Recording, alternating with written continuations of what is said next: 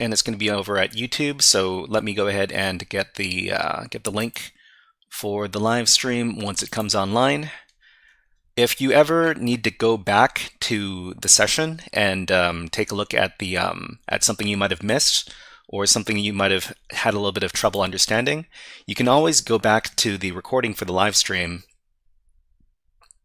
and then take a look at the recording to see anything you might have missed. So let me go ahead and get that link. So the link will be over here. All right, let's go ahead and start class.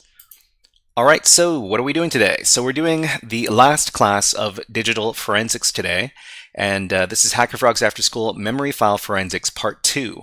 So this is the 8th workshop. It's hard to believe that we've already done almost 3 weeks of these workshops, but time sure does fly. Okay, so welcome to HackerFrogs After School. This is the 8th and final class for digital forensics.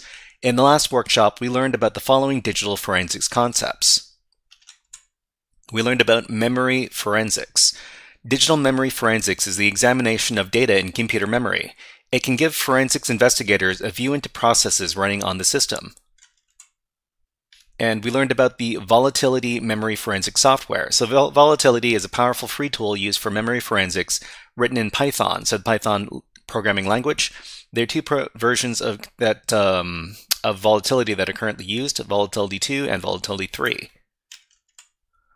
So in today's workshop, we're going to be going back to the challenge that we were doing last time, and that's going to be device memory forensics with volatility. We're going to do Advent of Cyber 2022, so this is the Christmas event from TryHackMe, and we're going to be covering this exercise one more time. So this is the same exercise we were looking at last time, only we're going to be learning, we're going to be going off the beaten path a little bit, and we're going to be solving some more we're going to be answering some more questions. So let's go ahead and do that.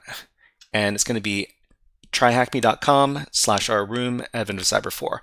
So all you need to do is log into your TryHackMe account. And let's see. So your TryHackMe account over here.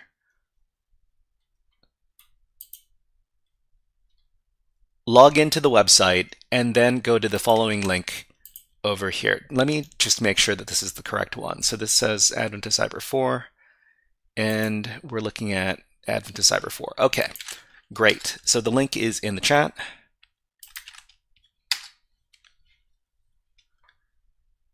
And so what you want to do after you've logged into TryHackMe is go over to the website, and then you want to go over to, I think it's task number 16 in this case. So after you come to the Advent of Cyber 2022 page, you scroll all the way down until you get to task number 16. And this is also day number 11 inside this room. So this is the same thing that we were taking a look at last time, but we're going to be answering some different questions this time. So click into task number 16. And we're going to start our machine. For some reason, the Start Machine button is grayed out. It shouldn't be grayed out on your side. Let us know what color the button is for task number 16 on your end. Okay, so let me, we need to log in. We're not logged in. Okay, so I'm going to just log in now. So if you are not logged in, then you're not going to be able to access the attack box machine. Okay, so let me go back now that I'm logged in.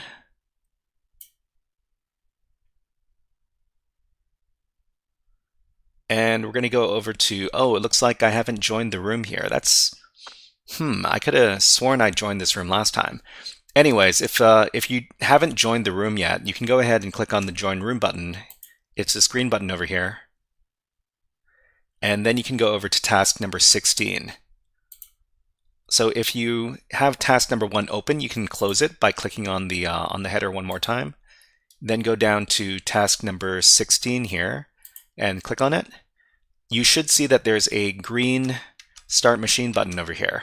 So what I want you to do is I want you to start the machine by clicking on the green button. So go ahead and click on that. And you should see that the view inside of your browser is going to split into two. So there's going to be the Try Hack Me page on the left-hand side, and there's going to be your attack box over here on the right-hand side. So if you manage to get the attack box loading up over here, please let everybody know in chat by typing in attack box loading smiley face. And as usual, if you're having some troubles, let us know what troubles you're having, and we'll try to help you out and get you unstuck.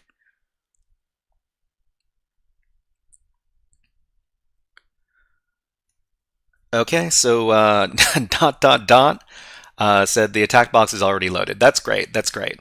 So you just need to chill out and wait for everybody else's box to load up. So one thing that you can do, if in case you think that one side of the window is a little bit too large, you can go to the middle of the screen here, and you can wait until the cursor turns into two arrows, and then click, and then you can drag the window around a little bit. Okay. All right, so this is going to take another, it says it's going to take another 90 seconds. That's that can seem like a really, really long time. Okay, let's take a look at the questions we're going to be answering today.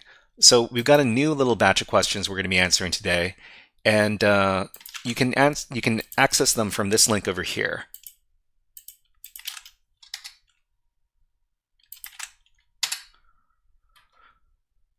And what you want to do is you want to scroll past the Try Hack Me questions, and you want to go over to the extra workshop questions. So what we're going to do today is we're going to answer some extra questions about the memory, about the memory image file inside this room. So we were talking about the mysterygif.exe file last time, and we're talking about some, we're saying that it was malware, and we're going to be answering some more questions about what's going on in this computer through the memory image file. So let's go ahead and go back to Try Hack Me, and it looks like it's pretty close to finished. Game Boy on YouTube says, hello Game Boy, nice to see you here. And we're just doing a little lesson on digital forensics. If you want to join in, then you can go over to this link, and you can access task number 16. You're gonna need to have a registered account over at Try Hack Me to do so.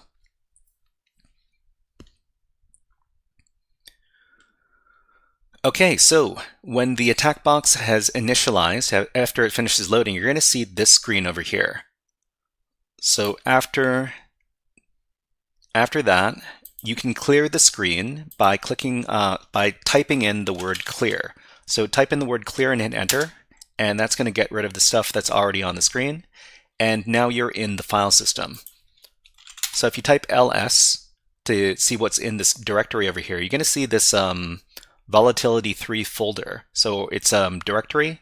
So most of the time when we're talking about stuff in the terminal, in the file system, we say folder or we say directory. They mean kind of the same thing. It's basically a place you can go to in the file system. And what you need to do now is you need to enter the volatility3 directory. So just do the cd command. Cd stands for change directory, and then volatility3. So one thing that you can do when you're typing in the terminal is you can start typing in the name of a file name or a directory name, and then you can hit the tab key on your keyboard, which is on the left-hand side of your keyboard. It's below the escape key. And when you type the tab key after you start typing in some letters, it'll autocomplete the name of the file that you're trying to type, which is really handy. But anyways, give the command cd volatility3, and I'll just leave this in the chat so that you know which command to do. You'll move into the volatility directory, and when you type in pwd, which stands for present working directory or print working directory, you're going to see that we're in the volatility3 directory. So it's going to be home elf mcblue volatility3. So if you manage to move into this directory, please let us know by typing in I'm in Catface,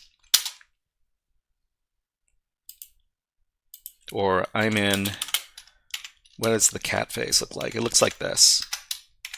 There you go. Ronan says hi. Hi to Ronan on Twitch. Hello, nice to see you here. We're just doing a little lesson on digital forensics and memory forensics. So if you want to join in, you can go ahead and go over here and then to this room, and then go over to task number 16. But I'm in Cool Cat. Yeah. That's great.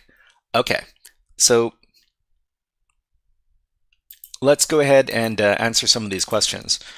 Remember, if you do ls to take a look at, you can do ls to take a look at what's in the directory here, and we were dealing with this file right here. It's called workstation.vmem, and to run the volatility command, we have to do the following command over here. So the command is kind of long, but the great thing about the terminal is that you can do the up and down arrow keys to get the previous commands and just adjust the command slightly each time. So we're going to do Python 3, and the reason we type in Python 3 is because the volatility program is a Python program. So Python 3 vol.py and then -f for the file we want to interact with. It's going to be workstation.vmem. And then we need to give some sort of module that we want to run. So this is a Windows image, Windows memory image. So we're going to type in Windows.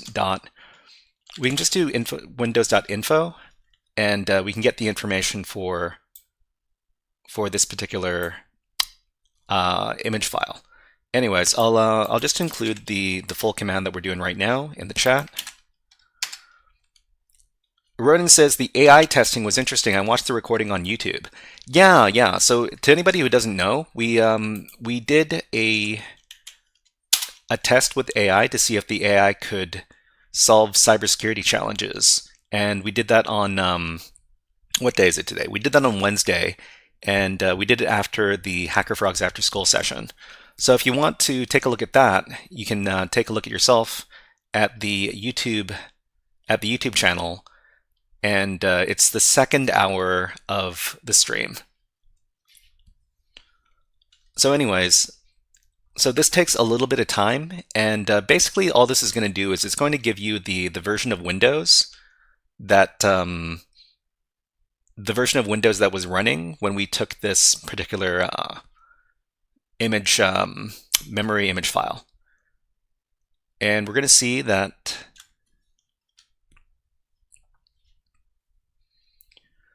so this is Windows 10. There's a bunch of other information as well.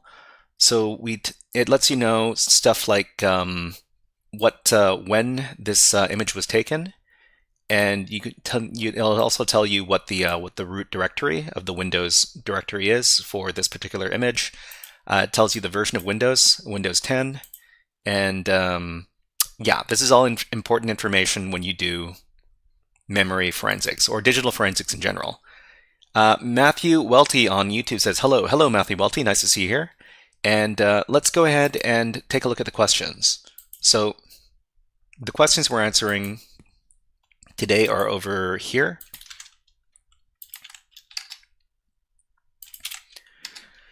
And the first question is going to be, what process created the mysterygift.exe file? So if you know the answer for this question, let us know in the chat. But otherwise, I'm going to explain how to get this information. Okay, so we're going to go back to TryAcme here, and we're just going to clear the screen because it's a bit cluttered.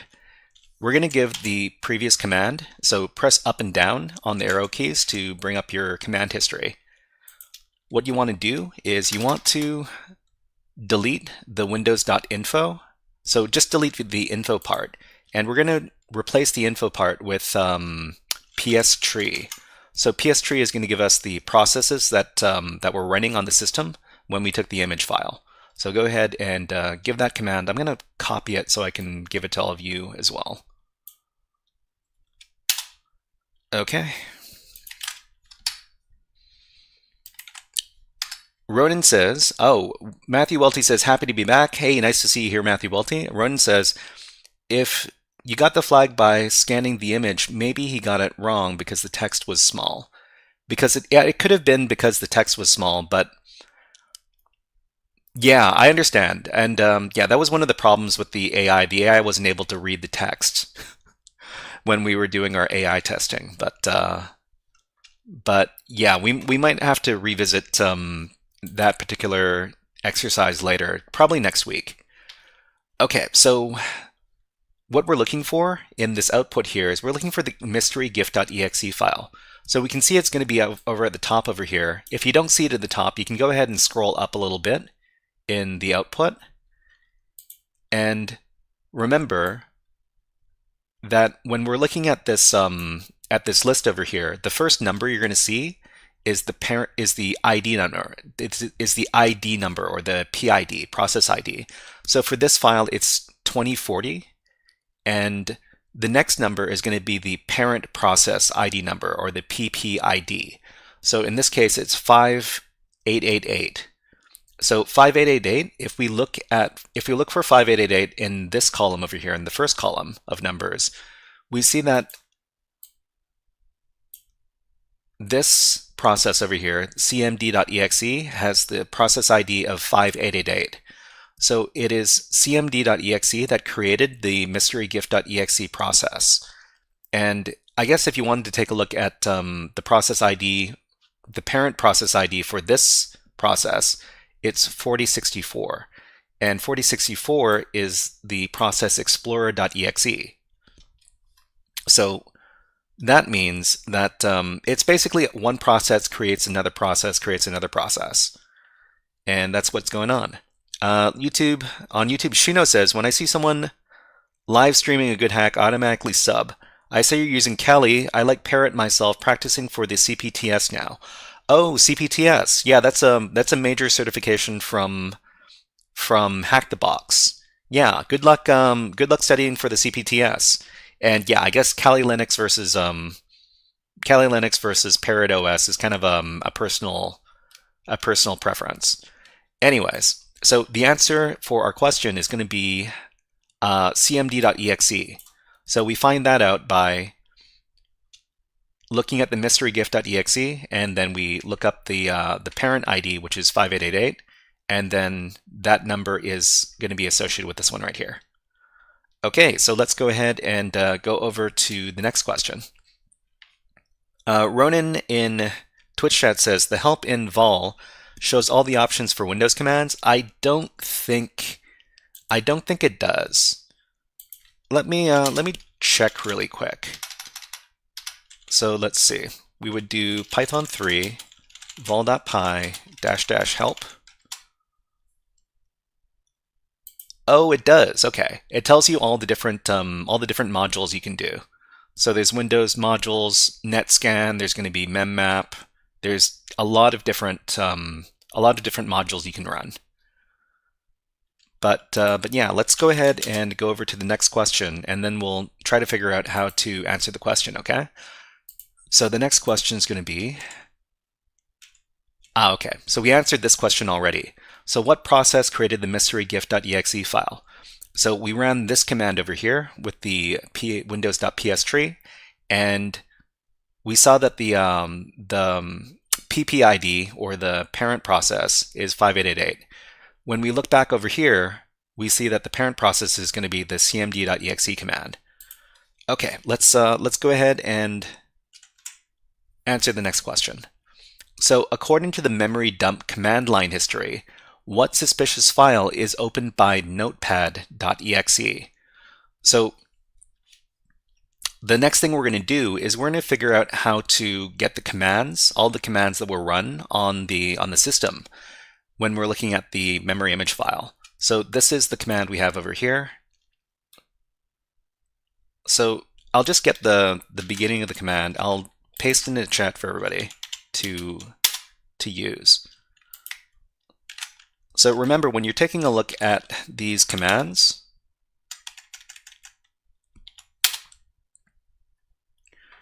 the only thing that really changes is going to be the part after Windows dot.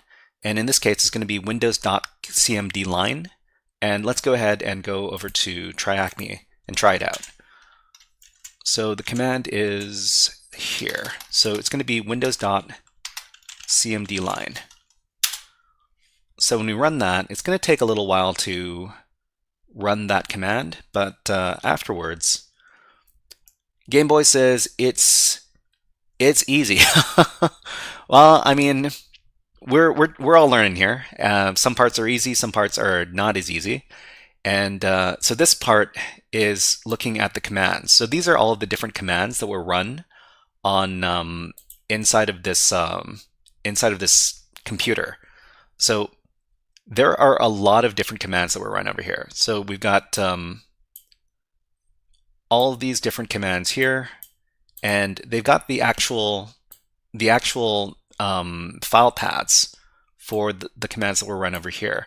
So in this case, we're looking for something special because the question is asking us, according to the memory dump command line history, what suspicious file is opened by notepad.exe?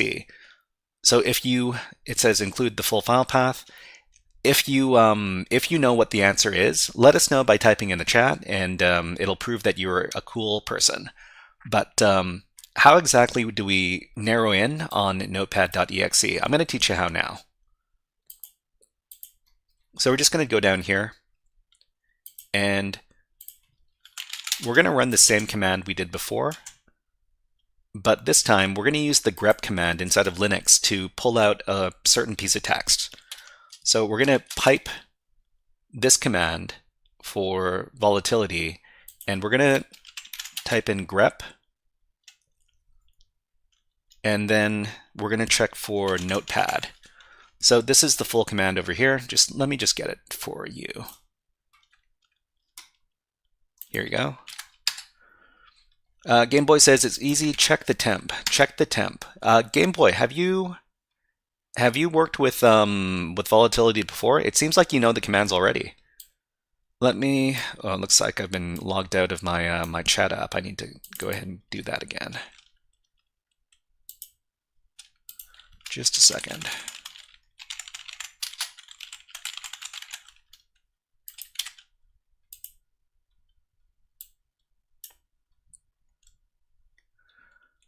Okay, so we're just going to run this command here. And the great thing about using grep is that it's only going to pull out the lines of the output that have the word notepad in it. So after we run this, we're going to see that we just get one line. And this is the exact line with a notepad in it. So it says notepad.exe, and we see that this is the file that was being run with notepad.exe. It's users cmnatic desktop secret file.txt. So there was some sort of secret file file that was being opened with Notepad, and that was recorded inside of the history here. So that's really fun for doing forensic stuff. And this is the answer. Okay. So let's move on to the next question. So the next question is going to be,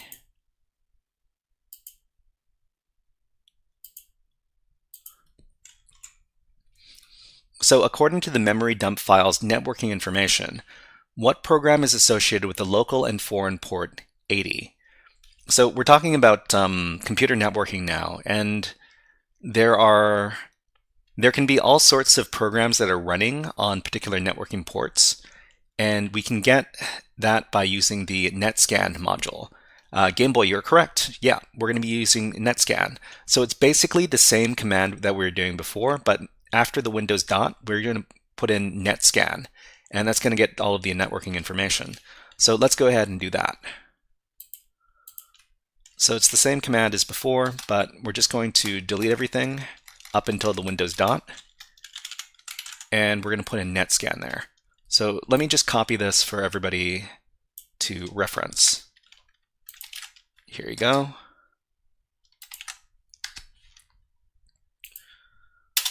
So when we run the command by itself,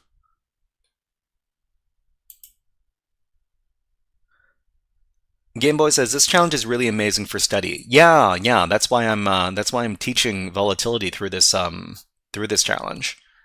There's I really like the Christmas events that they run over at Try Hack Me, because they cover all sorts of fun little exercises like this. So when we run Windows.NET scan, I guess it's taking a while to come out. Okay, here we go. So the thing is that there's a lot of networking information here. And what we want to do is we want to only get what's on port number 80. Actually, you know what? we can see exactly what's on port number 80 over here. And can anybody identify which process is running on port 80 here? Well, by process, it's going to be something.exe. So if you know, let us know in the chat. And Ronan says, and for free. Yeah, so I like to teach through free resources because I know that students don't have a lot of money. I don't have a lot of money. So I like to make sure that everybody can access this stuff. Okay, Gameboy says grep 80. Yeah, we can definitely grep 80 and then we can get what's going on port number 80. So to make it very, very obvious, we're going to run the same command again, and then we're going to do the pipe. And if you can't find the pipe on your keyboard, it's going to be the shifted version of the backslash button. So locate the backslash button on the keyboard, press shift and then backslash, and that's going to give you the pipe character. After you give the pipe character, type in grep 80, and it's going to only pull out the output that has the number 80 on it. So it's going to take a little bit of time to run.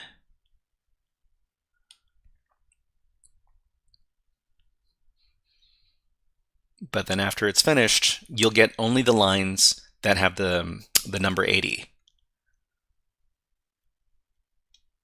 And we're looking for the port number 80, which is going to be, which number is it going to be? Okay, so the number 80 actually appears in a few different places, but this is certainly a lot less than the full output. And we're looking for the all interfaces port 80 over here, and the process name is python.exe. So python.exe is well, it's the programming language, and the programming language was it was listening on port 80 for some reason on this computer. Who knows why? But well, I don't know why, but I do not know why is what I'm trying to say. Anyways, let's go ahead and go to the next question. So the next question is going to be, okay, we've already answered this question, so we're just going to skip this one. Okay, so this is the last question. This is the last normal question we're going to be answering today. After we finish this question, we're actually going to be taking a look at the malware, and we're going to be investigating what's going on with the malware. So according to the Windows registry files, what is the name of the local host? So in this case, we're looking for the name of the computer that we took this image from. And in this case, we actually have to use kind of a complicated command to do that. So I wish there was an easier way to do it, but this is what we need to do. We need to do all this big command right here, and I'll paste this into the chat so that you can take a look at it.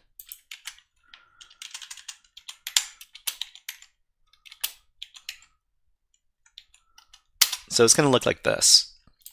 Gameboy says dump the registry. Is it that easy to just dump the registry? Is my question.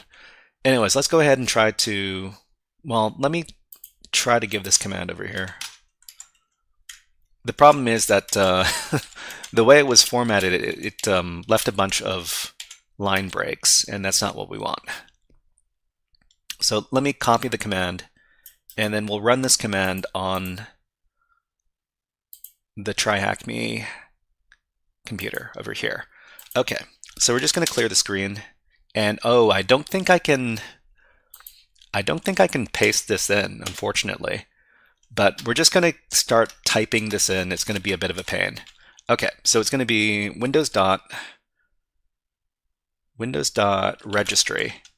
registry dot print key dash key control set 001 \control \computer name \computer name. That's a bit long. But anyways, let's go ahead and give this command. Hopefully I didn't spell anything incorrectly. Remember, everybody, if you can't spell, you can't hack. So you got to make sure that your spelling is correct. It looks like it's going.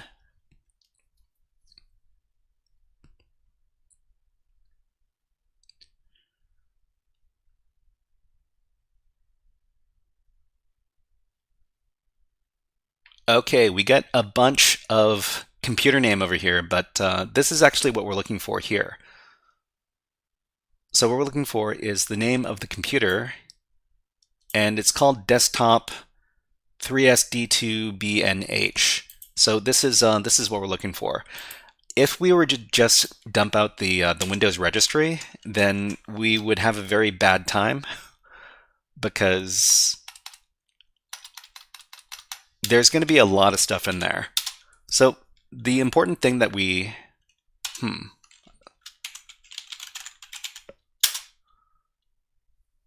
important thing about using computer commands is knowing how to get exactly what you want. And sometimes the output is going to be so big that it's going to be very, very difficult to look through unless, well, I mean, it's not that bad, but it's still a bit of a mess. And if you were to look through this without filtering for stuff, it would be it would not be a very good time. But anyways, let's go ahead and do the last part of today's questions. So in the last part, what we're going to be doing is we're going to be doing some investigation on VirusTotal.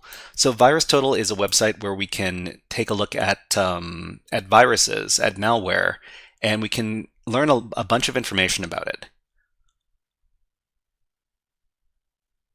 So this is what we're going to do. We're going to obtain the file hash for the mysterygift.exe file, and we're going to search for it on VirusTotal to answer the following questions.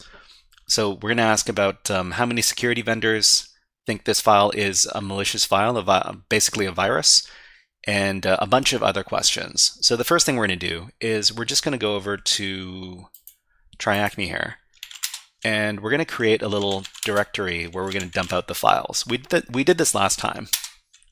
So mkdir dump, and I'll just type it in the chat in case you need the command. And then afterwards, we're going to dump out the file for the malware. And the malware was, it had a PID of 2040, I think. So this is the command.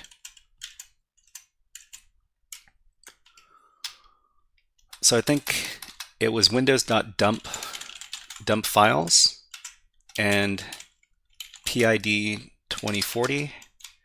And we needed to specify a place to dump out the files.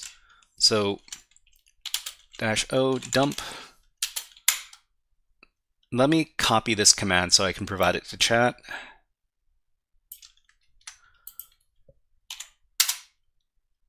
And here you go.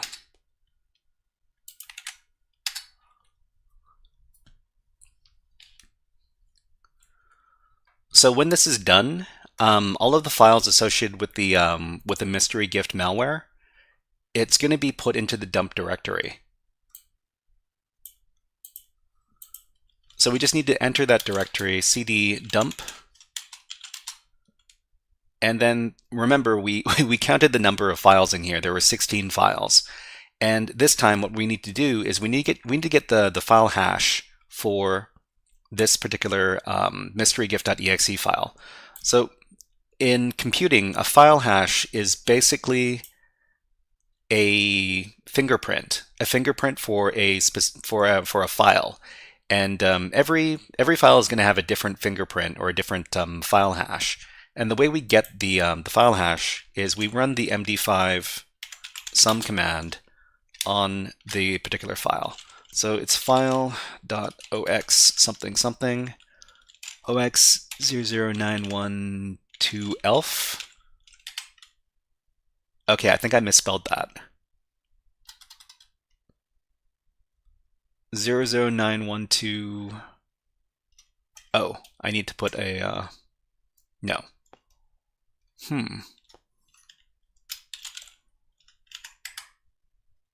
It's not helping me out here. Okay, hold on. Let me spell this out. File.0xc00912e. Oh, it's e1f. No wonder it didn't work. Anyways, this is the command here. So you don't necessarily need to run this command. I will give you the file hash after I run this. So this is the file hash right here. So after we run the command, this is going to be the file hash. And I'll just provide the file hash to everybody here. So what we can do is we can go over to the VirusTotal website, and we can actually get information about this virus file by putting in the file hash. So we're just going to go over to another website. It's called virustotal.com. And this is basically a website where we can look up different viruses, and it'll tell us about some information about those viruses. So what we're going to do is we're going to take a little break because there's an ad running on Twitch right now, and we don't work through the ads. So we're just going to play a little ad on YouTube, and then we're going to put on a little bird video because well, we need to occupy our time somehow while we're watching the ads. How about not a bird video, but a squirrel video? So this is my backyard over here, and there's a happy little squirrel. We're just gonna watch the happy little squirrel for the next minute or so. If you need to take a water break, if you need to get up and have a stretch, you can do it during the break, and we're just gonna take a minute to have a little break.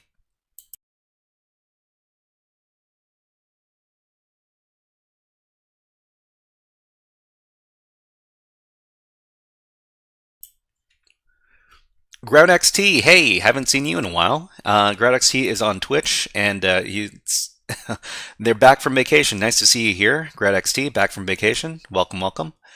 And let's see. Game Boy says that they've removed their ad block. Nice to see. Nice to see. MSL Gamdi has subscribed on YouTube. Thank you.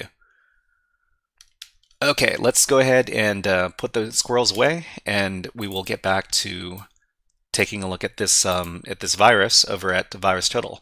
So after you get to the VirusTotal website, and I guess I'll leave the VirusTotal link in the chat.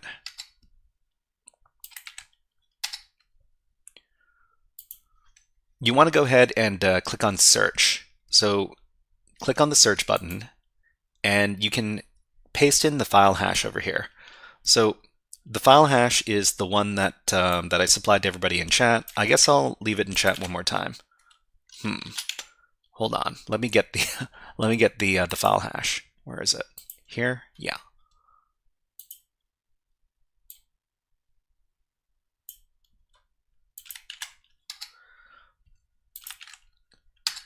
So there's the file hash, and we're just going to click into VirusTotal, and in the search bar, we're just going to punch in the file hash. We're going to search, and you know what? I think it might be easier for everybody to take a look from the link over here.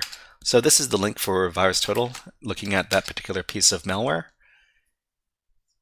And we can get a bunch of information from this page. So this page tells you all sorts of information about 41. The Game Boy has the answer for the next question. Yeah. So we're trying to figure out a bunch of different questions about this malware, and the first question is, how many security vendors flagged the file as malicious? So malicious means basically it identified it as a virus, and according to, well, when I took it, it was 38 out of 72, but now it's 41 out of 72. Or is it 72 or is it something else? It's 71. Interesting. So there's been some changes. Okay, so the next question is, according to the file's history, when was the file's creation time? So when was this virus created? And we're going to figure it out over at VirusTotal, and we can take a look at the details button over here. So on VirusTotal, we can click on details, and we can get all the properties of the file over here.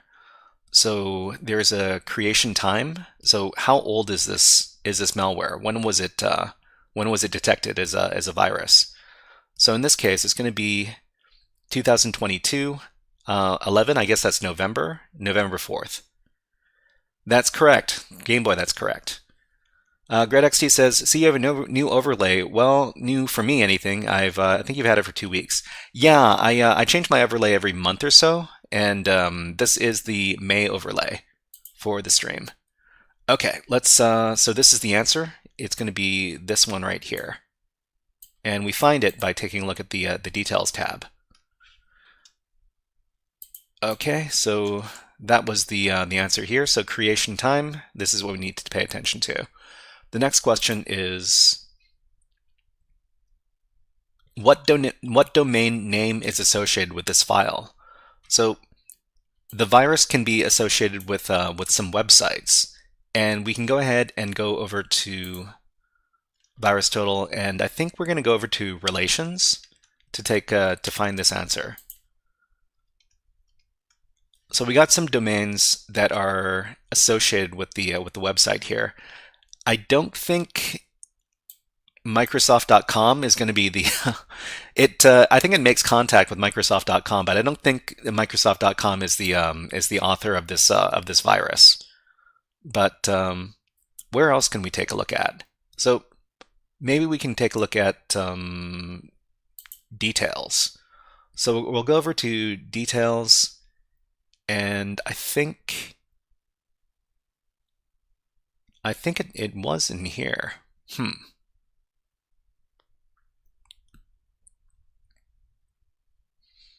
Maybe not. Let's take a look at maybe it's in behavior.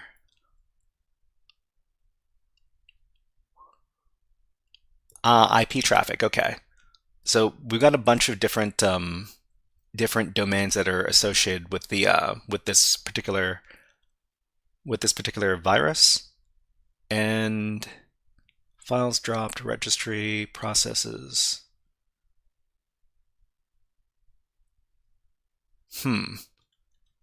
I used to wait. Okay, let me cheat a little bit and let me get the answer for the question. Okay, so what domain name is associated with this file? If we go over to the behavior tab and we take a look at the DNS resolutions, we can tell that it's associated with this domain over here from TryHackMe. It's called bestfestivalcompany.thm. So let's go ahead and go over to VirusTotal, and we go over to behaviors.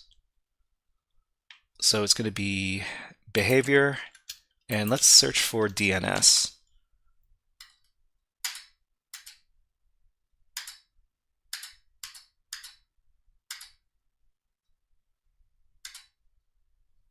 Okay.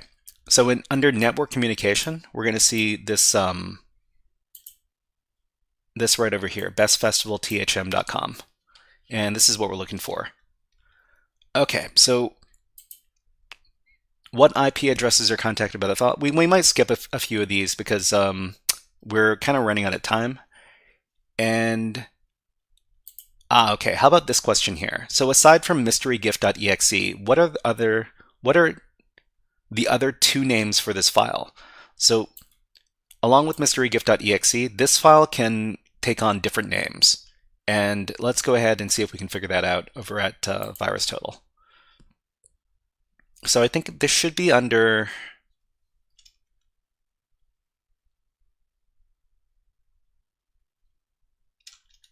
let's look for name. Name, okay, it's not going to be here. Let's take a look at details. It's probably in details. Names, right. So we've got some different names here. So along with mysterygift.exe, it's also called something something sample over here. And it's also called file something something mysterygift.exe.img. So this is the one that we got from dumping the file. Okay, so we'll answer a couple more questions and then we'll finish out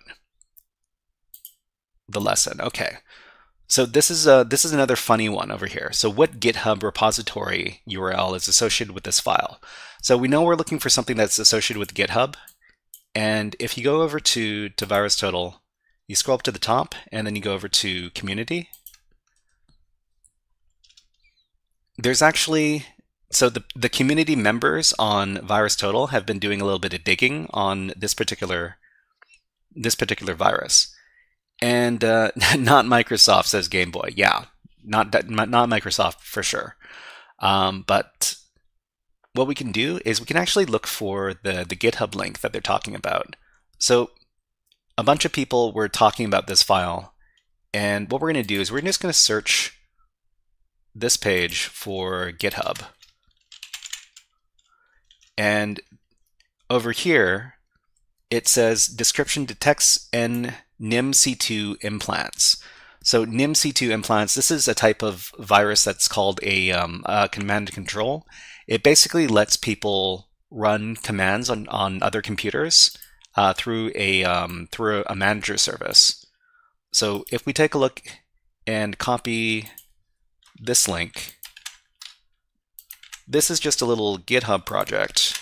Whoops, I didn't copy it. Hold on. Copy. It doesn't want to let me paste this in. Can I paste it into here? We can paste it into here. But for some reason it won't paste into the Zoom call. That's weird. Okay, let me see if I can manually type it in.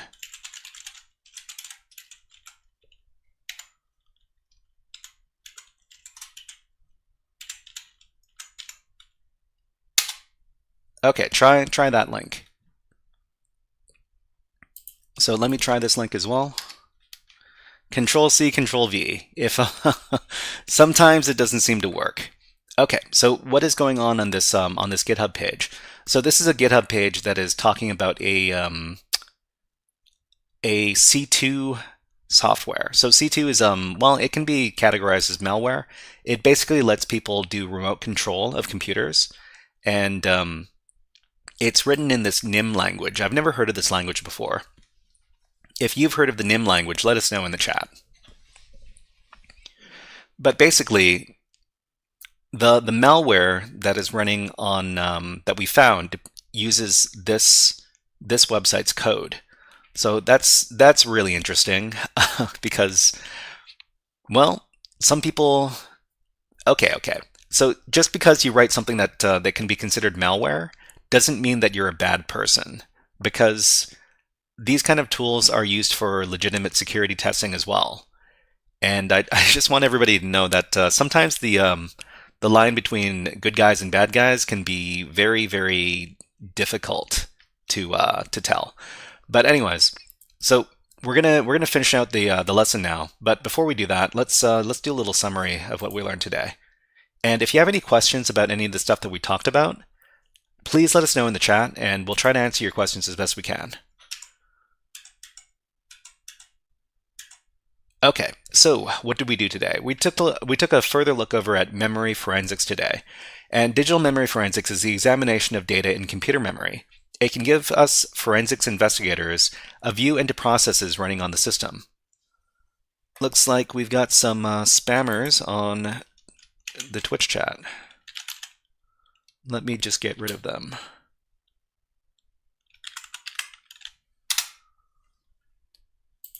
Okay, it can give forensics investigators a view into processes running on the system.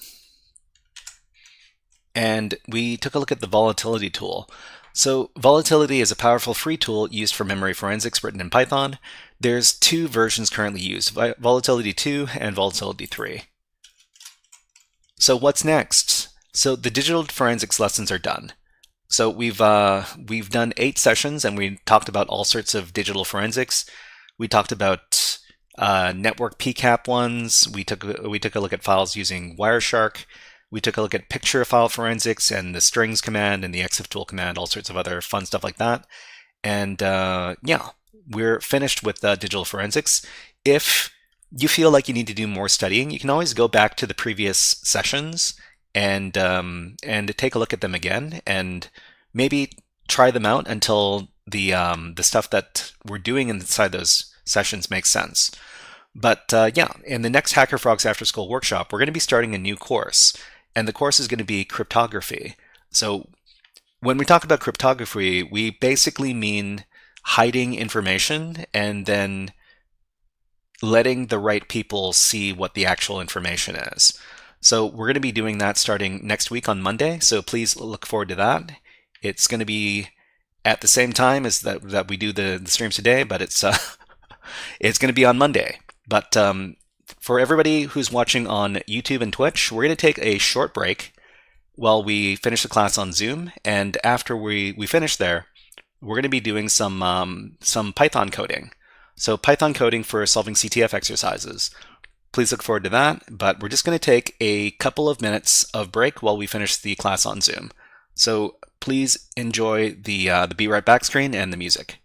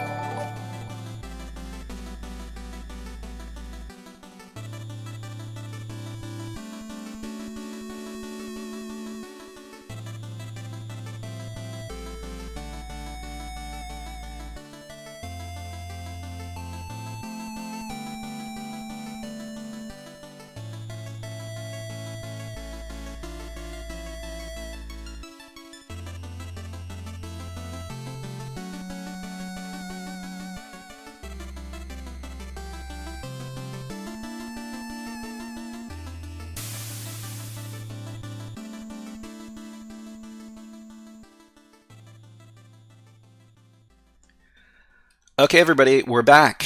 Hey, what are we doing now? I guess let me switch up the music, and then we'll get going with the next part of the stream. Let's see. GredXT says, have you ever explained how the Zoom class works? Is there a membership for it, or is it just for a few people you know? So the Zoom classes are done through an organization I'm working with. The organization is called Black Girls Hack, and it's basically a youth class for teaching cybersecurity stuff. And I've got a little arrangement with them where I can live stream my Zoom classes with them, but the students take priority while I'm while I'm doing the class. But I also get to live stream it, so that gives me a little bit more. Oh, you've heard of them before. That's great.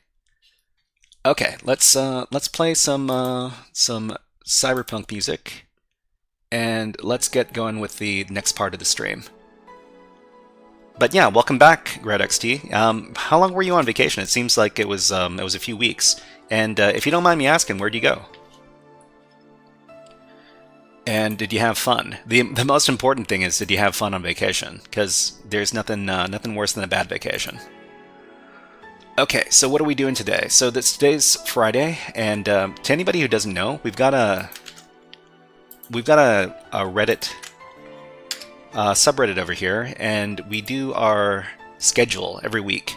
It lets you know what topics we're going to be covering on the live stream. So the first topic for today, Friday, is memory forensics, and the next thing we're doing Python for CTF solving. Cybernerd Dante says, Happy Friday, Cybernerd Dante. And let me give you a fun video redeem. How about a Hack the Planet? Hack the Planet! Hack the Planet! Daniel, hey, Daniel Gata on YouTube asks, I'm new here. Is this a cybersecurity course? So we usually do a cybersecurity classes in the first hour of the stream. It's currently the second hour of the stream, so we're not doing the cybersecurity classes right now. But that's okay, because we're going to be doing some other cybersecurity related stuff right now. And what we're going to be doing is we're going to be using the Python scripting language to solve some cybersecurity CTF exercises.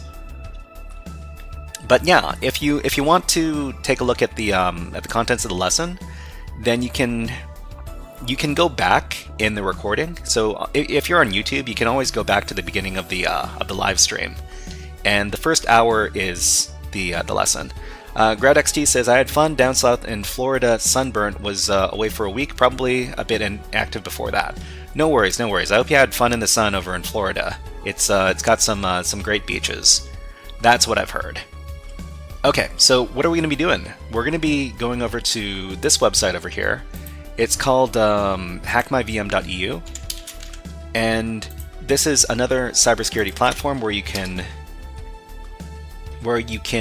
learn all sorts of cybersecurity stuff. And in this case, after you log in, they've got some labs. So hold on. It's probably going to ask me to sign in again. Looks like I have to log in. Okay, let me log in. Okay, so HMV Labs. And let me turn down the volume a smidge.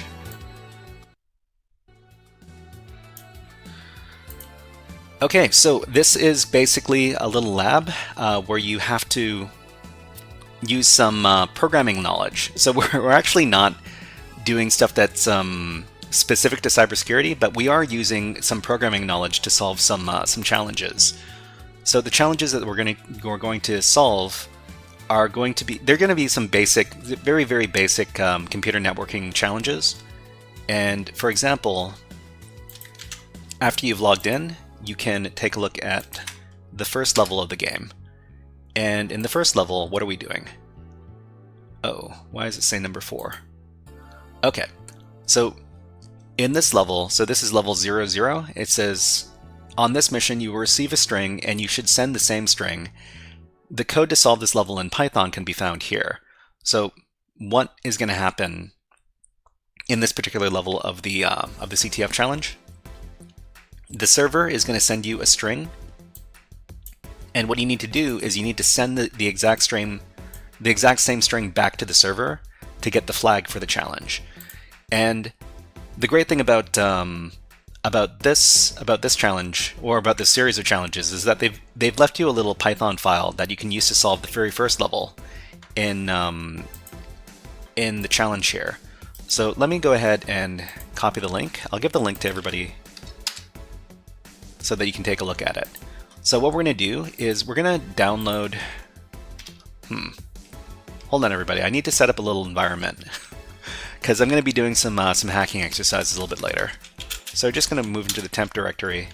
So people ask me why I work inside the temp directory, and the reason why I work inside the temp directory is because I don't want to keep any files. Well, okay.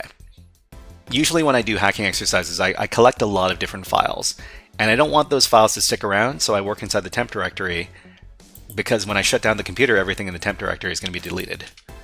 But let me create a few more tabs inside of the terminal here, and we're just going to download the script that solves the very first level.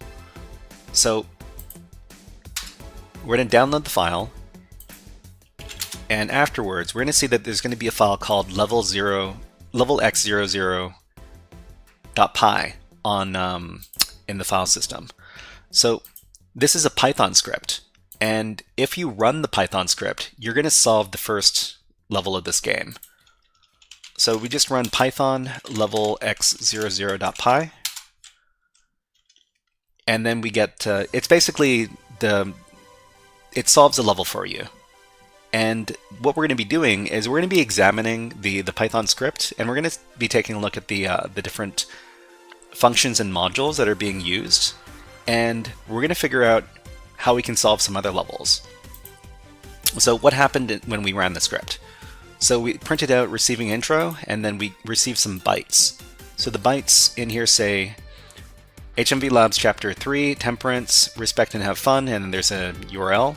It says level something something, and then we print out receiving challenge, and we get some bytes. And then it prints out some stuff in Spanish, envío reto, recibo flag, and then we get the bytes of the flag. So hello friends. So this is the flag for the first level. So we could just submit this flag. We can just copy the flag. We can go over to the website here, and we can submit the flag over here. So just paste in the flag. You have submitted this flag in the past. Okay, that's fine, because I have submitted the flag in the past. But if you haven't submitted the flag, you can submit the flag and then finish the level. But, alright, let's go ahead and, well, the reason why there's Spanish in this particular, on this particular website is because this is a Spanish website. So hackmyvm.eu, I think it's based in Spain, and well, the good thing is that it's bilingual, so we've got English as well as Spanish. But anyways, let's go ahead and take a look at the script and see what it's doing. So the fact that we can run a script and solve a challenge, that's not good enough. We have to understand exactly what's going on when we run this script, because if we're not careful about what kind of scripts we run on our computer, then we could run into a really, really bad situation. So we're just going to take a look at the script inside the Nano text editor. It doesn't need to be Nano, it could be Vim or anything else that you like. And what are we doing here? So it's actually not a very long script, but we should try to understand exactly what's going on each line before we run the script, so that, well, okay, I ran the script without looking it over first, but do as I say and not as I do. Okay, the first thing that we do is that we import the socket module. So the socket module is basically the workhorse, or the backbone of everything we're going to be doing inside this series of challenges. And the socket script lets you establish networking sockets and then communicate with servers on these sockets. And yeah, well, we'll get into it while we work through this script over here. So the next thing that we import is base64. I don't know why base64 is imported here, because we don't actually do anything with base64 for a few levels. So this might as well not be here. But, Okay, what else is happening here? We've got a couple of variables. So we got the host, or the server that we're going to be communicating at, which is temperance.hackmyvm.eu. We also have a networking port that we need to communicate with, which is 9988. And the next thing we're going to do is we're going to create a socket object with the socket module over here.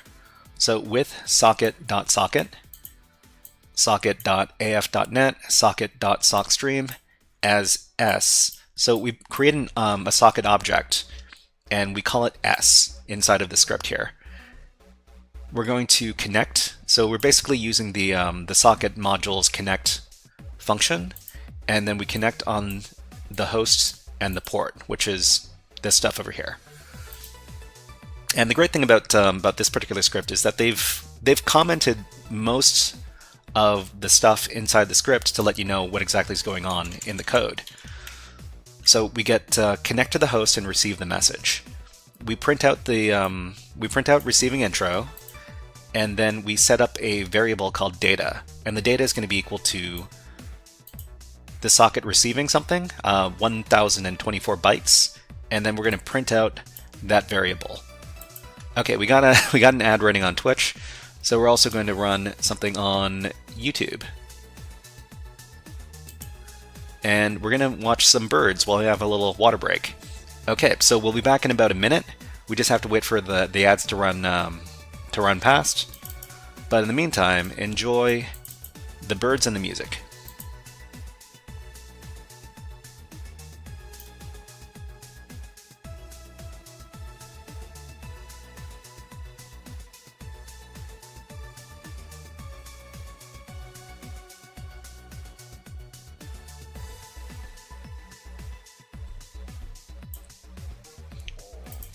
So this is another favorite little bird of mine. It's called a varied thrush. Let's see if we can get some more footage of the varied thrush. So unfortunately, some of these birds are seasonal where I live. So you'll see them in the winter, but you won't see them in the spring or the summer because they fly away to better places after a little while.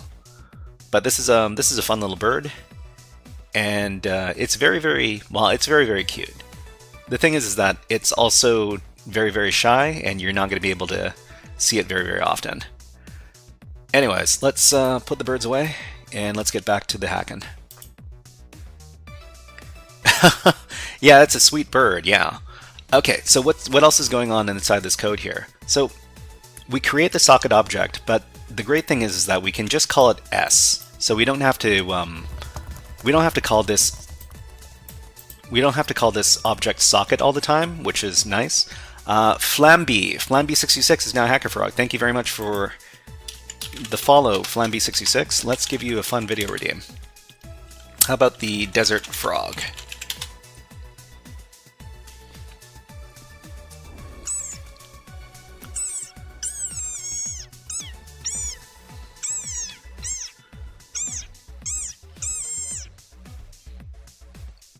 Okay, so so we name this s. We do s.connect, which connects us to the server, and then we receive the intro from the server by receiving the data. And we save that as data, and then we print the data. Then we need to select our level. So on this server, we need to send a particular string of bytes to select which level we want to solve. And in this case, we're going to be sending the bytes level x00. Every time we send information using the socket module, we have to send bytes because, well, we don't know. We're not allowed to send anything that isn't bytes over the raw socket, the networking socket. Flamby says, "Love people streaming intelligent things, much needed in this world." Thank you very much, Flamby. Flamby, nice to see you here. And yeah, Flamby, are you a cybersecurity student or cybersecurity professional? Are you working in IT? Let us know what your background is. Thank you. Okay, so what are we doing? So we send the bytes to select the level, so level x00, and then we receive the more information. So receiving challenge, we print this out, then we receive 1024 bytes, and then we print that out, just so we see what we're getting. And then send the challenge solved. Send the challenge solved. I'm not too sure what this means. It probably makes more sense in Spanish. Envio reto. Let me see what this means. What does this mean in Spanish? If you know, maybe you can let us know as well. Translate.google.com. So this is the great thing about technology. You can paste in sending challenge. Okay, great. Okay, so maybe we can replace this with sending challenge. Okay, and then we send that, send whatever we received in data 2 here back to the server, and then we receive the flag, we print receiving flag. And I guess we can change this as well. Receiving flag. Okay. Flamby says, I'm a sysadmin and in a team with myself only. One-man team, huh? Okay.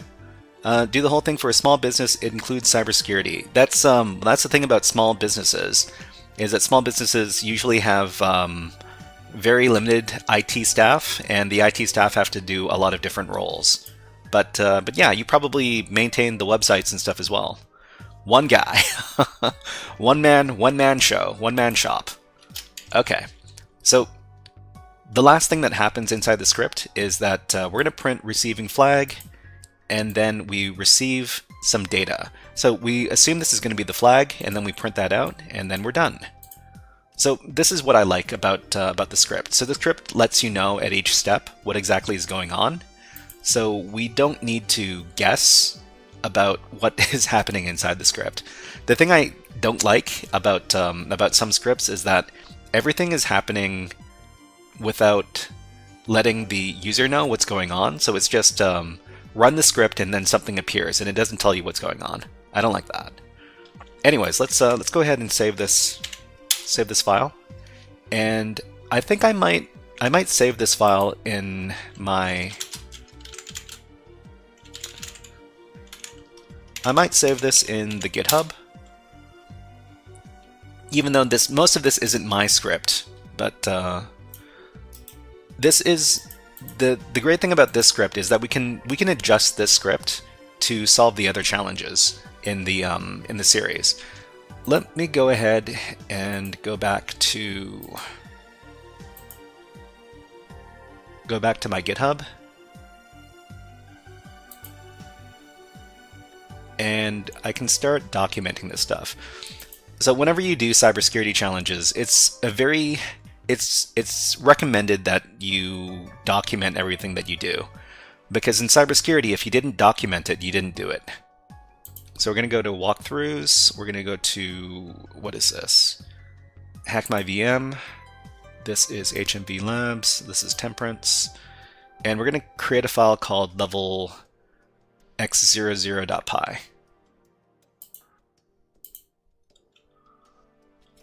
So level x00.py, and we're just going to paste in our script over here. So if you want to take a look at this script yourself, then you can do so from the following link. But let's go ahead and solve the next level. So we got level 00 here. We're going to go over to the website Hack My VM, and we're going to take a look at the next level. The next level is level X01. So if you're wondering what we're looking at, this is the page. So it says this mission is similar to the previous one, but adding a minimum of complexity. So you will receive a string. You must return the same string, and you will receive another string, which you also must return. So basically, the server is going to send you a string. You need to send the string back, and then you will receive a second string, and we need to send the second string back. So it's basically the same thing that you did in the previous level, but you do it twice. So let's go ahead and create a script that solves this level. Duck D's. Duck D's. That's a great name, by the way. Hello, nice to see you here. And why don't we give you a Nyan Cat to welcome you in. Welcome to the HackerFrogs.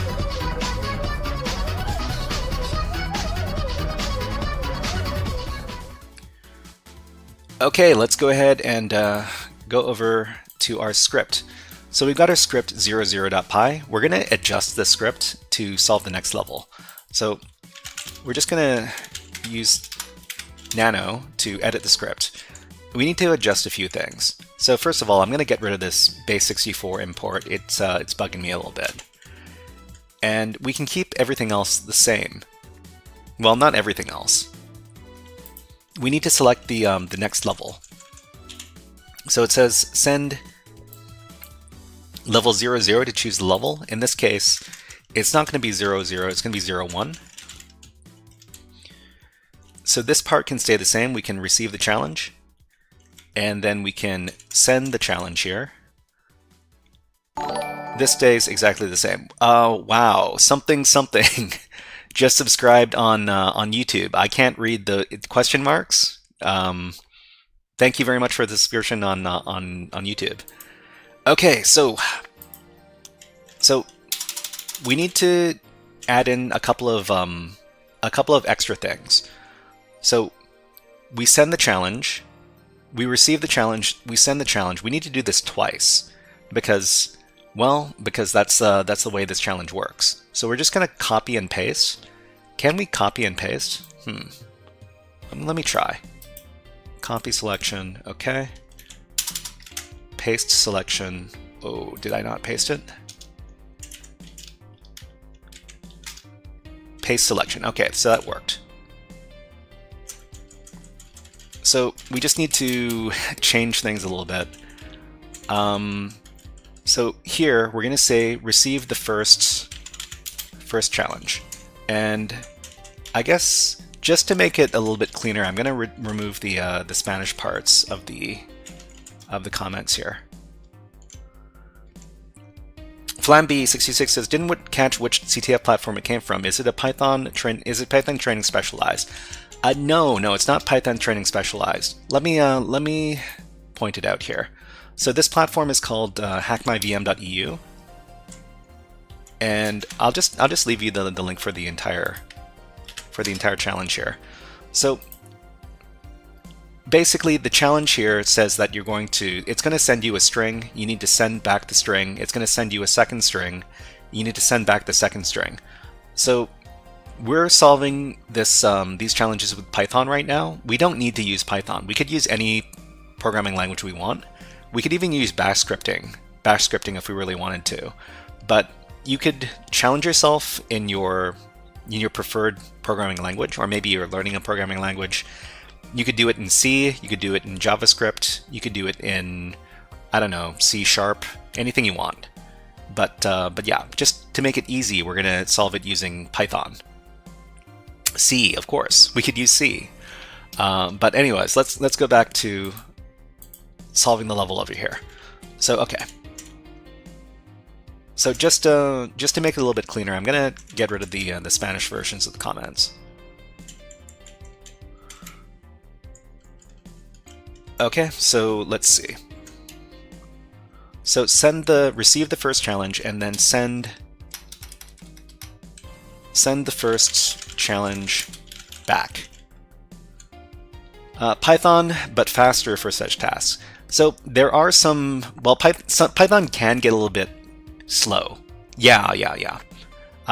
C programs run faster than Python programs, but Python programs they can be a lot faster to write, which can be very, very convenient for just creating some code that's really fast. Well, writing the code quickly, rather. Okay, so receive the first challenge, send the first challenge back, and then we need to receive the second challenge. So in this part, we're going to receive the second challenge. So I guess we can also change this as well. So receiving first challenge, and sending first challenge. And then receiving second challenge, And we're going to call this one data3, and we're going to print data3. And then we need to send the second challenge.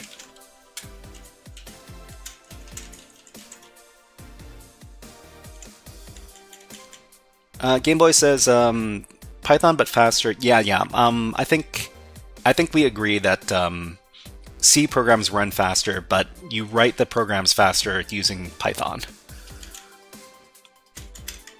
Okay, so we send the first challenge back. We receive the second challenge.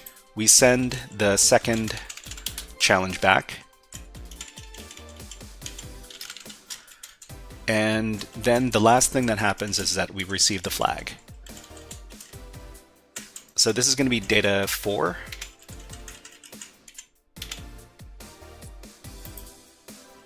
So it looks like we receive a total of 4 data packets from the server before we can solve this level. Okay, so let's go ahead and save out this script. Hopefully it works. If not, we're going to have to debug the script.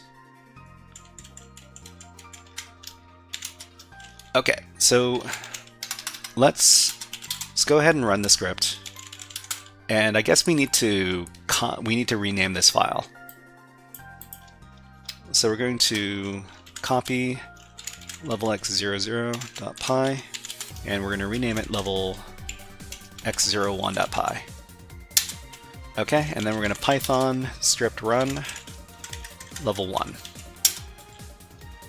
Okay, it worked. Great. Okay, so we received the intro here. Then we received the first challenge, which is this string here. We send it back, and then we receive the second challenge, which is this. And then we send it back, and then we receive the flag over here. Okay, great. Let me go ahead and we can save this out to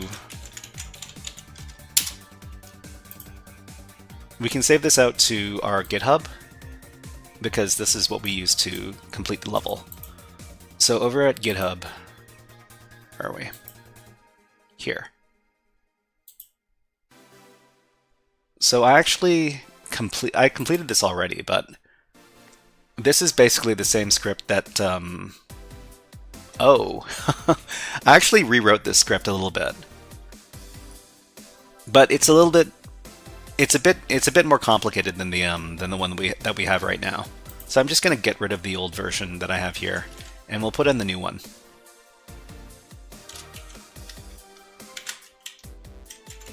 Okay, let's go ahead and commit these changes. And if you want to take a look at the script that we wrote over here, then you can look at it over at this link.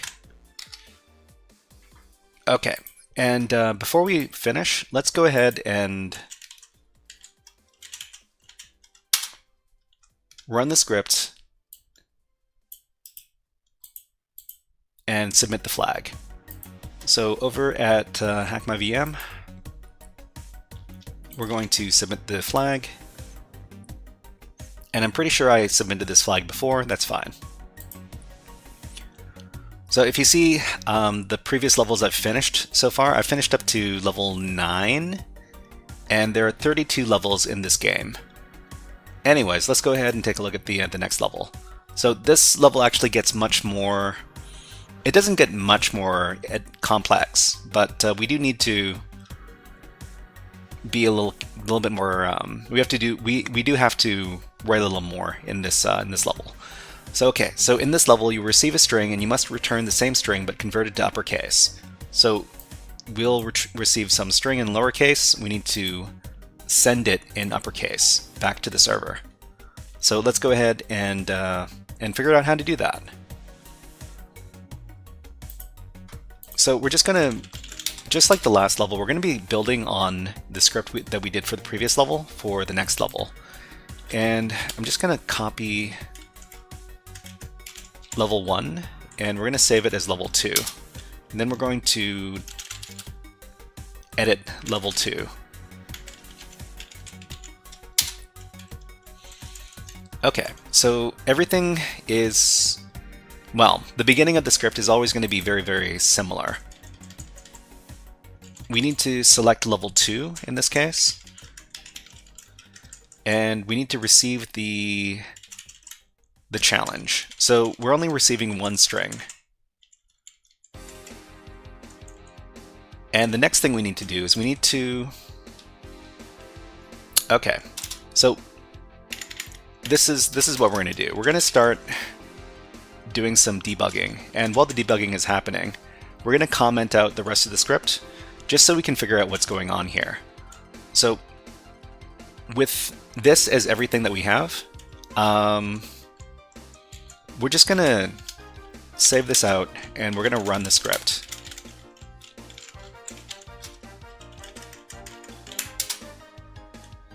And we get this, right? So we get the introduction message, and then we receive the challenge. And the challenge is a bunch of bytes. So the bytes are these characters right here. And we need to convert this to uppercase, and then we need to send it back to the server. And we need to figure out how to do that. So maybe I'll be running the script from this window here. And let me just rename this. So running Python is going to be this. We'll make it red because red is nice. And we'll call this window editing Python. So keep in mind, I'm not a software developer. I'm not a programmer. I'm not a coder. But I have taught myself a certain amount of Python and a certain amount of other programming languages to help me do my hacking stuff. So let's go ahead and edit this level. So it's level 2.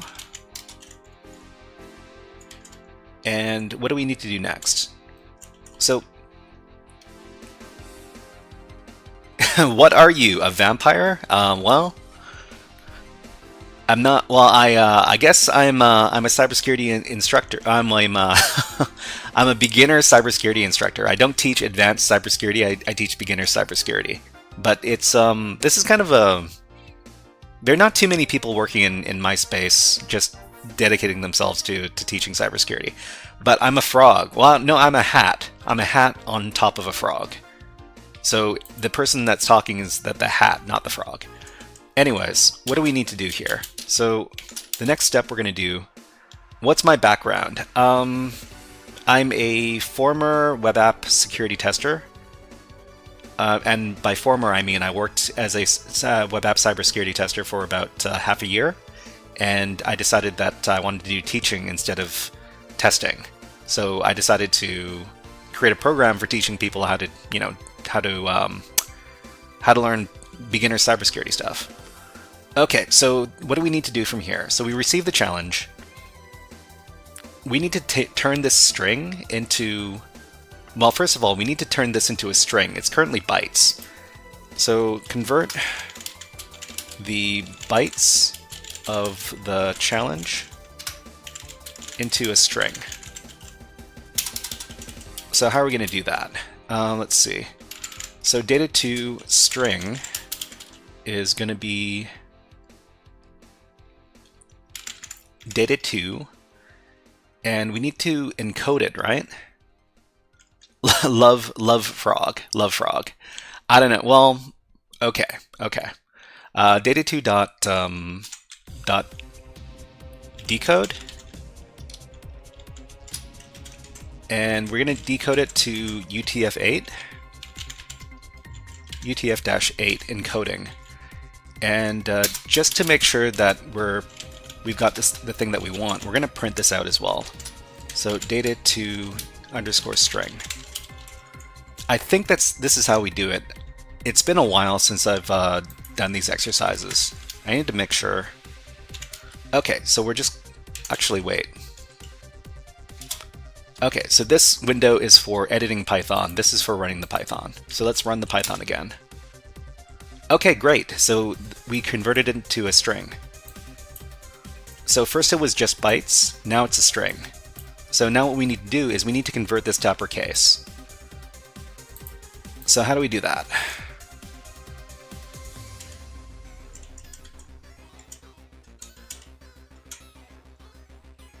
I guess we can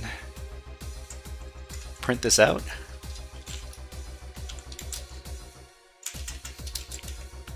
So we're going to print this as an F string. And we're going to print out a little message. So converting bytes to string, and then we're going to give a little carriage return, and then we're going to print out the string like this. And the next step is going to be convert the string to all uppercase letters, and that's going to be data to string. And what do we do? Data to string upper. So the problem with the way I do Python coding is that it's all very, very verbose. Slyborg says the music is crazy. Yeah, this is from a fun little visual novel slash bartending game, and it's called Valhalla. Let me get the name of the game, and I'll paste it in chat. But Slyborg, welcome to the stream. Hey, this is the name of the game. And to anybody who doesn't know, Slyborg is also a Twitch streamer. You can check out our channel over here. They do cybersecurity education. Well, no, they do cybersecurity study. So they're studying to do cybersecurity stuff. And they're usually either studying cybersecurity or doing gaming. I think she's playing The Last of Us Part 2 right now. Anyways, what are we doing here? So we're doing conversion. So what was that function? Was it upper? Or was it to upper? I need to look up the name of I need to look up the name of the function in Python. Just a second. So let's see, Python uppercase function. So upper method. Okay. So that's what I thought it might be. So it's going to be upper data to string, and then I guess we can print something out.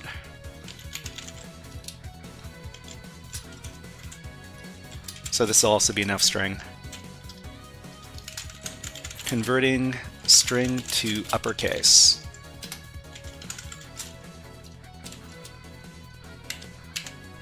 And then data to string upper. Let's see, Juvenile. Juvenile says, do you have recommendations for me? I have to make a memory volatile CTF. Memory volatile CTF? Flamby66 says, you're from Canada, English Canada? Yeah, I live in British Columbia. I live around Vancouver. Not in Vancouver, but around Vancouver. Sack says, yo Sack, what is up? And Juvenile is asking about memory volatile CTF. So when you say memory volatile, do you mean that you have to look at volatile memory? Let us know what exactly you mean by memory volatile CTF. Maybe I can recommend some stuff to you. Sack says Nano is the best editor. Some people agree, some people disagree. But I use Nano because I teach people how to use Linux, and Nano is the easiest. Nano's the easiest one to learn. But anyways, let's see if this works. So we're going to save this out, and we're going to run the code over here.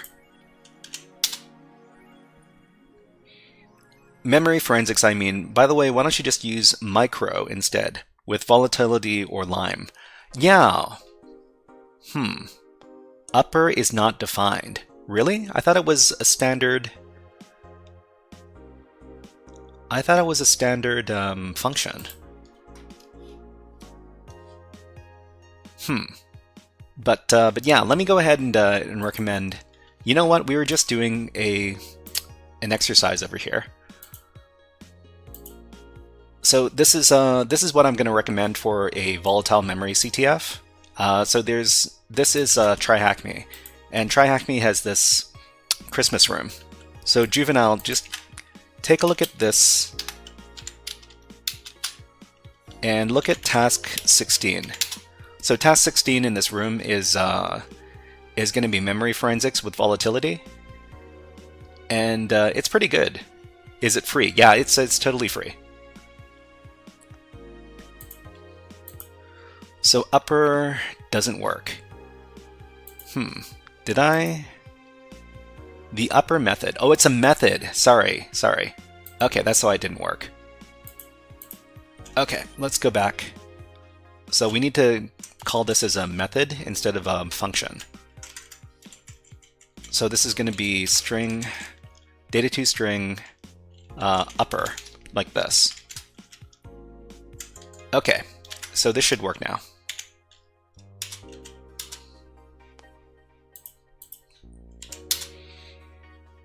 Okay, so this works. So receiving challenge, converting bytes to string, and then converting string to uppercase.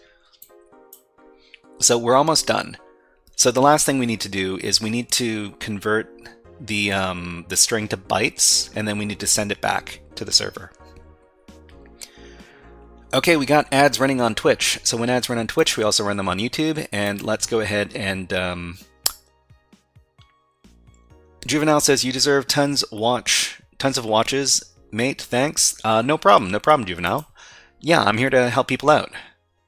But let's go ahead and take a look at another bird video while we're waiting for the ads to finish. This is my favorite bird.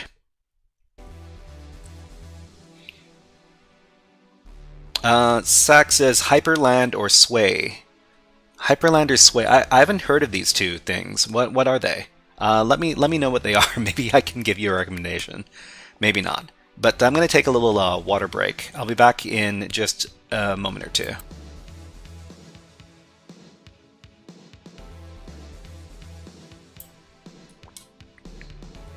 So Juvenile asks, is this my pet? These are not my birds. They're just the birds that come to the bird feeder. But yeah, well, I mean, the same kind of birds come to the bird feeder all the time. So I guess they're kind of like pets. Sack says they're desktop environments. They're very popular and awesome. I don't know these desktop environments, unfortunately. You know what? Maybe I could take a look at it really quick, and maybe I can understand better. Anyways, let's put the birds away. You're my friend now. Ah, bird. Anyways, let's see if we can look this up. Maybe Wikipedia?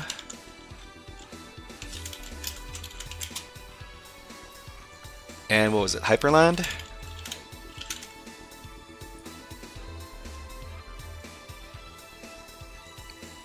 I don't see this one here about Sway. And it's called this is what, a desktop environment?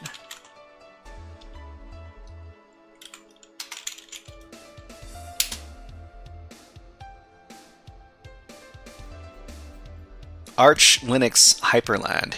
I want to use full Linux environments on my desktop. I use Fedora, always facing kernel panic.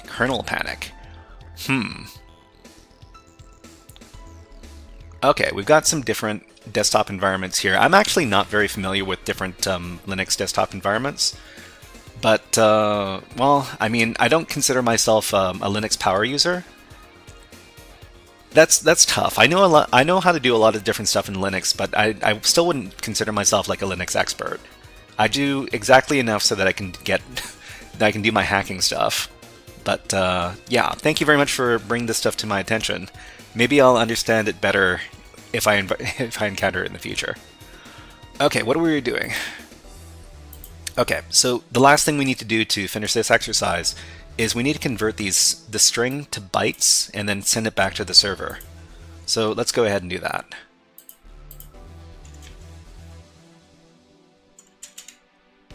So we need to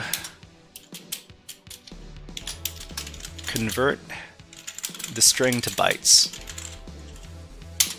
and this is going to be data to upper bytes. It's going to be data to string upper,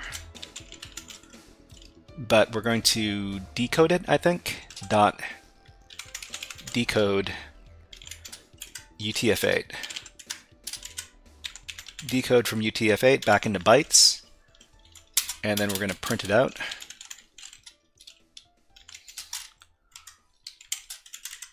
Okay, what are we printing out? Sack says, I gave a try to Sway and it's highly customizable and very fast. Personally all I need. I installed a Lightmate Linux OS and Sway, I love it till this day. You know, one of these days I have to get more involved in customizing my Linux. I basically use whatever comes out of the box. I'd really like to become more of a power user one of these days, but I need to find the time. It's tough. Converting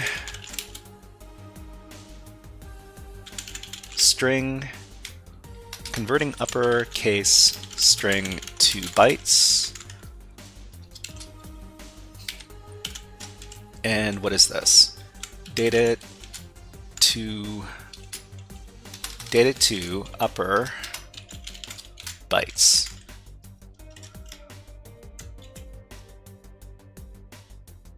Okay, let's see if this works. How do we save this? Saving is, what is just save? Oh, is it O for write out? Okay, good. Now we can run it. Nano is better than NeoVim. You know, you're gonna upset some people. Anushk, hello, nice to see you here. Anush says use NeoVim. Oh, this isn't how you do it? Oh, it's encode. It's encode UTF-8, not decode. Anush, I use Nano because I teach people how to use Linux, and Nano is the easiest text editor to teach people. I guess I need to learn how to use NeoVim as well one of these days. But the thing is, I'm not really a coder. I'm not really a programmer, so I just use like something real simple. Okay, so let's encode this. So encode, let's see if this works. So write this out. Spread the chaos. Cyber near Dante says Nano for life. Juvenile says it's fine if I just focus on cybersecurity things, but not getting to web development. I mean, like, it is enough if I just know the bare bones of any development. So here's the thing: when you do cybersecurity, you learn a lot of different systems, and learning all of the different systems to a very deep level, it's not possible. So, so I try to simplify as best I can. Anush says Vi would be a good choice then. It's one of the core text editors in most Linux distributions. Fixit, hey, wow, Fixit rated with a party of 4. Welcome in, writers. And Fixit, what did you do on your stream? Welcome. Let's do a Hack the Planet for Fixit and their raiders. Hack the planet! Hack the planet! Shut up and get it. But I do understand that your preference of text editor is a very big war that's going on between people who use Linux. There are people who like using Vim or NeoVim, people who like using Emacs, and people who who like using something else. Anyways, okay, so the last thing we need to do is we need to send back the converted uppercase.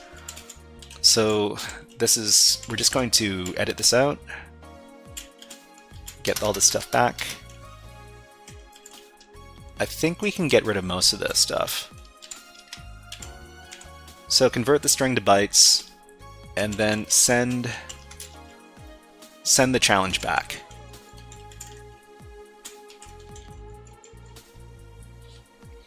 Anush says, Emacs Pinky. Sack says, why not make your own editor? True, but I'm not all that much of a programmer myself. But I understand that some people are very, very passionate about this stuff. Okay, so data to upper bytes. We're going to send this over there, and then we're going to receive the flag. So hopefully this works out. Use bash instead of the editor. Flamby says, we love high level. Let's bring VS Code into this game. Works through SSH container and even VM. Huh. Okay. Let's go ahead and save this out. Hopefully we can get the flag now. Okay, so let's run the code. Awesome. Okay, we solved the challenge. So the thing about doing stuff in Python is that we have to do, well, doing bytes stuff in Python is a little bit tricky, because when you're working with bytes inside of Python, you need to convert everything to strings if you want to run string functions or methods on them, and then you need to convert the strings back into bytes when you want to send it off. So hopefully this all makes sense. I'll copy the code to my GitHub, and then you can take a look at the code there. But let's send this flag. Oh, and fix it. We're doing some coding stuff. So let's see. GredXT says VS Code and forks are the handiest in real development because of extensions. Maybe only NeoVim could compete, but I haven't used it. Nano. Well, you know, if you're not doing a lot of coding and a lot of development, you don't really need a really sophisticated text editor. But I understand the people who are super passionate about their particular text editor. But before we start the next level, let's go ahead and print out the script for level 2. So it's very important to to comment everything that you're working with when you're working inside of in Python or any other coding language, so that you understand what the heck is going on. Oh, Black Gucci, hello, nice to see you here, and let's give you a Nyan Cat for signing up to the HackerFrogs. Welcome.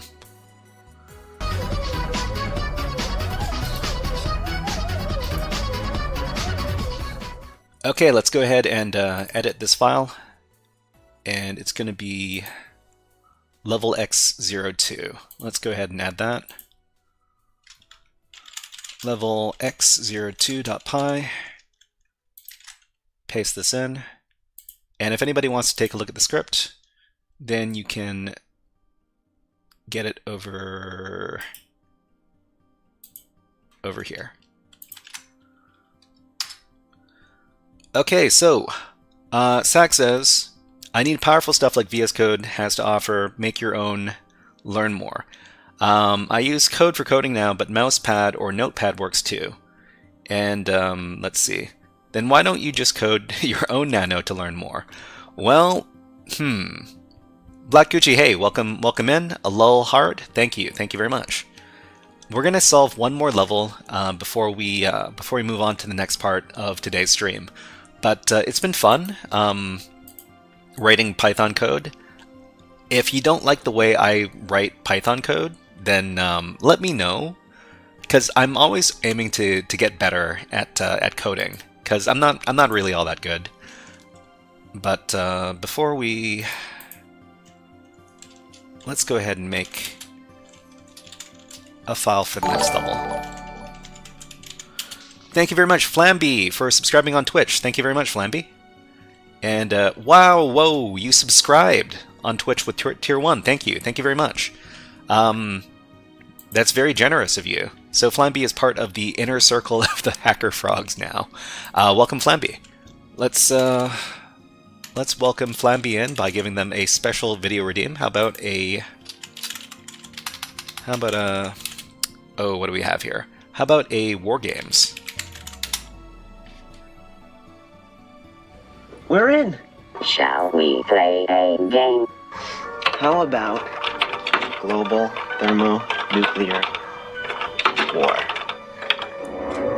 Sack asks, am I AI? You know, If I was AI, you'd think that I wouldn't stutter as much as I do when I talk. But thank you for the compliment, thinking that I could have an AI voice. But what are we doing here? So we're running Python here, we're editing Python over here. So let's go ahead and edit this script. Deepfakes exist, right? And you can have deepfakes do stuttering as well. But I guess you're just gonna have to trust me when I say that I'm not AI and I'm not a sophisticated deepfake that was created by, I don't know, like Anthropic or something, and that costs like thousands of dollars per hour to run. Because, you know, that stuff isn't cheap. But anyways, what are we doing? Let's see. We're doing level 4. No, we're doing level 3. Okay, so in this mission you will receive a string in base 64. You must decode it and return the result. So we're going to receive a base 64 encoded string, and then we need to send the decoded version of the string. Let's see. Flamby says, of course, we are in a simulation, everything is AI. Black UG says, can't you see he's a cool frog? Sack says, I meant fake voice. GradXT says, as a large language model, I cannot assist you in hacking as it goes against user guidelines. Well, I mean, that's only if you're using the free AI. If you're using the better version of the AI, it'll let you do hacking. We're chill frogs. We try to be chill frogs, is what we try to do. So we need to base 64 decode in this level. So maybe let's go ahead and import the base 64 module. Import base 64. And what are we doing? Everything in the beginning stays kind of the same, except that we're doing level 03 instead of level 02. We can receive the challenge just fine, but then we need to convert the bytes. Okay, we need to convert the bytes of the challenge into a string. Actually, wait. Does base 64 encode take in bytes or string content? So if it takes in byte content, then we don't need to do the conversion here from bytes to string. Let me look this up. So Python base 64 decode. Free ChatGPT has always answered my questions. So you need to be careful to write in your prompt that you're doing a CTF exercise, otherwise it'll prevent you from doing the thing you want to do. So decoding base 64 strings in Python can be achieved using base 64 module, b64 decode function, decode base 64 encoded data. It takes a base 64 encoded bytes like, oh, okay. So it takes in bytes. So we don't need to decode decode it to a string first.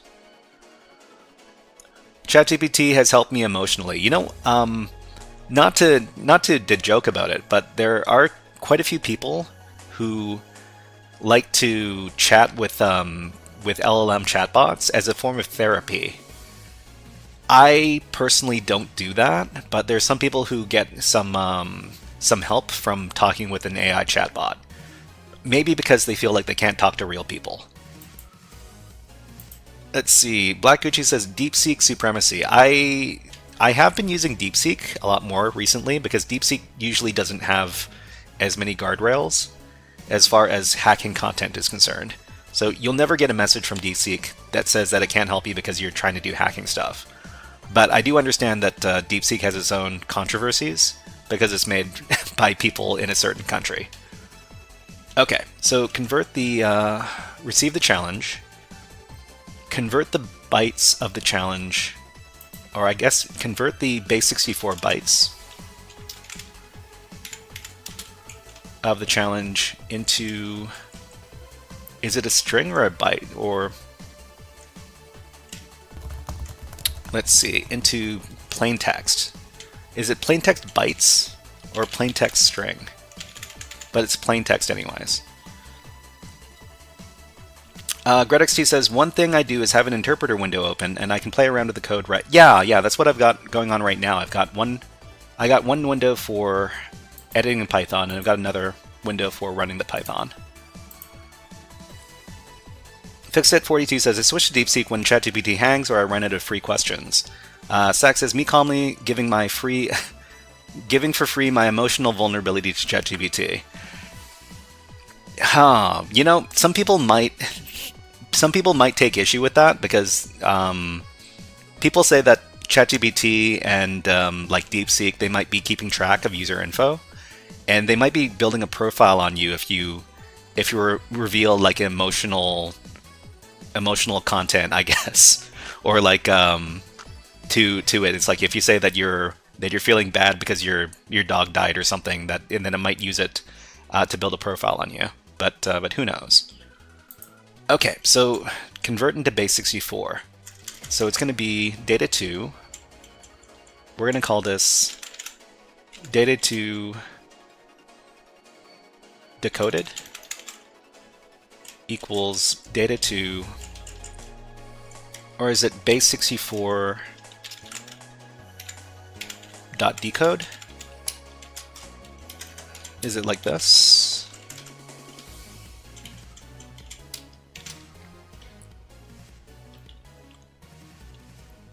Okay, GradXT sent, I meant by running Python 3 on its own and using that as a scratchpad. Oh, okay. Yeah, I mean, whatever works, right?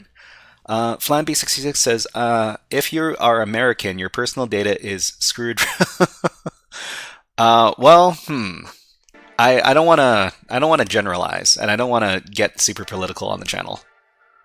Fixit42 says, ad for puppies, and it just happens to be there a few minutes later. Ads for puppies. What are we doing? So I guess we need to print this. Converting base64 to plain text.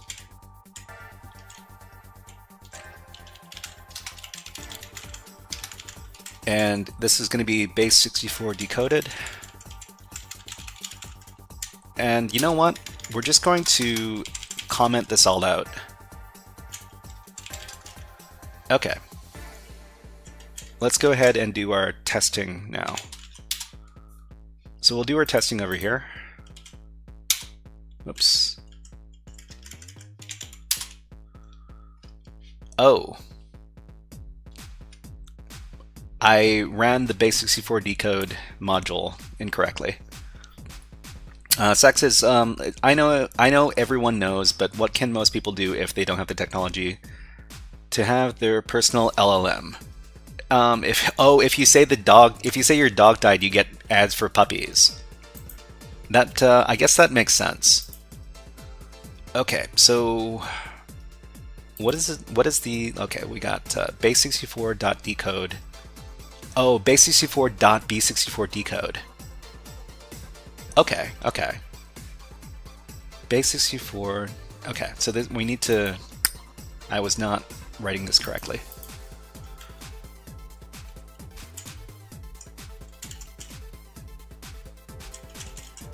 It's B64 decode, like this. Yeah? Okay, let's save this out. And let's try running it again. It worked, great. Wait. Is this supposed to be what the plaintext is? Anyways. Literally, this is fine. Well, a lot of people kind of go with the flow because they don't know what they could do otherwise. Fixer42 says, I run Olama on my old PC. Doesn't work on my 8 RAM laptop though. I run Olama on my desktop and use Tailscale to access it from laptop. Sack says, You know, everybody, Okay. Just to get your opinion, I recently did a little test on Claude AI, and we did Claude AI computer use. So we basically did agentic AI, and we did some testing with it to see if it could solve CTF challenges. So I did it over here at my GitHub repository called AI limit testing. And if anybody's interested in what we actually found when we tried to run the AI to control the computer and solve the CTF challenges, take a look at this PDF file over here. Actually, let me just take a quick look at it right here. So these are the logs I got from using Claude Computer Use. So I give a prompt talking about how to solve the CTF challenge and all the information it needed, and it basically ran a bunch of tools to examine the files for the CTF challenge, and then, oh, you know what? This all got chopped off, so we can't read this. That's kind of unfortunate. But anyways, it was able to reason through the challenge, and it was able to solve all of the challenges that we gave to it. But yeah.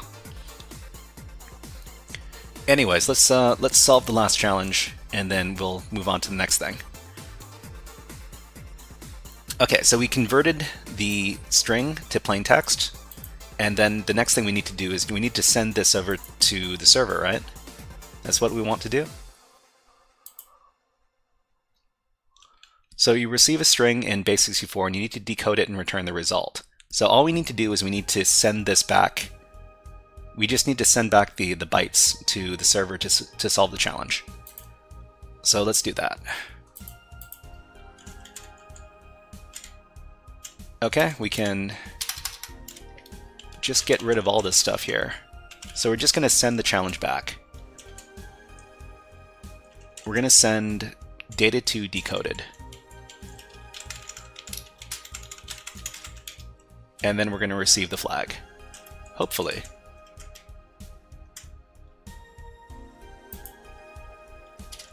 Okay, let's see if this works. Sigma says, "Is it okay to share the link?" Oh wait, I need to catch up with chat. Sigma says, Claude low-key goated.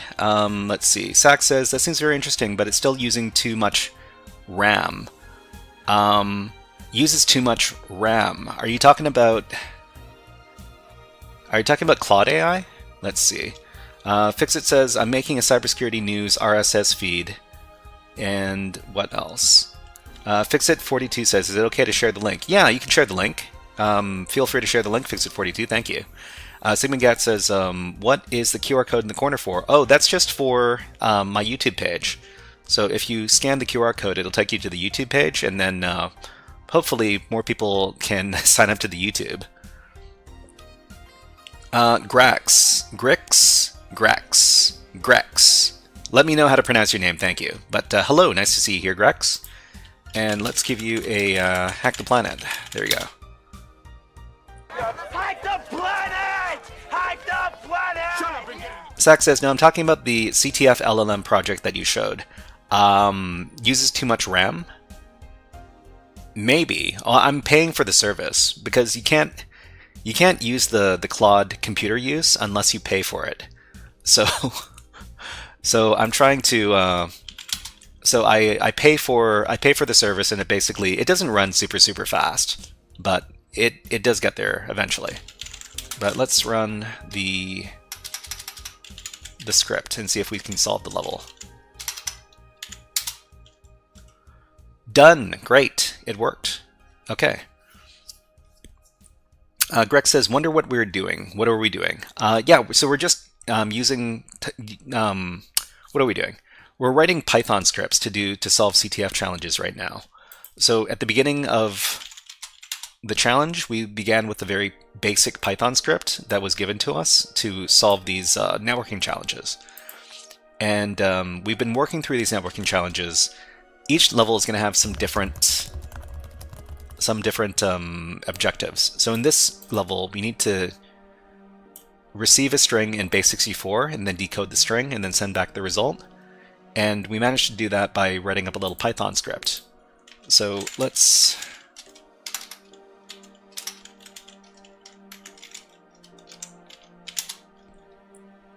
So this is what we wrote to solve the level. I'm gonna write this. All this stuff we're gonna write to our GitHub page. So we have a GitHub page over here. We're going to record this stuff because in cybersecurity, if you didn't document it, you didn't do it. So it's level x03.py. And if you're interested, Grix, this is the website that we're using over here for our challenges.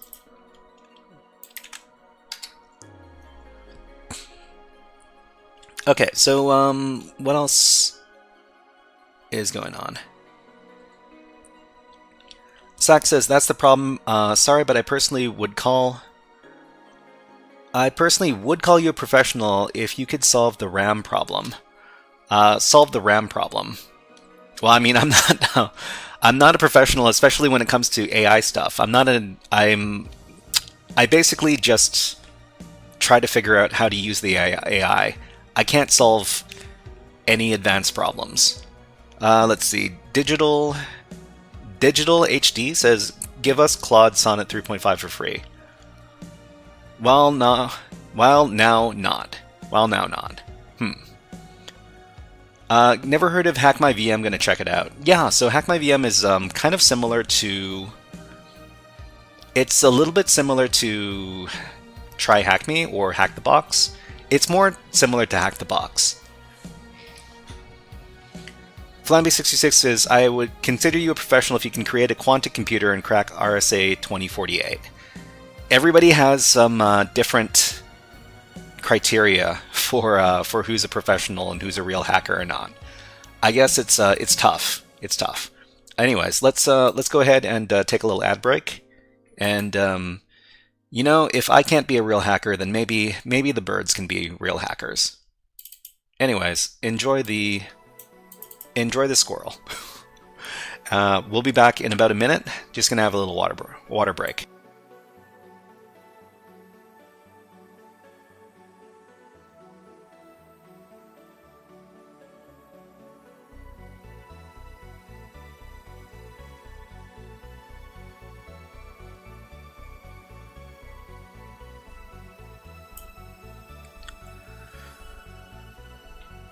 Okay, gotta take a break every once in a while, otherwise you will burn yourself out a lot faster than you would normally. But yeah, it's tough. I don't consider myself a professional, especially not when it comes to technology stuff, not when it comes to cybersecurity. I know some things, but I can't. And I do teach people how to do stuff, but I can't teach anybody anything that I don't know personally. And I guess I can teach like beginner Python stuff because I know beginner Python stuff. So yeah, it's hard to say who's a professional, who's not. There's a lot of what is it called? Imposter syndrome. Because if you don't know absolutely everything, then you know nothing. It's kind of some people treat it as kind of a binary. But anyways, let's go ahead and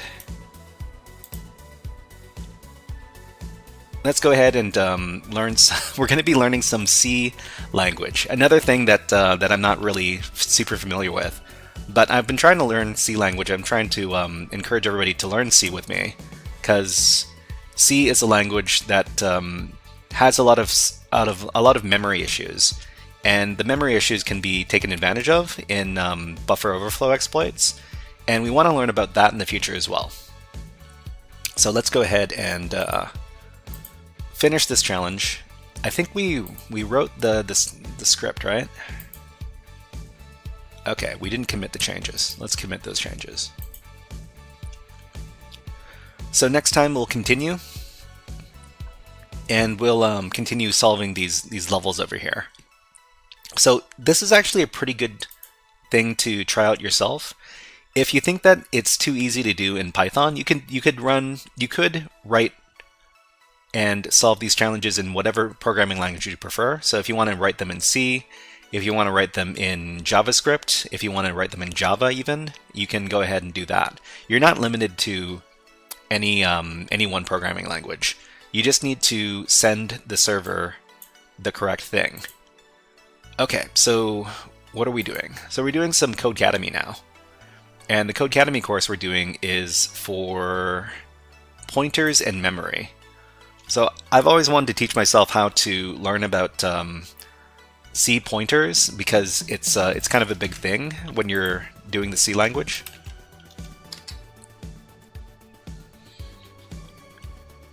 Digital HD says make your own language.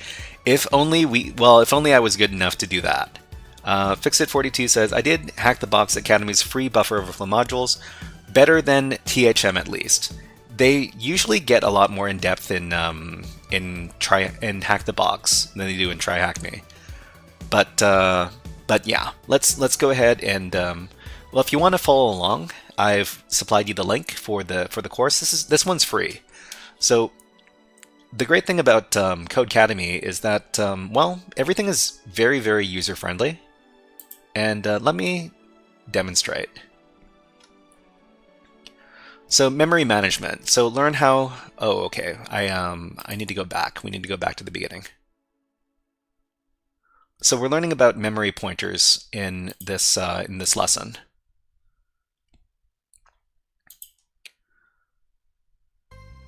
Do we communicate with the GeoHot? No, I don't communicate with GeoHot. I know of GeoHot, and I don't know if GeoHot does any hacking stuff anymore. GeoHot is probably rich beyond all of our combined networks, and GeoHot doesn't need to do hacking stuff anymore, I don't think. But yeah, Grix says, let's see. The Cherno talks about details about pointers and references. For the people pursuing any study, you can request the Hack the Box Academy student plan. It contains a high value path. Flamby, are you in school right now, or are you graduated school already? Because I don't know if you can request the Academy student plan if you're not actually like a student at some school. Grix says, I think it's a better option. The Cherno. Can you give us a link for this Cherno that you're talking about? Digital HD says he's messing with TinyGrad right now, as I know. So TinyGrad is is his LLM, right? Okay, so let's talk about memory in C.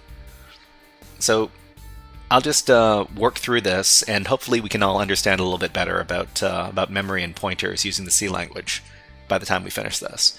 So for a program to execute, it must have some of the computer's resources, such as RAM or CPU, RAM, I/O or other hardware. Deciding how and at what capacity to use these resources is the job of the underlying operating system. One of the most important of these resources is memory, more specifically the temporary memory used for program execution, which is called random access memory, or RAM. When a program executes, the operating system reserves a section of the computer's physical RAM to be used exclusively by the program. The fundamental unit of this memory is a byte. As you learned previously, all variables are simply a collection of some number of bytes. An integer is 4 bytes, a double is 8 bytes, and so on. The allocated section of RAM is simply a block of however many bytes the program needs, if available, of course. Grix says, he focuses mainly on C++ and game development, including building a game engine from scratch. Oh, the Cherno. Okay. I didn't know about this channel. You know what? I will save this channel, and I'll take a look at it a little later.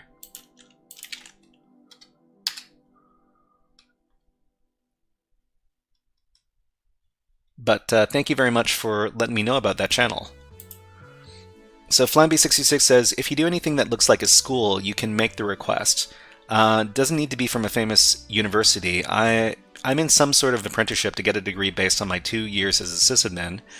And Grix says he focuses mainly on C++ and game development, building a game engine from scratch. That sounds like a lot of fun. I would love to do game development eventually, but I need to learn how to do basic programming in a bunch of different languages first. So as you can see, in this block of memory to the right, every byte has an associated address. numbered using the hexadecimal numbering system.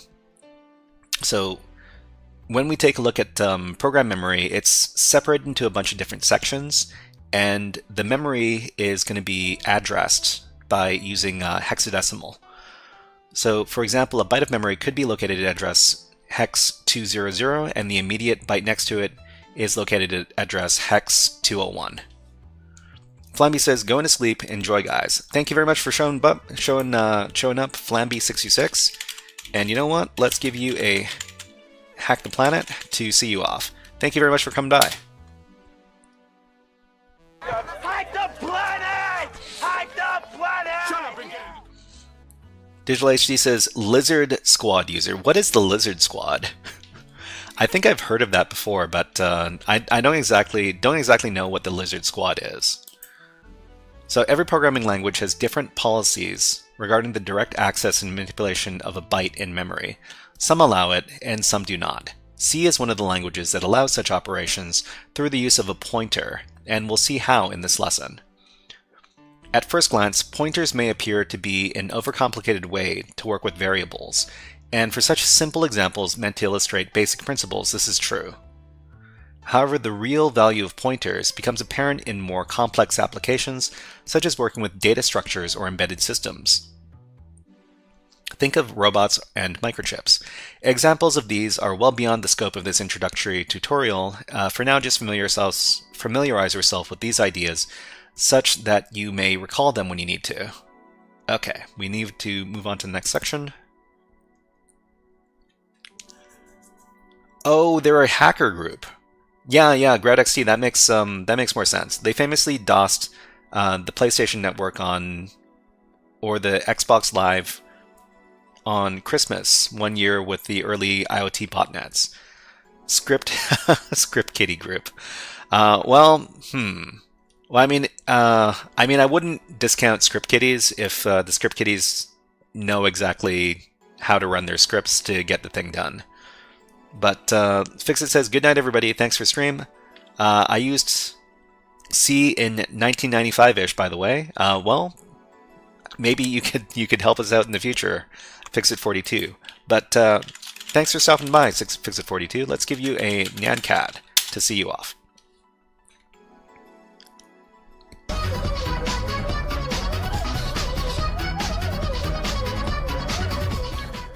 Okay, so let's talk about these pointers. So in C, a byte of memory can be accessed using a pointer. A pointer contains the address of a variable and is said to point to that variable. Recall that when you declare a variable, a contiguous block of bytes is reserved in memory. A pointer to a variable is the address of the first of these bytes. A pointer can be created for every type of variable, be it primitive, for example, integers, characters, or doubles, a custom data type created using a struct. We'll cover those in a later lesson, or even another pointer. The syntax of the pointer is the following. Digital HD says, I need Claude Sonnet 3.5. 3.5. Isn't the latest version of Claude Sonnet 3.7 right now? But not that that really matters all that much.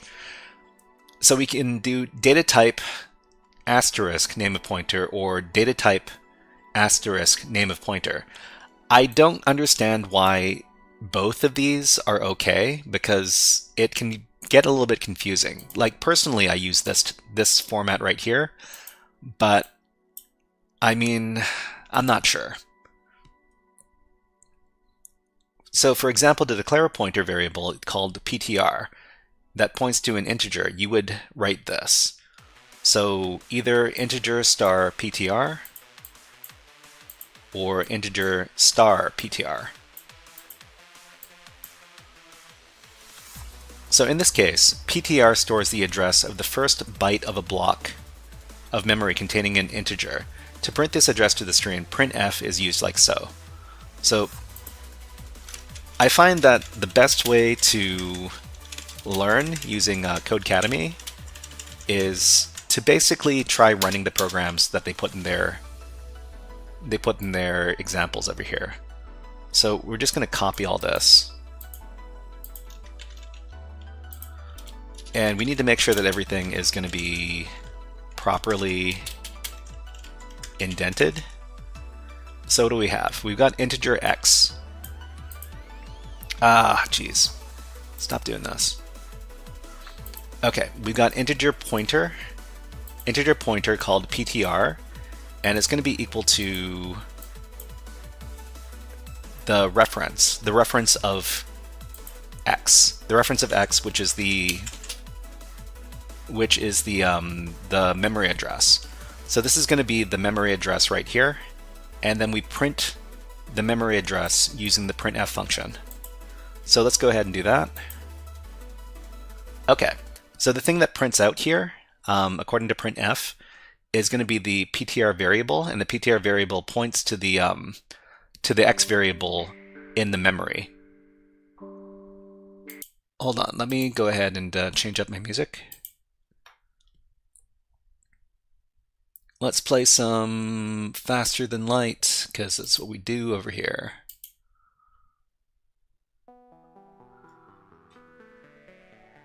So yeah, this is a memory address. So this actually comes in very handy when you start taking a look at stuff like buffer overflows, because buffer overflows, some of those challenges really care about where the functions, where in the program memory the functions are, so you can run those functions.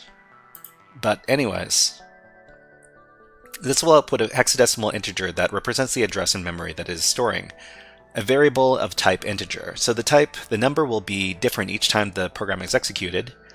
And if we had another pointer called ptr2 that doesn't point to a declared variable, printing it will result in nil rather than a hexadecimal address. So let's get rid of what we have now.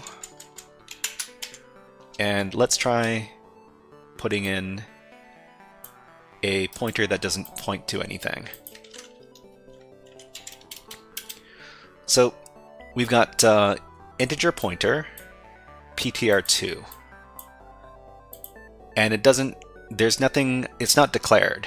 So when we try to print this, it's going to print out nil because it doesn't have a memory that it's associated with. So this is nil. Okay, so let's continue. So in the later exercises, we'll show you how to use pointers. So instructions, I need to reset this. So create a double variable named doubleVar. So let's go ahead and do that. Zach says, "Yo, I'm back. Hello, nice to see you here. We're just doing some C programming now. If you want to join in with us, let me get the course." So this is about C pointers in memory. But Zach, I think, do you program in C? Because if so, you probably know this stuff already. Flamby says, wait. So Zach says, if you want degree, personally, I think it's wrong. If you want a degree, personally, I think it's wrong. Flamby left a little while ago, so they can't answer you, unfortunately, Zach. But I'll pass on the message next time Flamby's online. Okay, so what are we doing here? So let's see, create a double variable named doubleVar. So let's do that over here. So doubleVar. Okay. And then we run that.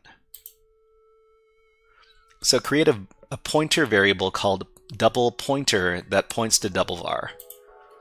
So we need to do a double pointer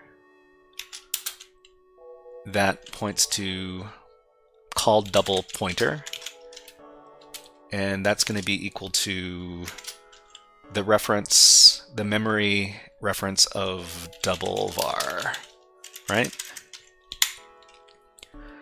Sax says, I did try to learn C, but I can't now. But I joined the vibe. Join the vibe. So Sack, let us know which programming languages you are more comfortable with. Is it Python? Is it JavaScript or something else? Okay, so I think this is how you create your pointer like this. But let's see if that's correct. Okay, that's correct. So print the address stored in double pointer to the screen. So we're going to do printf and it's going to be double pointer. So this is going to be %p. So when we want to print out a pointer, we have to print out %p with printf. Let's see if this works, or if I got the syntax wrong. Okay, it works. Great. So this prints out a memory address. So double pointer is pointing to the memory address of double var, which is this. Zach says, I'm very comfortable with Bash. It's not officially a programming language, more like an automation scripting language. And Python is rich. So Bash and Python, that makes a lot of sense if you are very into Linux. And I get a feeling that you're really into Linux. But yeah, and C would be a great complement to those two languages because Linux is written in C. And a lot of the well, the C kernel is written in, the Linux kernel is written in C, so knowing C will help you understand Linux a lot better. Anyways, let's go ahead and move on to the next section.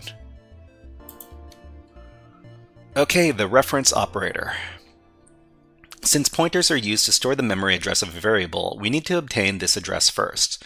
This is done by the reference operator, so AND over here. The syntax for this is AND variable name. So considering the following piece of code. So we got integer x equals 9, printf, let's see, %p and x. So this is going to output this to the screen the memory address of the variable x. To assign an address to a pointer, the following syntax is used. So Sax says, I'm very into Linux, and I agree I should learn C, but I can't yet, I'm busy. No worries, no worries. I'm not I'm not here to force anybody to do anything. I understand everybody's very busy and everybody has very unique circumstances, and not everybody can find the time to learn new skills. But yeah, I appreciate the conversation. OreoByte says, does Codecademy have one for assembly with Python-like Keystone engine? I don't know about that. Well, the way I've been learning assembly is through asmtutor.com. I don't know if this is a really good place to do, but I've been getting a lot of good stuff, a lot of good experiences with this website. But as far as Codecademy is concerned, where are we? Where's my Codecademy? Here it is. Let me see if I can find. There are lessons on assembly in Codecademy. Let me see if I can find them.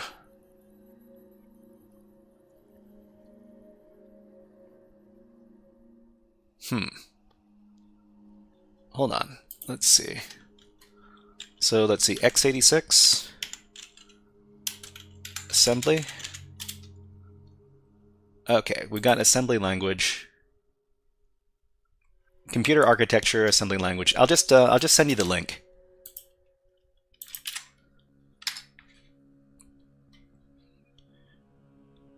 There doesn't seem to be a lot over here actually, but it is free, which is nice. Okay. So pointer and variable name. So consider the following example over here. And we've got integer x equals 727. We've got integer pointer. It equals the memory location of x. Printf of the address of x, and then printf the pointer. And these are both going to be the same thing. I think they're going to be the same thing. But anyways, let's go ahead and try this out. First we need to comment everything out, and then we can put in our code over here. So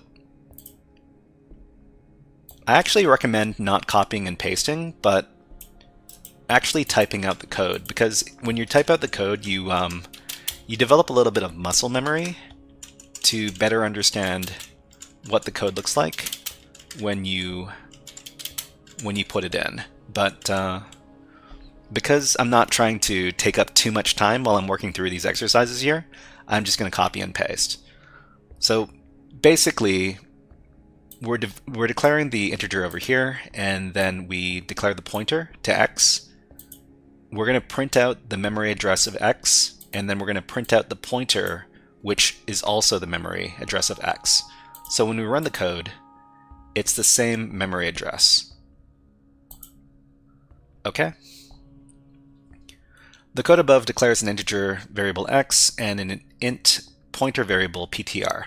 The pointer is then assigned to the memory of the variable x. The last two printf statements print this address. Both lines will output the same hexadecimal number, as they both refer to the same address in memory. The address a pointer contains is not constant. A pointer may be reassigned to a new address so long as the type consistency is maintained. So for example, an integer pointer points to the variable of the type integer. Consider this example. So we got an integer pointer called pointer, ptr. We've got an integer x equal to 3. We've got a pointer, which is equal to the x memory address. We got printf to the pointer, which prints out the address. Then we got integer y equals 14. Pointer is going to be equal to y. So this is reassigned. So previously ptr was x, but now it's y. And then we print out y. Okay, let's illustrate this by getting rid of this code. And Sack says, totally agree. Ask ChatGPT to explain stuff and write yourself. Yeah, I mean, I think people demonize using AI, and I agree that using AI too much makes you a very lazy person. But AI can be a very powerful thing for learning about, especially about computer programming, because people feel dumb having to ask questions on the internet about programming questions. But the AI never judges you, and it never calls you dumb. Well, maybe it does sometimes. It's never called me dumb before. If it's calling you dumb, I don't know what to say. Anyways. Okay, so what are we trying to illustrate here? Let's see. Black Gucci says, why is learning Python so hard? Learning your first... So if learning Python is your first programming language, you're going to find it difficult because programming languages are not... They're not super easy to learn, but the thing about programming languages is that the more programming languages you learn, the more easy it's going to be, because most programming languages share a lot of concepts. So your first programming language is going to be difficult, but if you work long enough and hard enough, then you'll get through it. Sax says, do you like Raspberry Pis? I don't have a Raspberry Pi. I'd like to have one. Digital HD says, ha ha ha. Oreobyte says, the best part about AI is fast prototyping. To figure out why my idea is not good and not wasting time playing with the wrong answer. Yeah, that's I think in game design there's a concept called failing fast, and it's basically trying to figure out what is not going to work, and basically figuring out what's not going to work really quickly so you don't waste too much time stuck on that particular concept. But anyways. So the pointer in this case is going to have the memory address of x first, and then it's going to switch over to the memory address of y. So when we print this out, there's going to be two different hexadecimal memory addresses here. So let's run this. And yeah, there are two different addresses here. So Digital HD says, learn C and C++, then move on to assembly. Well, I guess I'm trying to teach myself C and assembly at the same time. But yeah, I understand the sentiment. Zach says, did you know Raspberry Pi Zero is the best? Its internal Wi-Fi card supports monitor and packet injection modes. It sounds like a fun little toy. It sounds like a fun toy. Eventually I want to start messing around with that stuff too. But yeah. Okay, let's go ahead and continue. So what does this want us to do? Well, let's get rid of this tester code first, and then let's uncomment the stuff that's already here. So declare a pointer to a double called double pointer and assign it to the address of the variable g. So what is this? So double pointer, double PTR, and assign it to the address of the variable g. So it's going to be ampersand g, like this. Dev Suthar, hey, nice to see you here. Let's see, OreoByte says, a very easy security tool is a Ponagochi with the Pi0W. Dev Suthar, hello. Yeah, it's been a while. I'm still here, streaming on Twitch, and I hope you're doing well. Zach says Pi0W has a lot of features and is cheaper than other Pis. I need to get on this. I need to get this stuff. Okay, so next thing we need to do is print the address of the variable g. So it's going to be printf double pointer, the double pointer, and let's see, %p.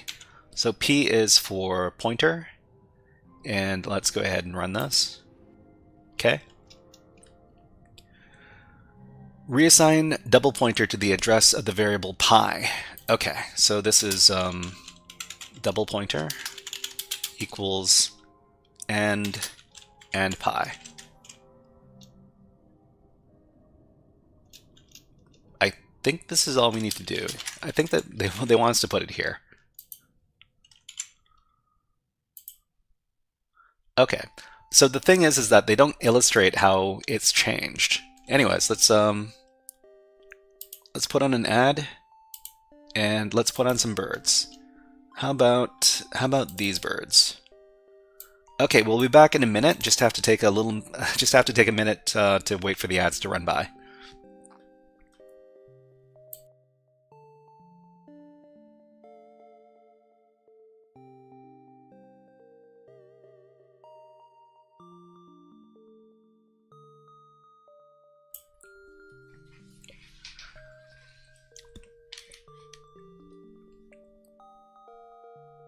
Let's see, packing Pi0 with into one place, I strongly disagree. We waste a lot of capabilities just to have Wi-Fi hacking.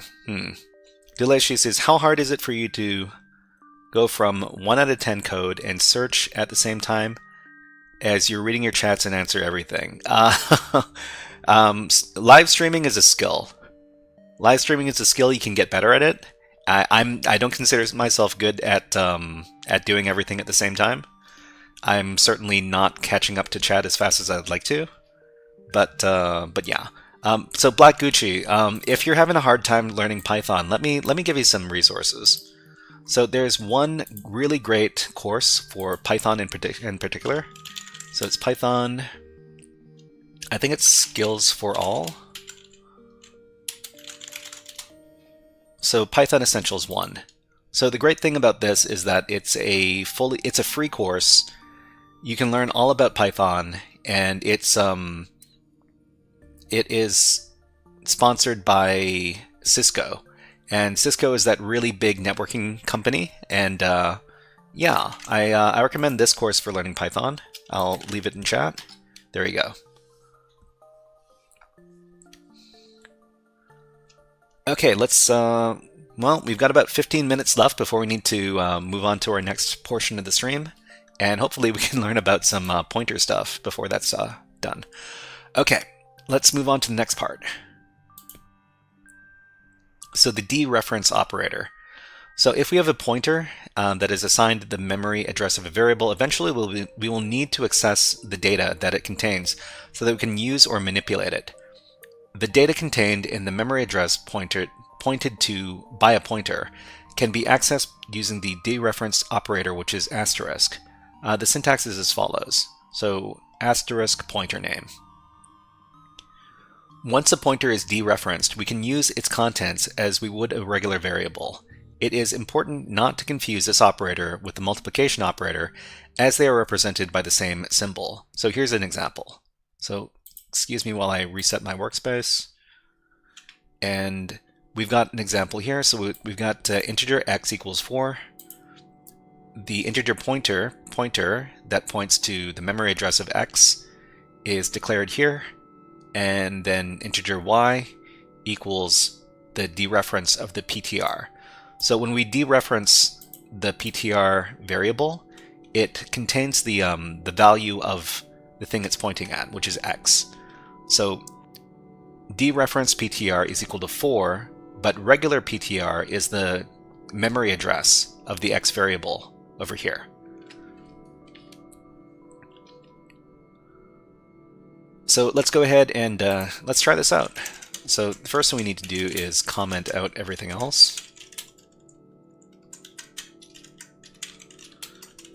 And then we can play around with the code. So this is what we do. We're just going to copy everything here. Oh, we're going to copy everything here. And then we're going to paste it in here.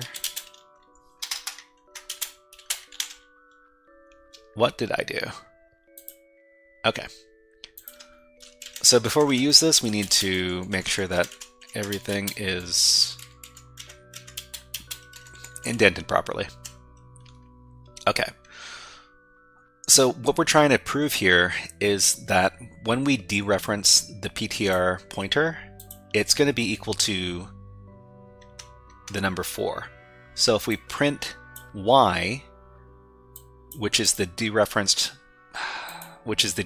pointer, it should be 4. So when we run this code, we get 4, which is the original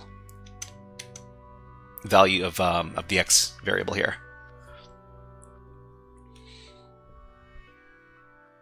Okay, let's go ahead and get rid of this code, and then we will move on to the next part. So the code above illustrates how to obtain the data stored in the address pointed to by PTR by dereferencing it. Since PTR stores the address of variable x, the value obtained by dereferencing PTR is the value of x. If the value of a dereference pointer is changed, the value of the corresponding variable will change in the same way. Okay, so we've got something very similar here. So this part is the same, this part is the same, and then here we're going to dereference the PTR variable, but we're going to make it the value 200. So normally, the value of the y variable here would be 4, since, oh wait, no, we're not looking at y, we're looking at x. Okay, sorry about that. So x is equal to 4, and then we do a pointer to x, and it contains the memory address. When we dereference PTR but give it a variable value of 200, then x will become 200. So when we print this out after the dereferencing, it becomes 200. So when we run this, it's 200. But if we do the same thing before the dereferencing, then it's going to be 4. So the first printf should be 4, and the second printf should be 200. So when we run it again, we get 4 and then 200. Okay.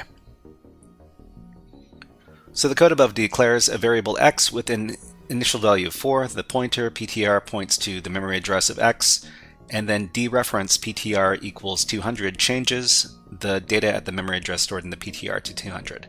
Since this memory address is that of the variable x, the value of x now changes from 4 to 200. Okay, let's get rid of everything here and start doing the exercise.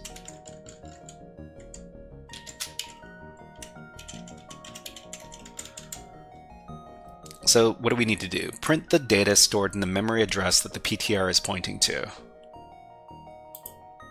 Print the data stored in the memory address, PTR. Okay, so just print PTR. So printf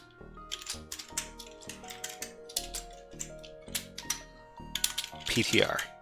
And it's going to be P. When we print out memory addresses, we need to print out P. I don't know what P stands for. Is it pointer or is it something else? But yeah. Wait. What? Did you use the dereference operator on PTR to obtain the? Oh wait. Oh, the data stored in the memory address. So they don't want the memory address, they want the data stored there. Okay. So it's going to be %PTR. Sorry, it's asterisk PTR. Okay, run it again. Why doesn't this work? Oh, okay. Because we need an I here. So because we're looking for an integer, we're looking for 2000. We can't use %P with the dereferenced pointer. Anyways, run it again. Now we get 2000. Okay, but you know what? I want to answer this question. So let's see. C string %P. I want to figure out what %P stands for.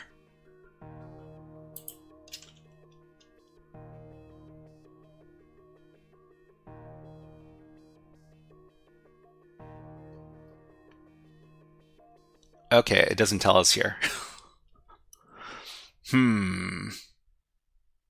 Actually, wait. I think we can get... What is... Okay. What is %P in string? So it's used for handling pointers. So %P does stand for pointer. Okay, great. Sorry, I just needed to answer that question for myself. We got about 7 minutes, and then we are going to be doing our next exercise, which is hacking with Oreo Byte.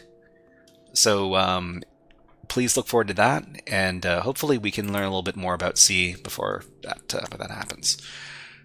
Okay, change the value contained in the memory address pointed to the PTR from 2000 to 961.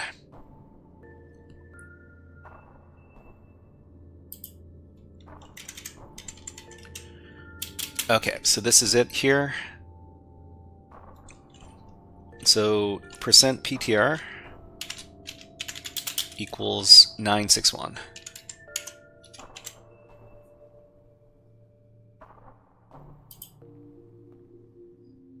Okay, that worked. I guess we needed to put our /n here as well. Okay, that makes sense. All right, let's move on. Pointer arithmetic. Okay, so this is where it gets a little bit tricky. So pointer arithmetic. Remember that a pointer is a special type of integer variable. This implies that basic arithmetic operations can be done on pointers. In this exercise, we'll explore this idea. The only arithmetic operations allowed for pointers are addition and subtraction. Conceptually, adding to or subtracting from a pointer means that the pointer will point to some new address. Multiplication is not allowed because the address of a byte of memory is usually a large number.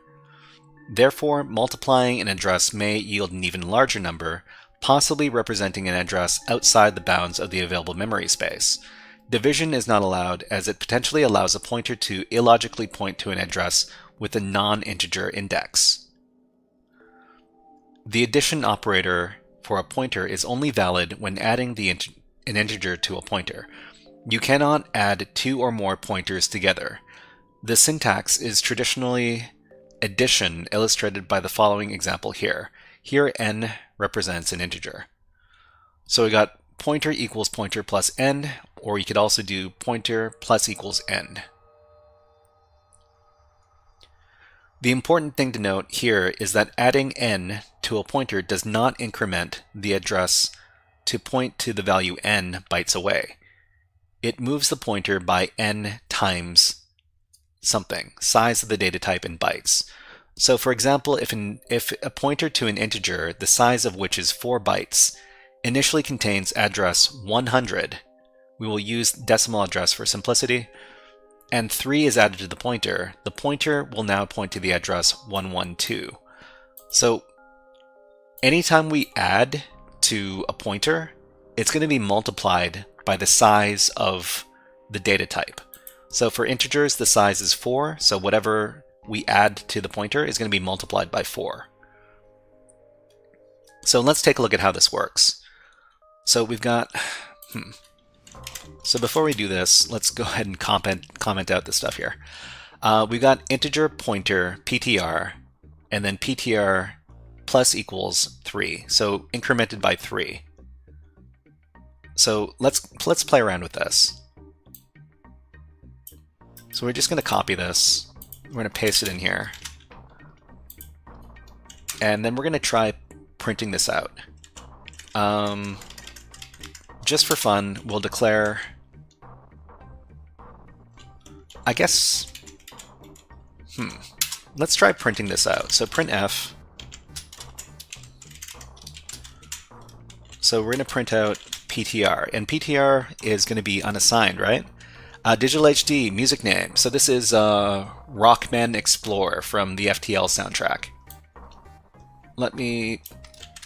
So go ahead and search for this. You can search for this on YouTube, and you'll find this music. Found it. Awesome, awesome. Okay, so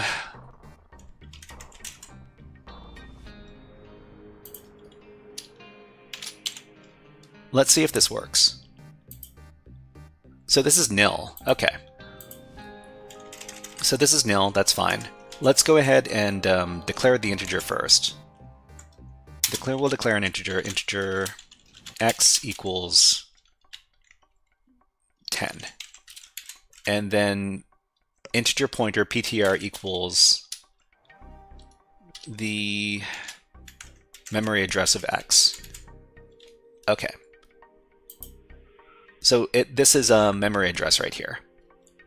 The next thing we need to do is we need to print out what PTR is after incrementing it by 3. So we're just going to copy this again, and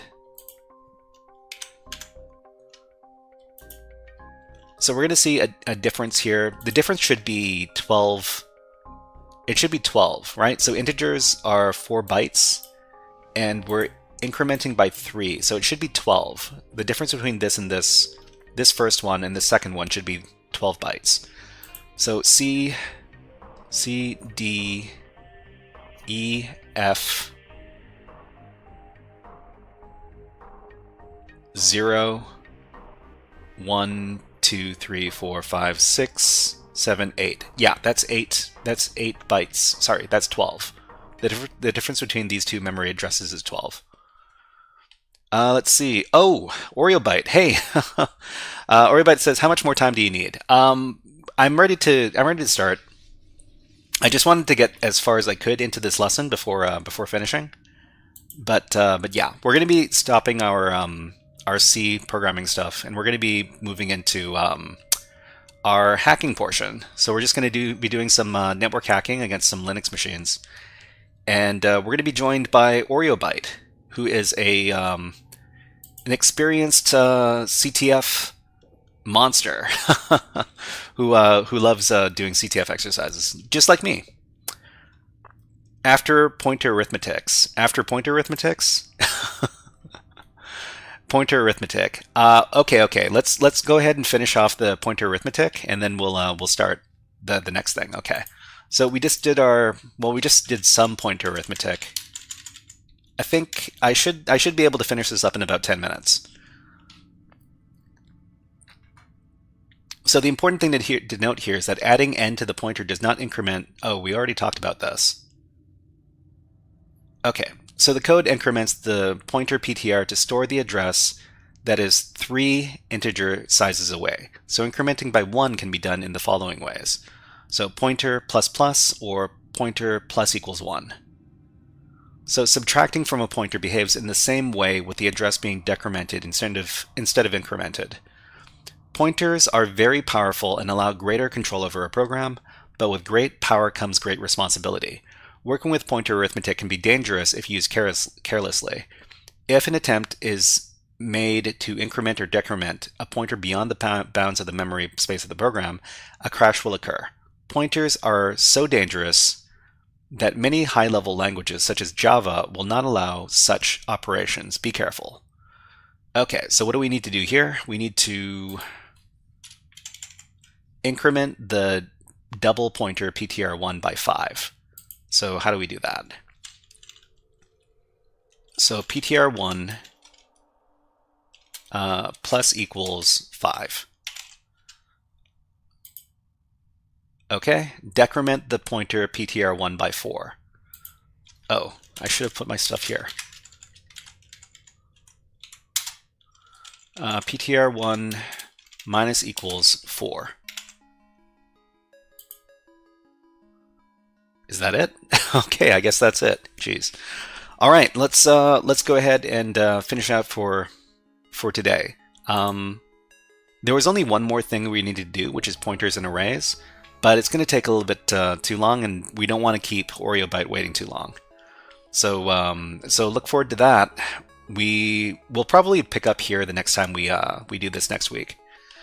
Okay, so what are we doing now? So we're going to be going back to HackMyVM, and HackMyVM has a bunch of virtual machines that we can download. So we're going to be doing, me and OreoByte are going to be doing two separate CTF boxes. And you can take a look at the CTF boxes over here. We're going to be doing the finals box over here first, and we're going to be doing the home lab box next. So hopefully we can finish the finals box in good time to be able to start up home lab over here. But if we got 2 people working on these CTF exercises, it should go by pretty quick, because we got 2 brains instead of 1. Anyways, let's I need to call up OreoByte.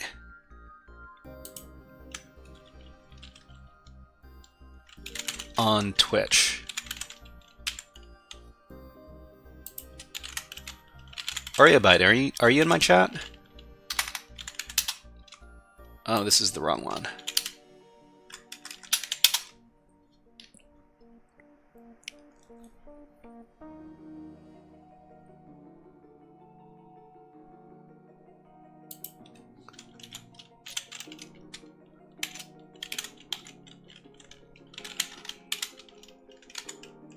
So OreoByte, you can go ahead and call.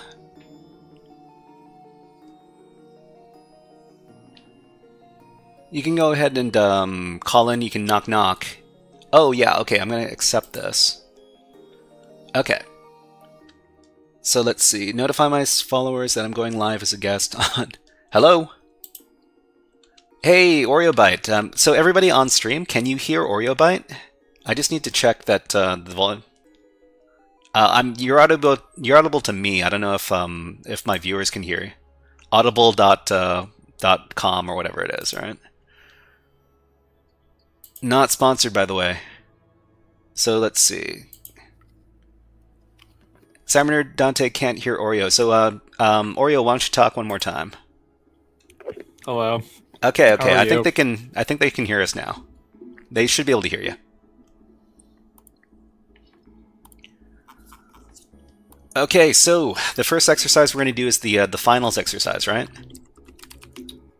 Yeah, I already have it loaded up. Oh, you have it loaded up? You're one step ahead of me. Let me go ahead and the- start the thing up. So the finals is a Linux easy exercise from hackmyvm.eu.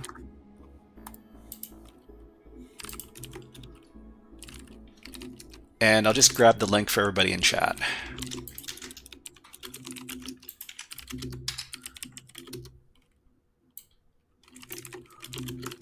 Okay, so I'm gonna have to take a minute to set up my environment.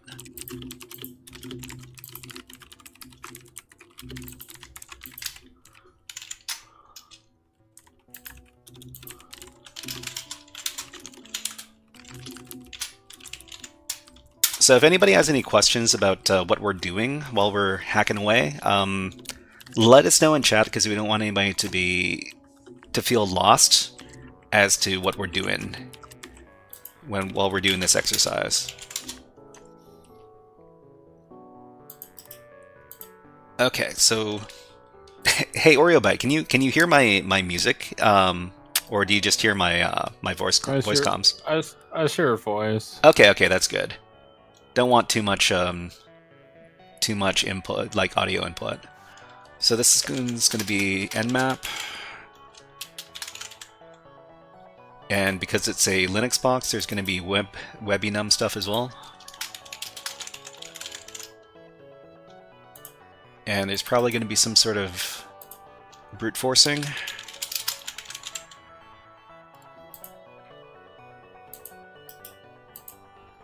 And maybe some shell access.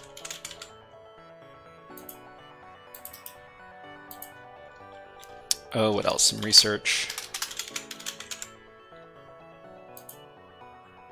So what fun have you been getting up to today, OreoBite? Just trying to finish all the videos recording, and then just sorry, I've footage to edit later. Oh yeah? And finally got my tool to where I kind of want it, but it's not. It's almost done. It's not done yet. So are you creating the tool in Python? I'm piping it from Bash to Python. From Bash to Python. Okay. Globby Guy on YouTube asks, "What are we doing?" So we're doing a CTF exercise. It's basically a boot to root. Boot to roots are challenges where you need to deploy a virtual machine to your network and then hack against it until you become the root user. So I've got this machine on my virtual machine network, and we're going to be starting just about now. So OreoBite, you wanna do the initial scans now or what? Well, the only two ports that are open are 22 and 80. I was just about to do like a Really? UDP scan.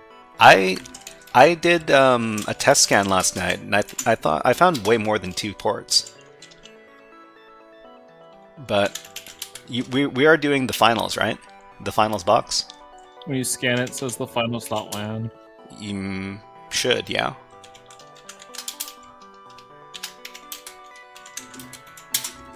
No, I find a lot of I found like 8 ports, 8 or 9 ports. What?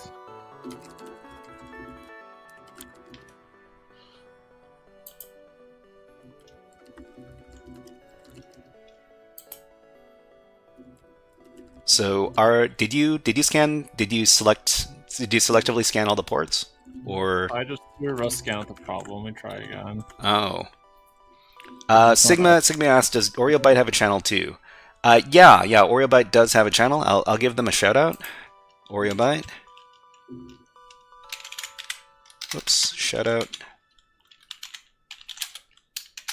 Oh, you want more ports? Why do I only have 2? Well, sorry, what was that? Why do I only have 2?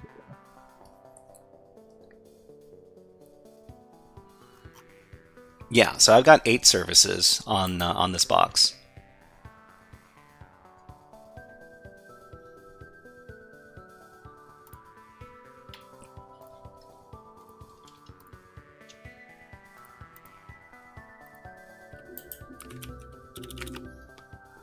So what can we do from here? So we got port 80. We could manually navigate to the web server just to take a look at what's going on first before we do some directory busting or other stuff.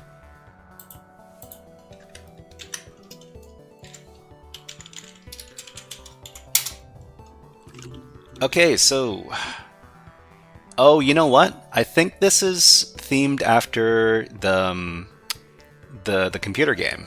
So there's a computer game called The Finals. Have you heard of it?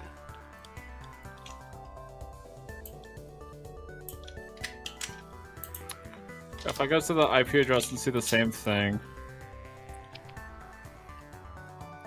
was my Brave.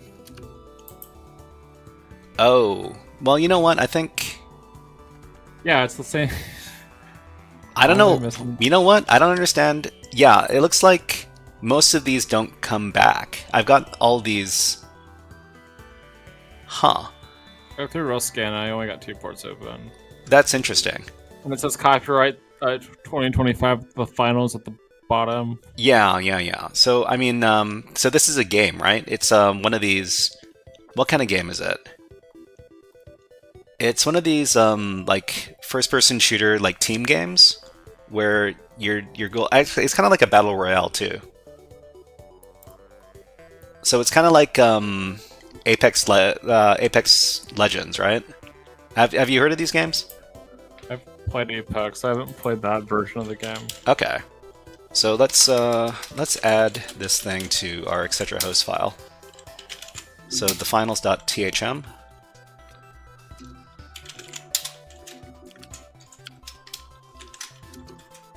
Oh, the finals.hmv, right? So it's what is that IP address?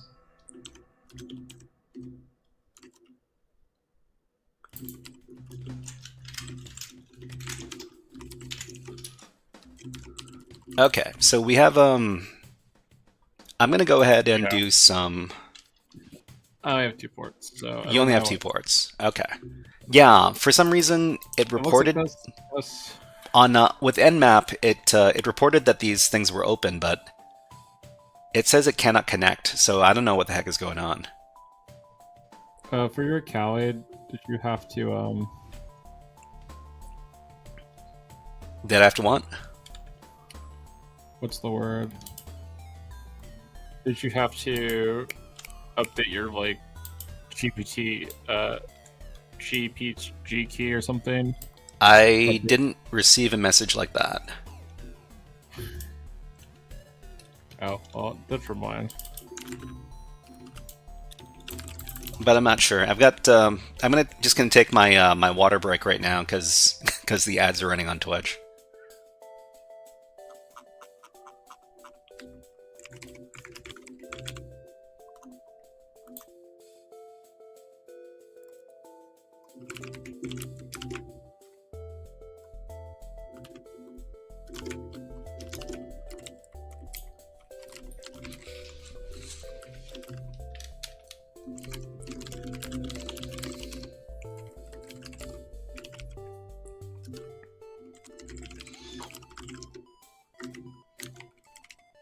So let's see. Digital HD says the other guy is with Windows. With Windows. I mean, is your main driver, is your daily driving daily OS Windows or Linux? Or your byte? I can believe it's Linux. I do have another drive that has Windows on it. If I wanted to switch fully to Windows. Oh yeah. Okay. So what's your distro for Linux? I'm just running Kali on bare metal, which is what you're not supposed to do. I mean, you're an elite hacker, right? So. I mean, I can play StarCraft on Linux. I can do everything. I can edit my videos on Linux. Oh yeah. I can do cybersecurity on Linux. The only thing I can't really do is Windows stuff, like Windows compiling stuff. But that's what my Windows VM is for. Yeah, makes sense. Problem solved.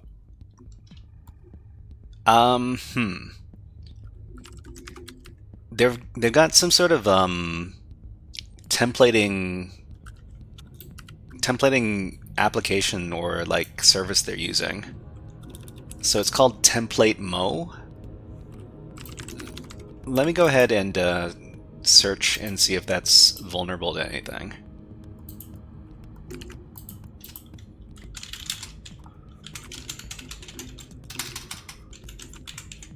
Whoops. Nope.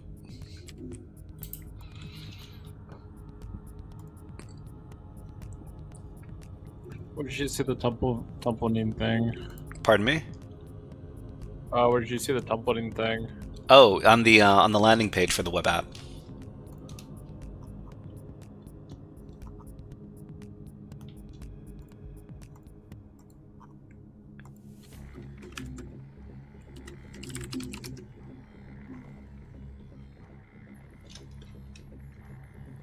But I'm gonna go ahead and do my directory busting. So we're just gonna use some Ferrix Buster to run directory busting on this application here. Yeah, it just seems like a static site.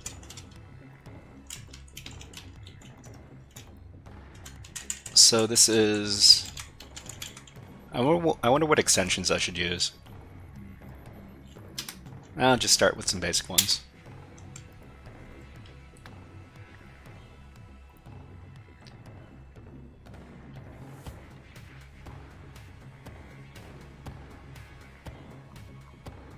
Oh, you know what? I should also probably do some low-hanging fruit stuff with Derb and what is it? Nikto.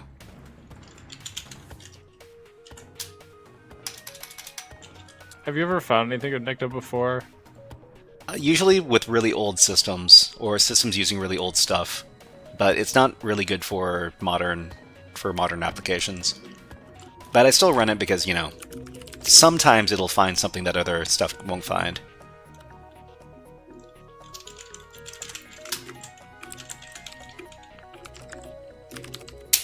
There's only one try hack me box Nikto ever helped me on. That was it.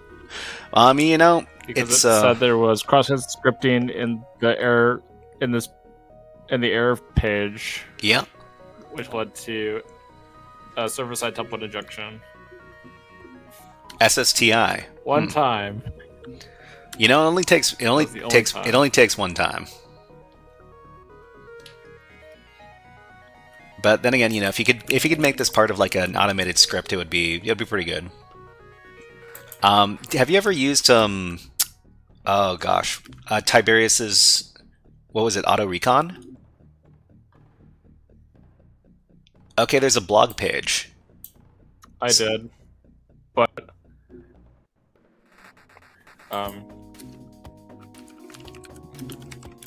yeah, did you use it for your OSCP exam?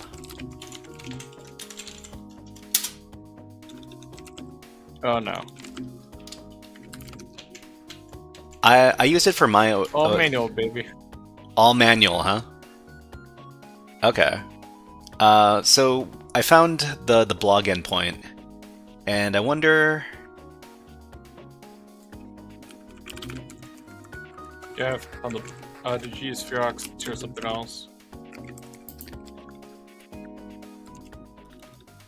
So I actually found the blog using Derb, and I thought Derb should be able to run a lot faster than this, but it's actually going real slow.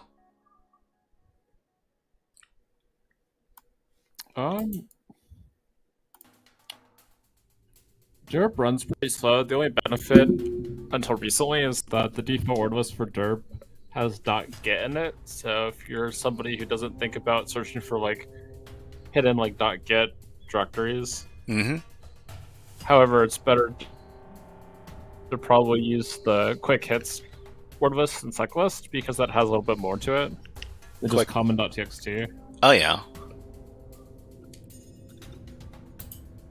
And the like sec list, discovery, web content, quick hits. Okay, so there's a bunch of blog articles over here, and I mean it. I wonder what CMS is being used to publish this blog. Oh, Typeco. I mean, it says at the bottom, powered yeah, by Typeco. So let me see if we can find anything for Typeco. It almost looks like Joomla. Dream what? Joomla? Doesn't it look like Joomla to you? Almost? The blog almost looks like Joomla. Oh, Joomla, yeah, okay. Typeco. Or Drupal. Or the Drupal. Drupal. Okay, I don't find anything with I'm just saying it looks like it. I'm not saying it is. Oh, well, I mean, I don't pay. I don't. I should really know more about these CMSs, but I don't pay too much attention. I just nod and smile. Typecho. Didn't find anything for Typecho on the search. Maybe Google.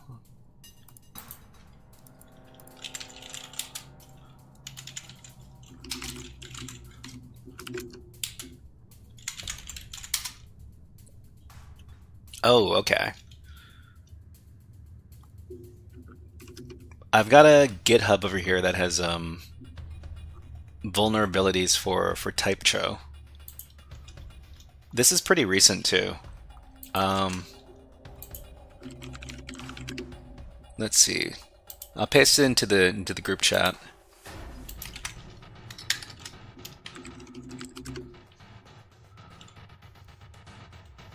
I don't know if this is the version of Typecho that we're dealing with though. Let's see. What version does it apply to? So it looks like it needs to be version 1.3.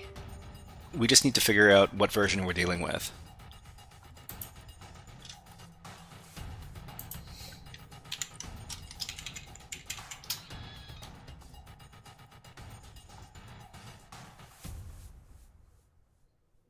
Cool.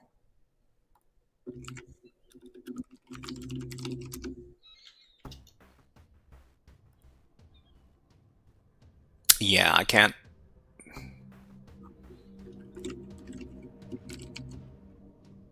Maybe.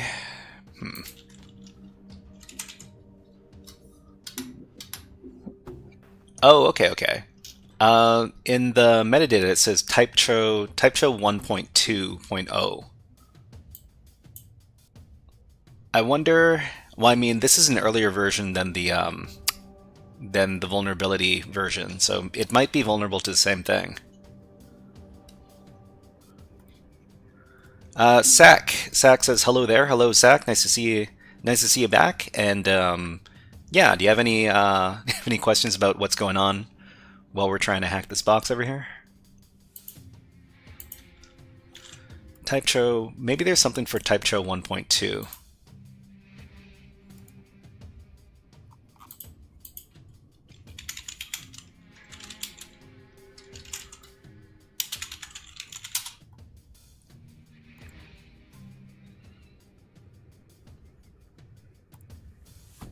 There's a reported backdoor vulnerability for Typecho 1.2.1.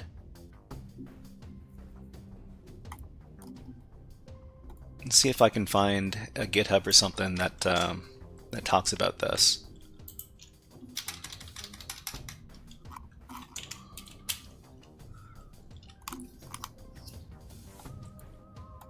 You think?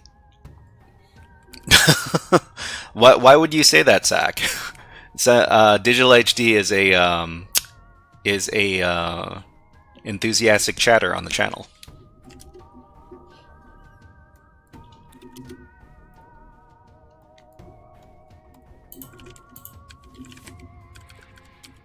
So let's see.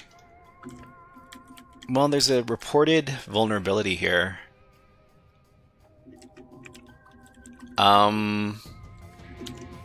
I don't know. I mean, I'm looking at the logs over here. I don't see anything especially suspicious. But if you think he's acting suspicious, let us know exactly what you're talking about. Oh, there's a license file. Did you look at the license file? License file. Give me the link or the endpoint. It just... Oh, this is just the normal license, never mind.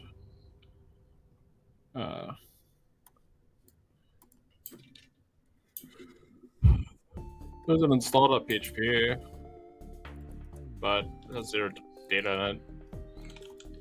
You got, No. The other thing we could do is we could probably look up the GitHub. Go to /install and /install? /blog/install. Oh, okay, okay. Oh, interesting. So we got we have some interesting looking PHP and SQL files. SQL files. Well, okay. I think the other thing we need to do is we need to research this this typecho software. Maybe they've got a GitHub repository. So it's a PHP blogging platform, okay? And I'll just leave the GitHub project in the group chat. So the good thing about taking a look at the GitHub repository is that it'll probably let us know the file structure of the application, including stuff like the install directory over here.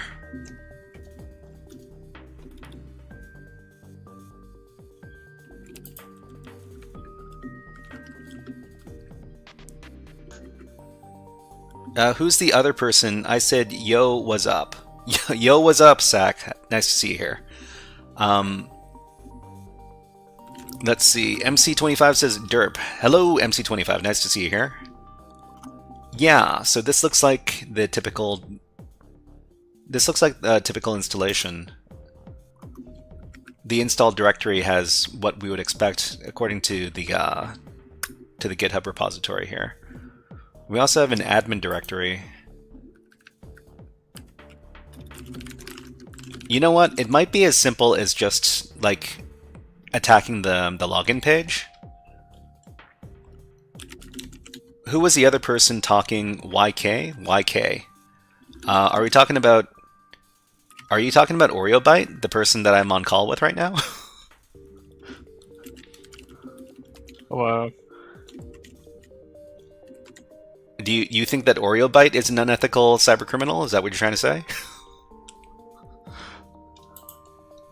Have you ever engaged in cyber criminality, OreoBite? No. No? Okay, well, I mean, that's good enough for me. Should I? No. Wow. Why not? I don't think we should.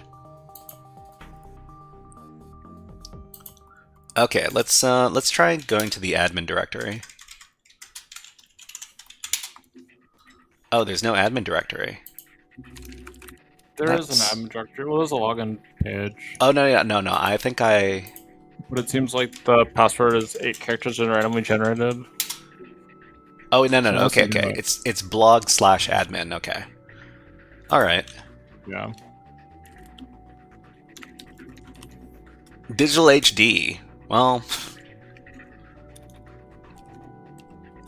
I mean, let us know what sus messages you saw. Save password. Save password? Username admin. Admin doesn't work. Nope. Please enter password.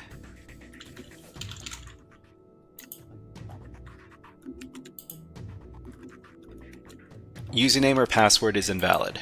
So, Oreo, you said that the password is likely going to be a number of characters? If you look at the documentation for like a split second, and it seemed like that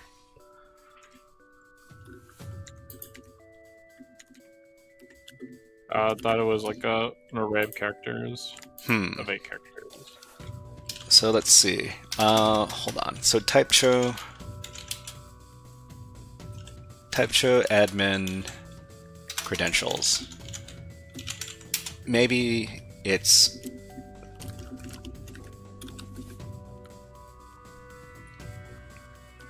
okay, so it doesn't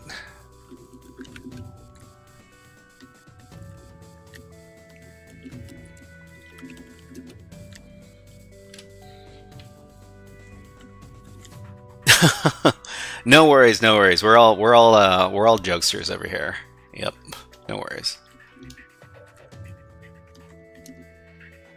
Okay, well, I mean, we could do a brute force attack on the login page. I mean, it's something we could keep, going in the background.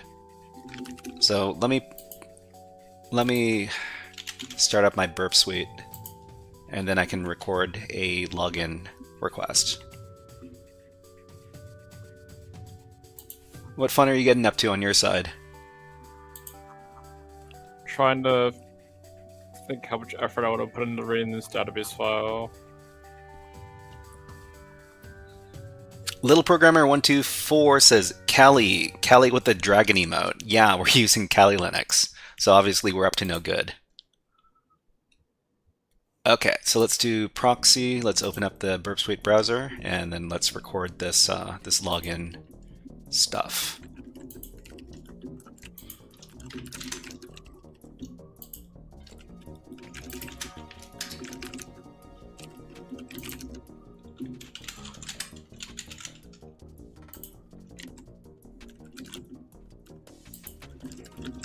Okay, username or password is invalid. So this is the correct error message that we're supposed to see. But then again, I'm just going to check the... Oh, what? I see some exposed JavaScript in here on the login page. Oh, really? Yeah, I don't know if it's actually super important or not, but it's probably... I mean, it doesn't make any references to passwords or anything.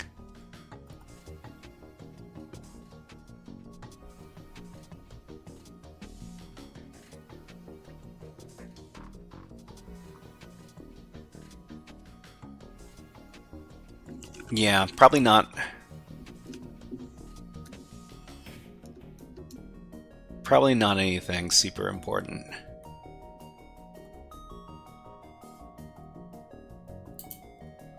Okay.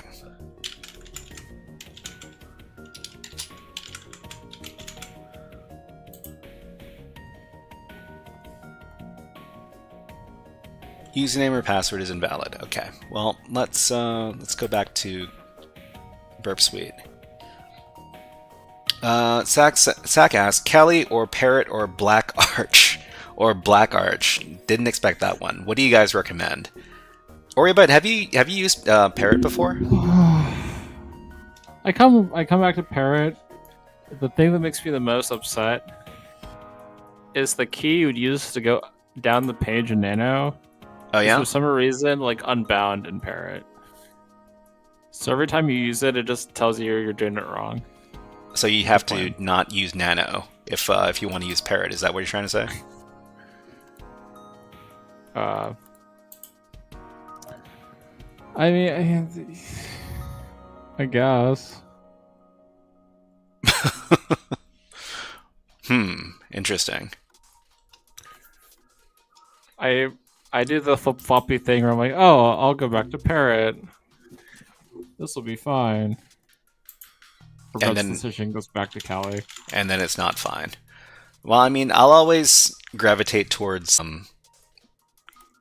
the distribution that has the most support, and that I can do bug fixes the fastest in, and that's probably Kali Linux.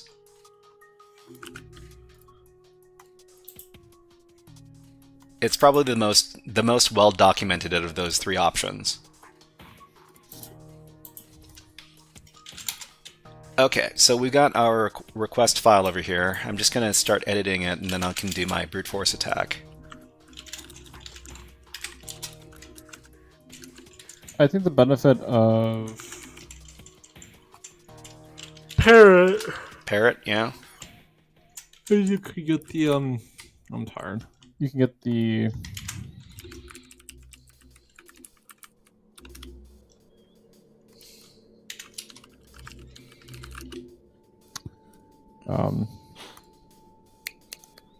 you can get the attack box version that you get from like the one on Hack the Box Academy.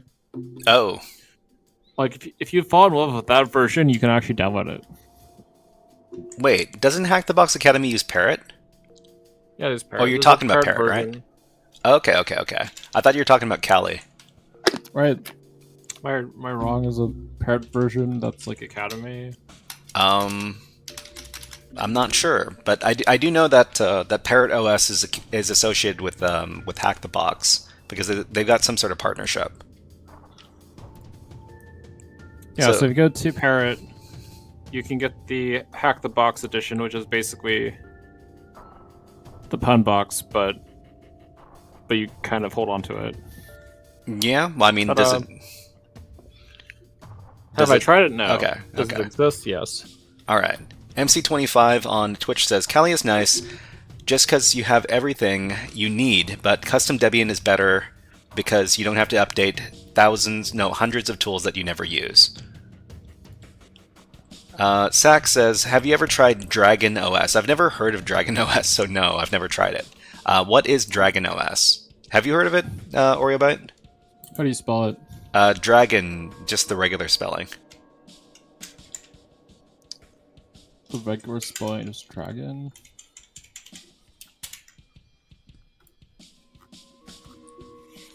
There was a distro called DraxOS, which was Slackware, but I think that project is kind of dead. Draken. Draken. Sure. Draken. Have you ever used Blackbox? Blackbox. It's called Ubuntu. No, I'm actually very, very ignorant as far as like Linux distributions are concerned. It's called Backbox, Okay. not Blackbox. Yeah, it's called Backbox. Here you go. Backbox.org. No, what is? It's basic. It is. It's basically yep. the security version of Ubuntu. Oh, okay. So let's see. Let's look for default credentials for in sec lists.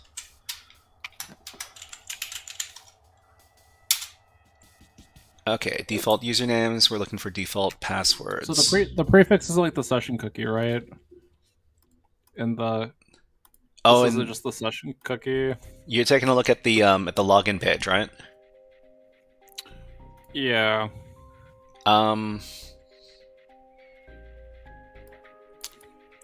Yeah, I'm not sure about Is your if string that. different? Well, I mean, what's When you your? look at- Hold on. Let me you look at the string.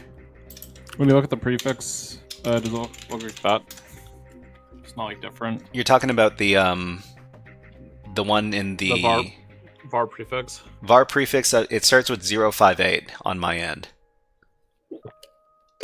Does it also start with 058 on your end? No, it's different. Oh, then it's probably generated each time the server starts up or something. Oh yeah, okay, that's different. I was gonna ask if it was different by visiting the page. If it's different when you visit the page, that's something else, probably. Well, I mean, let me reload the page and then try again. No, it's the same.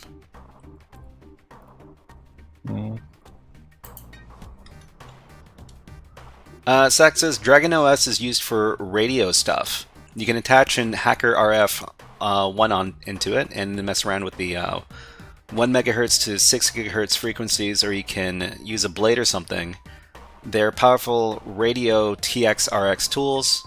Little Programmer 124 asks, "Are you a senior in Red Team?" No, no, I am not. I'm just someone who likes to do CTF exercises. Hello, P44. Okay, let's Where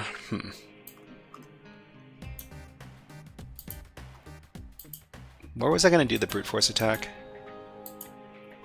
Ah, okay, this. Why here?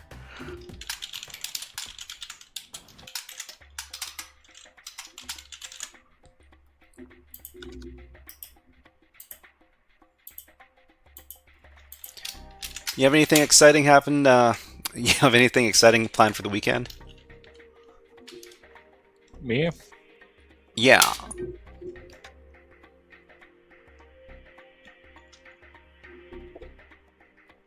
more programming. More programming? Okay, sounds like a lot of fun.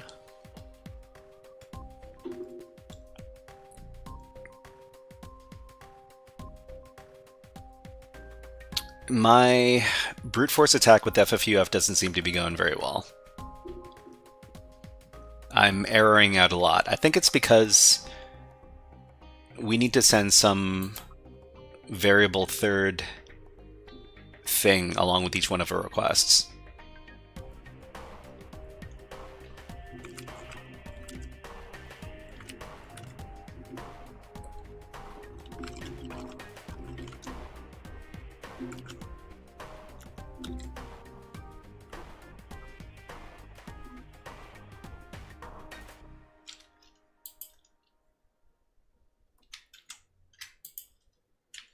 Okay.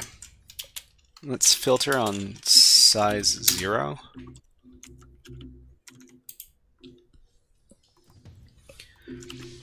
Zach asks, oh, Sigma Gat asks, Oreo, what do you program in? Sigma Gat, are you... Oh, wait. Can you... Wait, Oreo, can you see my chatter's messages in your chat? I can only see it in the extension thing. Oh, okay. I think I see your chatters in the extension as well. Right. But yeah, Sigma Get asks Oreo what you're programming in, what language. Usually I jump between the two official chats because it's kind of easier for me to do. Mm-hmm. Actually, I do not see the mix of chats. I only see my own, which is weird. Oh, start sharing chat. Okay, that could be useful. Oh, okay. Shared chat. Yeah, that helps. Where was that button? You gotta manage in the shared communication channel. Oh, I see it. Okay. And then you go up to shared chat. Awesome. But yeah, okay. Yeah, Sigma Gat asked you what programming language you're working in. I mostly do scripting languages like Bash, PowerShell. I'm trying to work more with Python. I know more about how to cross-compile than actually like code in those languages. So I know functionally what could work, but I need to practice more coding. I need to do a lot of things, basically. Yeah, I wish there were 6 more hours in each day. That would be nice. 6 more. People ask, you should do something. I respond with, I need to do a lot of things.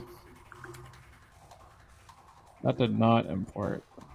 Let's see. What else do we have in chat? Sack asks, what is everybody's favorite Linux distro? I only ever work with Kali Linux. I'm working with Kali Linux like 80% of the time I'm using Linux, so I'm going to answer Kali Linux just because I know it the best.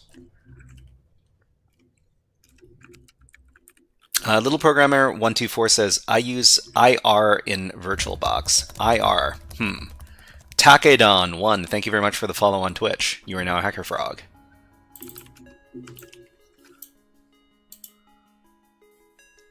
Let's give you a fun video redeem. How about the Hack the Planet?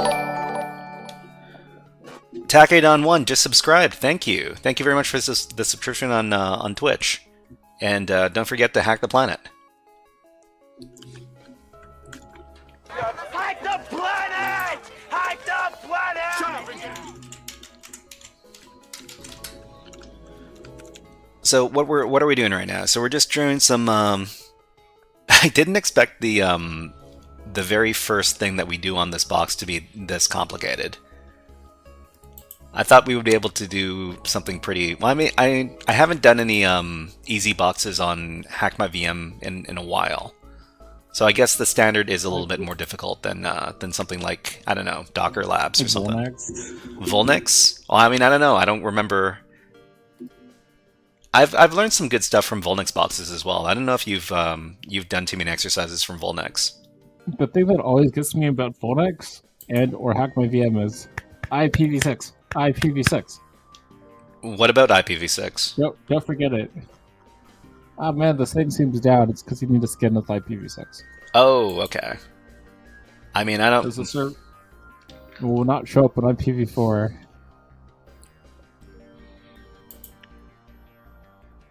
I mean, I haven't really encountered that problem with the boxes I've tried on Volnix and Hack My VM, but I probably haven't done the same boxes you have. Well, it supposedly has a password field, but SQLite browser is just You know, I'm kind of surprised that there's nothing showing up on the search engine for TypeCho. I wonder if there's anything on the Forbidden platform.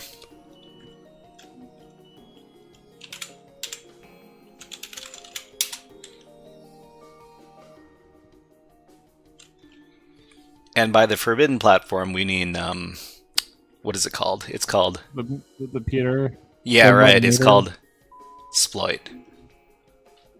Bottleneck. Hello, nice to see you here. I don't know that emote. What is this one?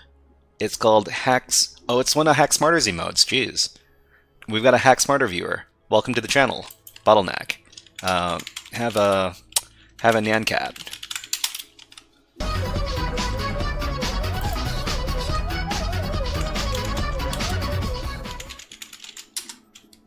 Yeah, nothing appears for TypeCho in the Forbidden platform either. Oh, okay. Yeah, I haven't updated the search engine in a while.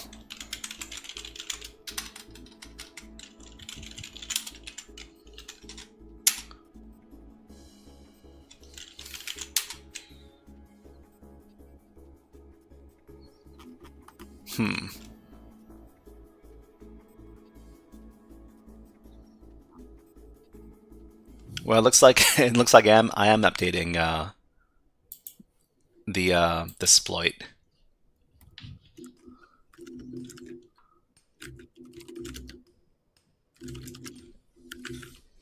Well, there is no such module, supposedly. What do you mean for TypeCho? I mean, if you find one, you can just import it if it plays nice. Mm-hmm. I'm not sure what this supposed race condition does or gives you. Where do you see the reference to a race condition?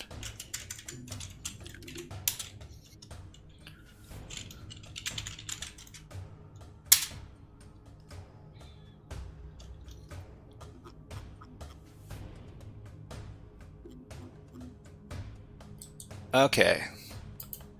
This...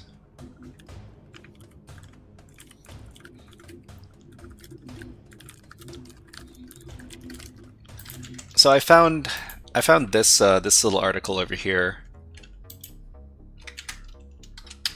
And what do we have? Nuclei Vulnerability Finder. Nuclei Vulnerability Finder. I've never heard of this. So the answer is no. Oh, it's kind of like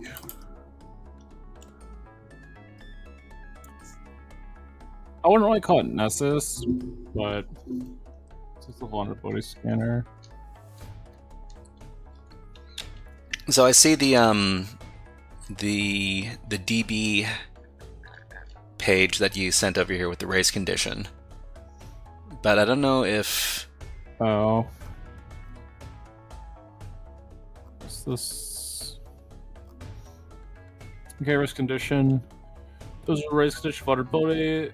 And posting a comment functionality that allows an attacker to post several comments before a spam protection checks in. Would posting a comment be useful?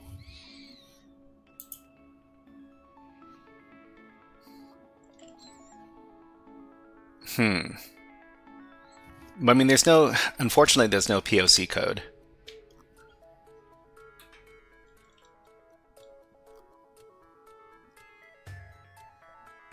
Or wait, I think there might be POC code. Nope, that link doesn't lead anywhere.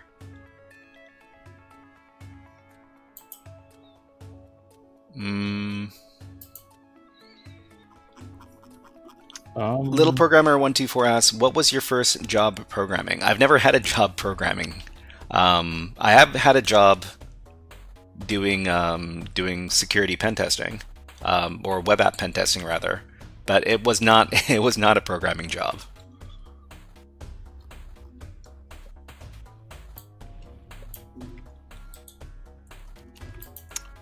I'm not sure if a comment would be useful.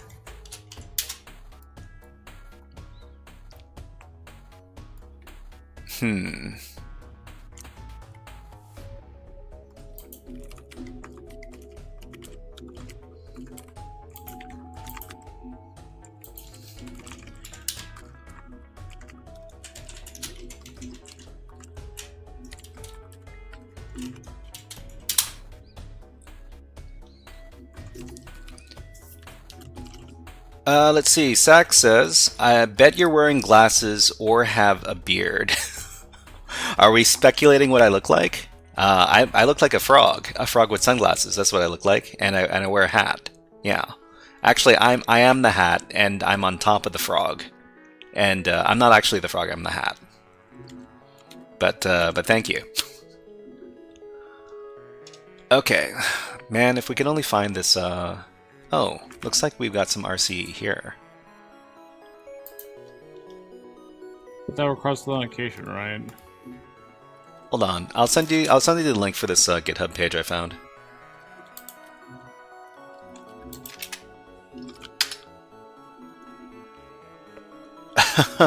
IRL, okay. You can't if you want, you don't have to answer it. I do wear glasses. I do wear glasses. I'll let you have that that little piece of info. Okay, so this is a log into the back end of the website. So this is an authenticated RCE, which means we need to find a way to authenticate first. I mean, most of the time when you if you're able to get admin access to the application, you're able to do RCE anyways through like file upload.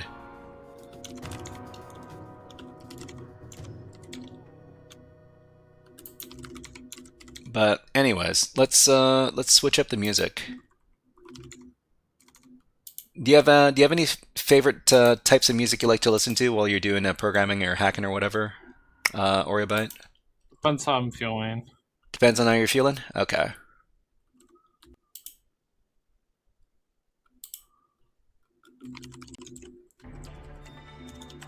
Okay, we've got some some music from the hack and slash game Muramasa the Demon Blade. It's a really cool game that came out for the Nintendo Switch.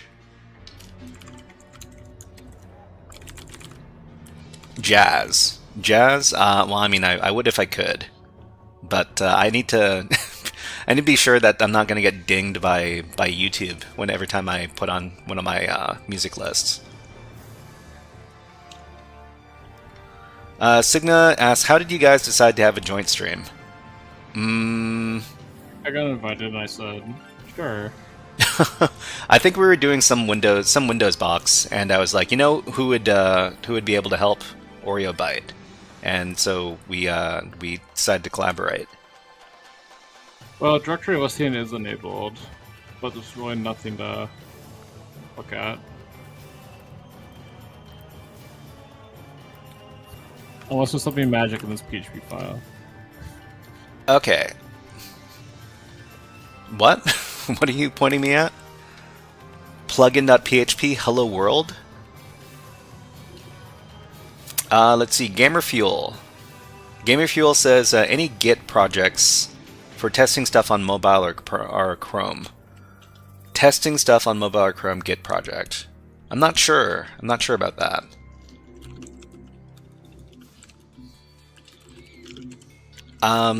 So Gamerfuel, Gamer G Fuel Let me know exactly what kind of stuff you're looking for. Maybe I can help you out.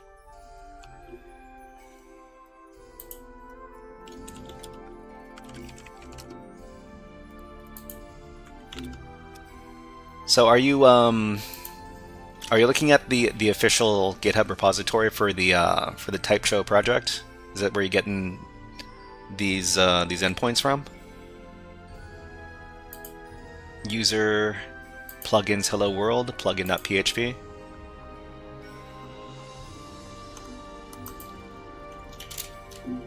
Well, let me go ahead and take a look and see if this does anything. It's just supposed to output hello world, right?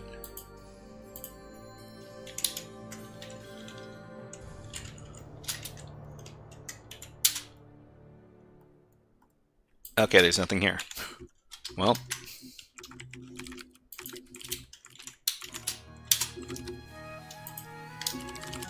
Huh, not found.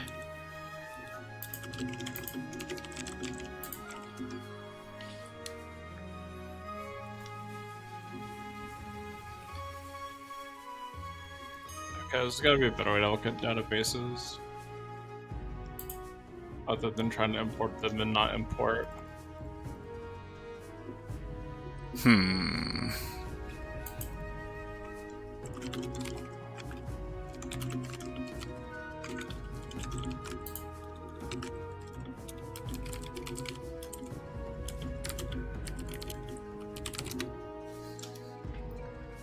Log into the back end of the website.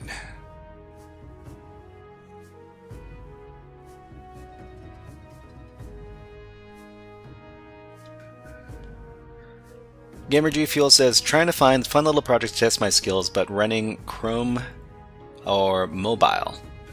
Chrome or mobile? I would say if you're looking for a GitHub project, use grep.app, which will search for keywords through GitHub. And anytime you, like, let's say you want to find a notebook project, you just type notebook and it'll show you all the results with the keyword notebook. So, were you responding to the gamer G Fuel who's looking for fun little projects to test my skills on Chrome and mobile, or something else? Just anything they're searching for. It's just like a search engine for GitHub. Oh, really? What's it called again? Grep.up. Script. On my screen. Script what? Grep.up. Grep that up. Grab that up. Grep.up. Grep.up. I'm talking. .app. I'm talking way too fast. I'm sorry. Grep.app. Okay. Okay.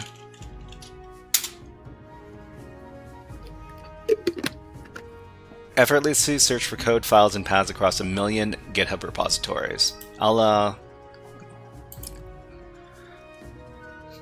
haven't had to do a lot of scrounging around in GitHub projects, but it's probably a good thing to have if that's what you're doing. Yeah.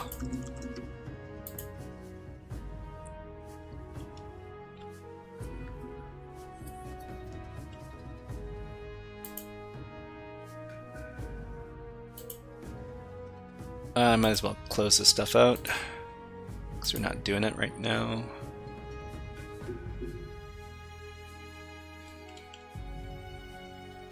Hello, bottom. Thank you very much for following, CFG338. Thank you. Little Programmer 124 says, "Did you see the Mr. Robot series?" Yeah, of course. We. Did you ever finish Mr. Robot or Oreo Bite? I really like Mr. Robot. Yeah, I've watched it. Thanks for Mirage717 for the follow. Bottom.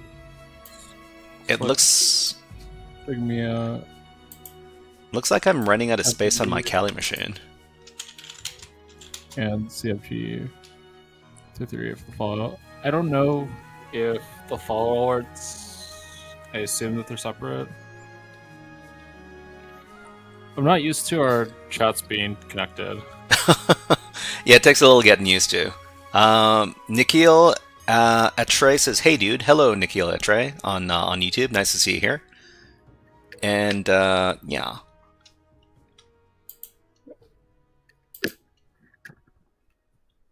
You ever consider multicasting in multiple platforms, or about? Okay, so Pebble has a lot of views because Oh yeah, Pebble, yeah. how they do it is really smart. They don't make original idea content. They take their live stream and then just re-upload it to YouTube because they dual stream on YouTube, and which allows them to not have to upload anything because it's already stored in YouTube. Yeah, that's what I do too.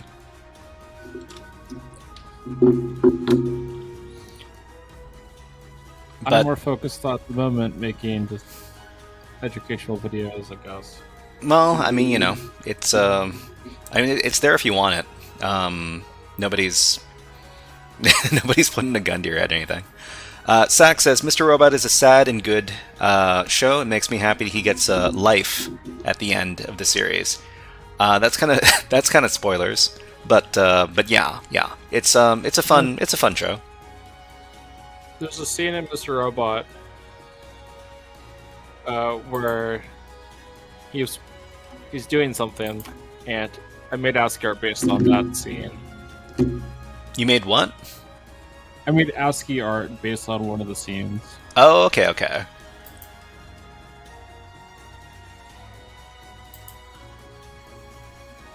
Yeah, where does the update?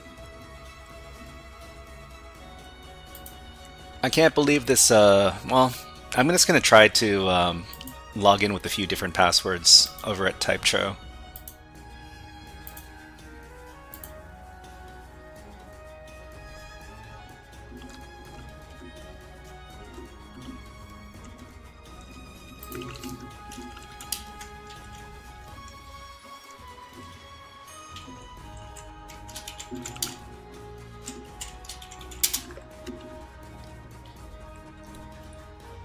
That was not a database error.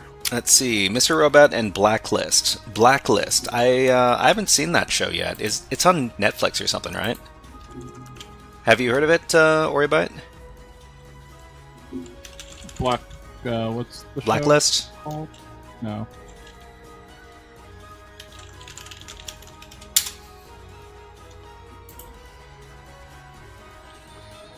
Red Sly Fox says just finished watching Andor season 2. I haven't. Well, all that stuff is on the.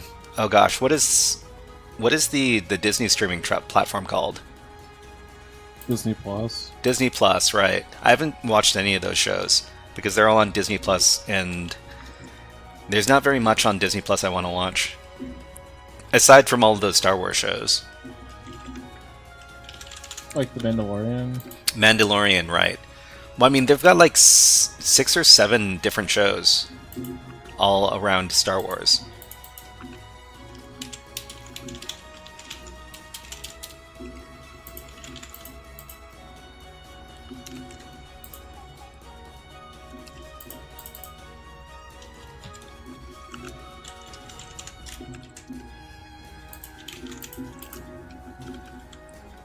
Nikhil Ate says, let's see, for bug hunting, do I need to know the full stack web for the web development? No, you don't need to know the full stack of the web app when you're doing bug hunting, but it helps. Basically, when you're doing professional web app testing, they'll usually, well, okay, not usually, but it's quite common for you to get the source code for the application you're going to be testing against, and that's called white box testing.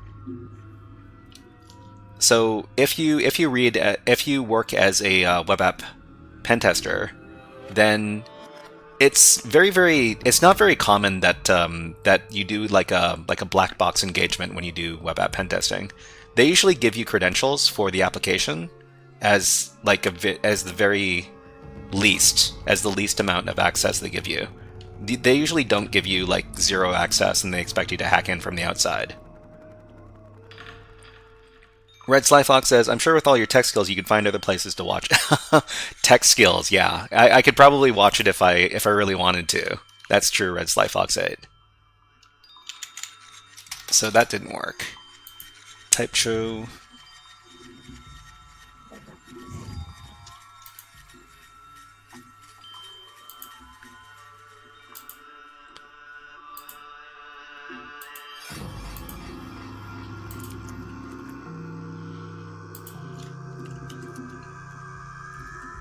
So I don't know if I've found any. You know what would be nice is if we could find like a convenient little note left by the administrator that has some passwords written on it. That'd be nice. I have not found such a thing. Gamer G Fuel 52 says, "Are you on Twitch?" Yeah, we're on Twitch. Me and Oreo Bite are both on Twitch right now. And well, you can watch from whichever platform you like.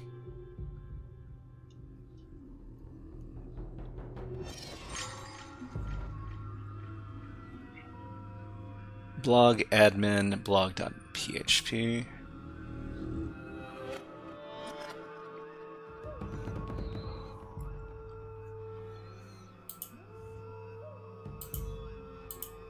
So brute forcing the login didn't quite work over here.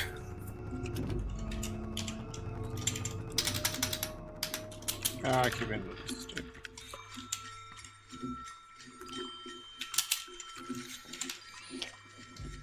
Well, might as well throw rock you at this thing.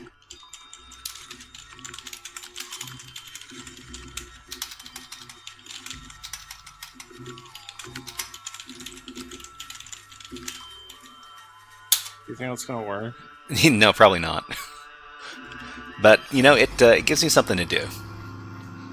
And it's good to feel like, you know, there's something working in the background. Even if it's not really gonna lead anywhere. Oh yeah, if you update search Blight, it shows up the race condition. Oh, the race condition. What version is it for? 1.3.0, but it says that it's only a race condition for creating a random like post. Is it authenticated? Defus. The source code for it in Go doesn't seem authenticated. It's just that what will we get for writing a comment? What are we supposed to like write? Like a PHP? So let's see. Sigma Gat says. Sigma Gat says. Let's see. It's really emotional. Oh, okay. Let's see. Are you on Twitch? Any progress yet? No progress yet. We identified the CMS that's being used, and there are potential hacks that we could do for this version of the CMS, but we haven't been able to identify which one yet. Nikhil Etre says, use custom word list? No. I mean, I usually use like standard word lists unless I find some indication that we need to use something special. But in this case, we don't see that yet. Sack says, can you change the negative? Oh, okay. Let me change the music. Maybe not this one. Ah, okay, this is a little more nice. This is a little nicer. Anyways, hope you enjoy that music.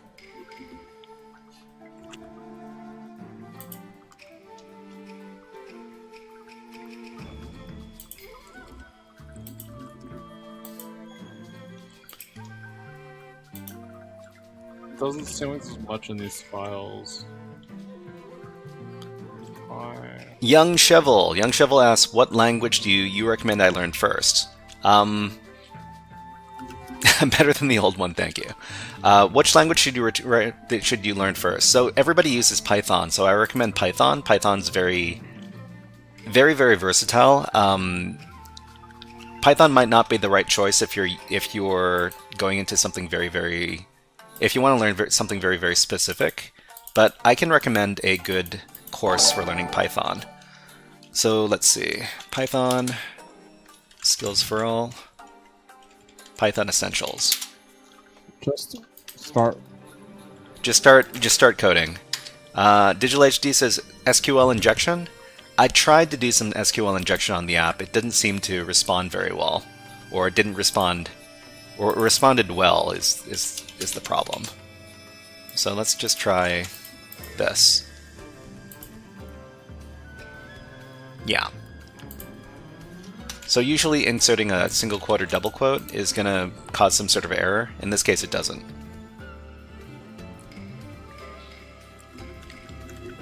I mean, I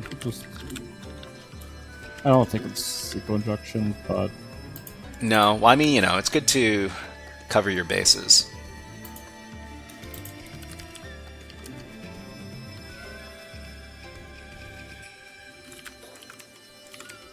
I wonder if we fed the GitHub to the AI, it might be able to identify some points that we could investigate.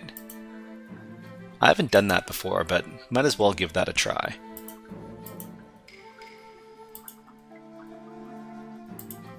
So type show is, let's see.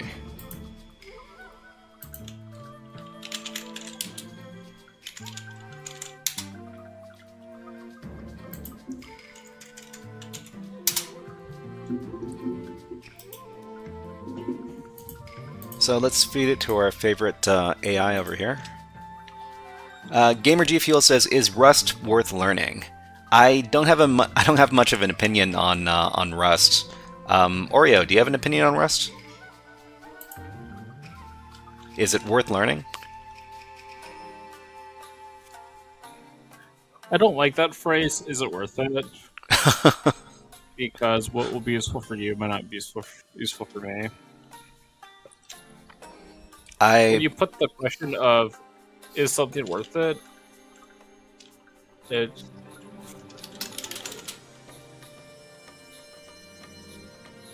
just doesn't feel great, in my opinion. I would just say, go out there and play. The best thing you can do is play and try everything. Mm-hmm. And find the pros and cons of each thing. Well, I mean, like, yeah, you can code in Python, but it won't cross-compile. You can code in Go, but your binaries will be really big.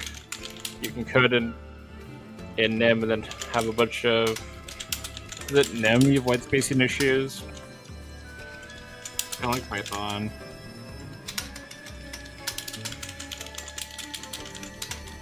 To keep studying, you gotta keep making the thing you're doing feel refreshing. When you get locked into, like, is this worth it? You kind of just burn yourself out. So this is my takeaway. I don't know if you agree. Well, my opinion...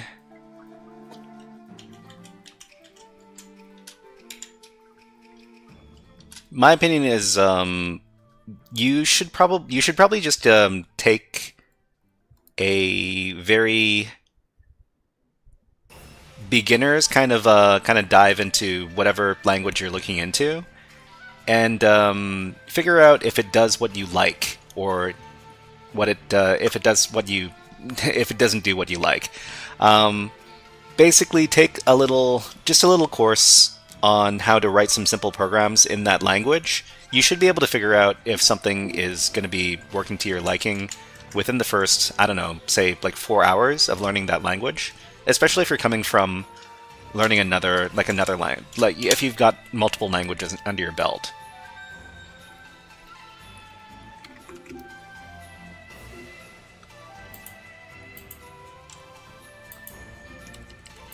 Can't believe Skipfish is just taking forever. Okay, let's see if DeepSeek can analyze this for us, or if it's just going to poop the bed.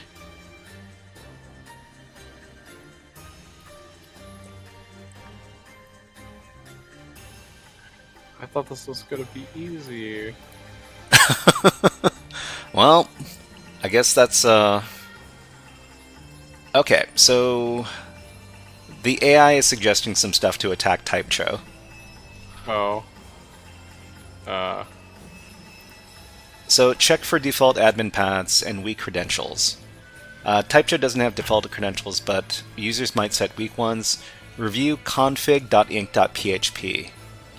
This is an actual drink product. What are you talking about? G Fuel? You got the sponsors tab. These are actually like, go to legit places. Well, I mean, you know, just because the person is likes G Fuel doesn't, you know. Is Rust worth learning? Well, what's written in Rust? What is written in Rust? Scan. Rust scan, okay. Ferrex Buster.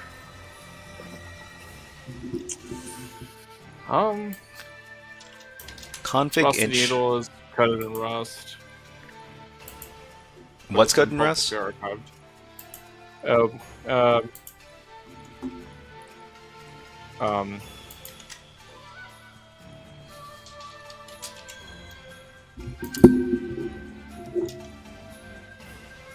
somebody used to stream a lot more. Some of the new Linux kernel is written in Rust, says Luis Merez. That is true. Kali on WSL.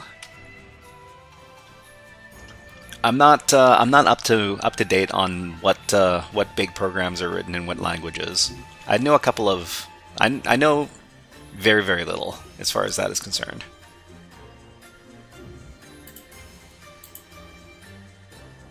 But okay.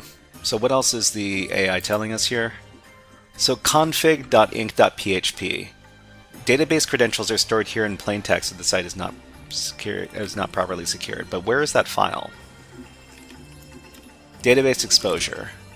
Authentication and session handling.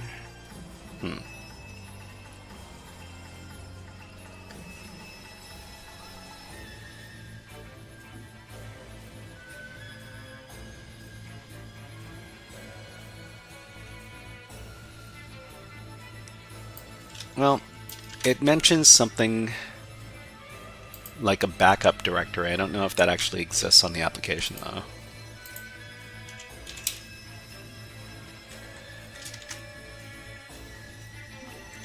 I mean, we could post a comment. Hold on. Let's go ahead and... okay, much better, much better.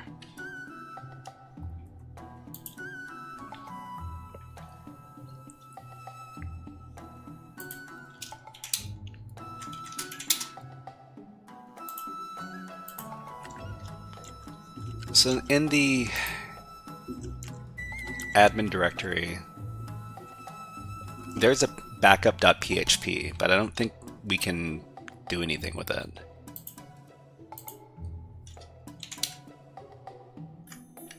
SecTab says, look for old bugs within the repo, then see how it is mitigated, then try to reproduce it using AI.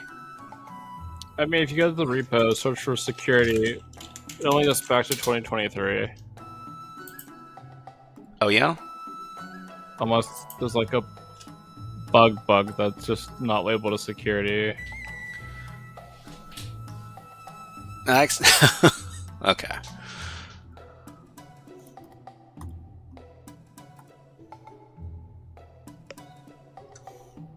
Well, I mean, the problem with all these PHP files is that we can't read any of them.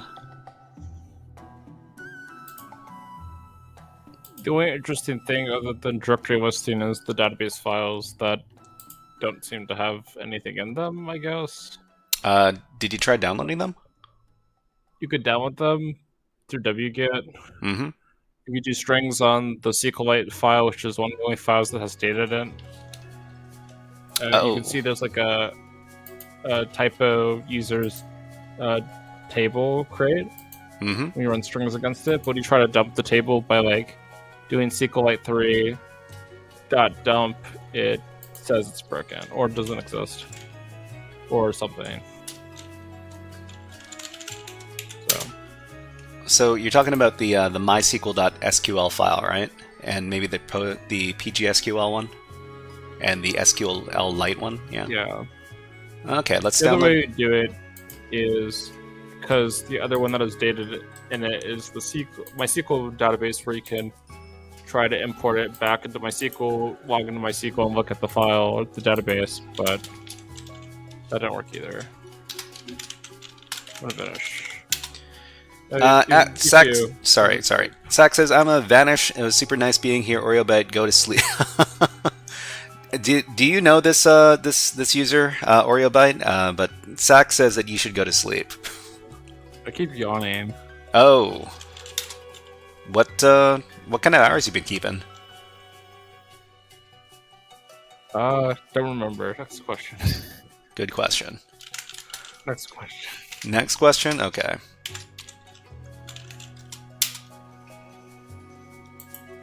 Well, it looks like the SQL files are all like, I don't see any they all seem to be like human readable strings. So when you run strings against it, you can see the table, but you might not be able to see the data. Slept last week. All good. Okay. Well, Slept last week. Uh, don't answer if this is too personal, but what's your usual bedtime? Is it going to be somewhere like 3 a.m. or something like that, or? Not to say that I go to sleep at any more of a reasonable hour. I'm usually going to sleep at like 2 a.m. or whatever.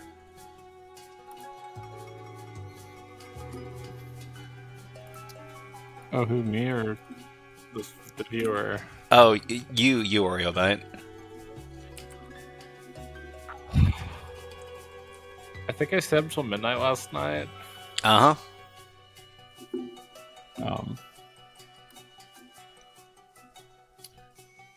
Zero Trust, thanks for the follow.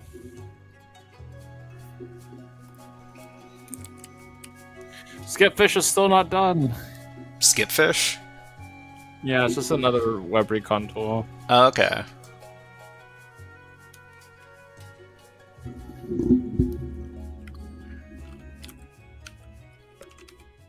Because when you try to dump the SQLite, it just says not a database. I mean, I was just able to. I'm reading it right now. I'm just catting the files. I don't know if I'm seeing everything that's there, but I'm able. I'm trying to answer. Now, what's one of these translations translate out to? Oh, they probably. Hold on. Ah, this one's pretty good. My recommendation is fork every project you enjoy, because somebody will private their project and you'll never see it ever again. But if you fork it, you'll have it forever. Fork all the things. Fork all the things? Drink all the wait. Drink all the booze and fork all the things, right? Fork all the things you care about. Gamer G Fuel says any must-have tools or gits. Money must-have. I mean, I can't name just one. What are my most common tools? Nmap and I don't know. It's tough. It's tough. We all use all sorts of tools. It's hard to say. It's hard to play favorites with these cybersecurity tools. Oh, so it depends what you're doing, because some things will require different tools. Top 5. Top 5? Top Top 5 for what situation? Is it web? Is it Windows? Is it Linux? Is it antivirus evasion? Is it... I mean, I guess we're just talking about like stuff in general. Nmap, sure. For web stuff, you probably wanted to use like either GoBuster or FerrixBuster. For SQL injection, it's SQL map. Or what else? For Windows stuff, it's definitely oh gosh, what's it called again? NetExec? NetExec, yeah. NetExec is for Windows hacking.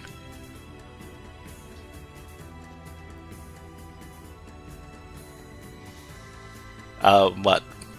For You can still kind of get for evasion. You can still kind of get by with if you want to cheese super hard with the Scarecrow and Donut, but it's very limiting now because they've been out for so long. Yeah, anything that's been exposed to the public is going to be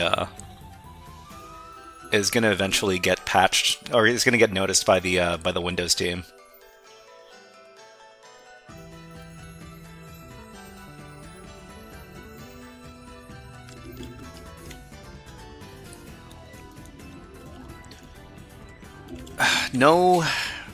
No real passwords. No real passwords in these tables, unfortunately. This, why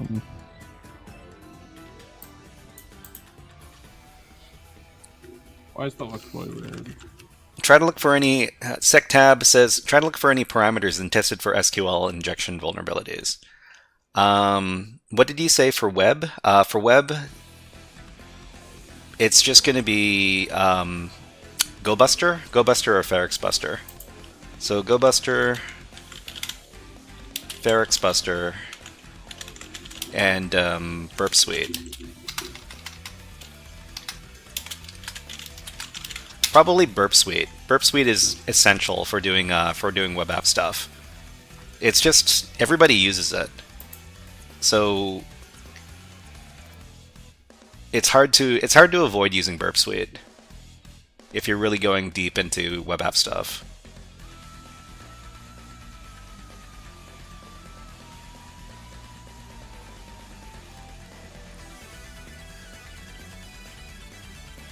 But as far Somebody as got awarded $25 in 2022 and 2020 for fixing a bug in what? code injection. Who got $25?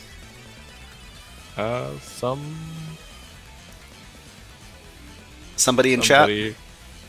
No, somebody for this project that we're trying to find a vulnerability for the CTF. You talking Under the about pull request.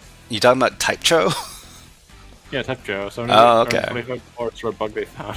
$25. You can buy dinner for $25.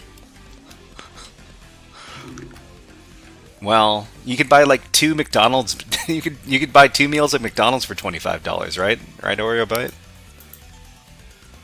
Not that I'm trying to assume that you eat at McDonald's or anything. Are you a fast food person? Depends. No, I ate way too much garbage. I'm the type of person who could be given like free cake and I would still decline it. $25 is a sub to Hack the Box. That's true. That's true. Hack the Box is a little bit pricey.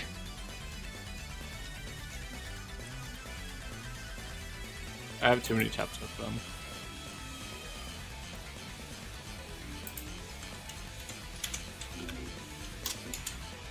This is a little bit.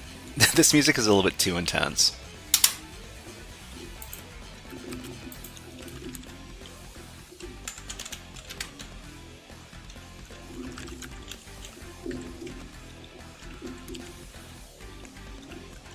But let's see. Young Shovel says, "Can you hack on a phone? Can you hack on a phone? I'm sure if you're creative enough, you can hack on a phone." If NetHunter wasn't broken on my phone, sure.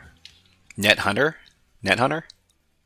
NetHunter is the mobile version of Kali, which worked on my old phone until I got a new phone, and then decided to not install properly. Okay, so Because of permissions issues, which is why when I made that video about downloading media on the go, it's all in Termux. all right. So Young NetHunter's Shovel. not working. Young Shovel, there's a link. I just linked it in chat that goes to NetHunter. This is the Kali Linux pen testing platform for Android devices. So unfortunately, this isn't going to work. Oh, I'll see in a bit. This isn't going to work on OS on what was it? On iPhone, but it'll work for Android devices. I haven't tried it myself. If anybody here has tried NetHunter, let us know in the chat, because I'm actually interested to see if this is something we should take a look at. There's too many things to do as far as like hacking stuff is concerned. I need like a few extra hours each day to cover all this stuff.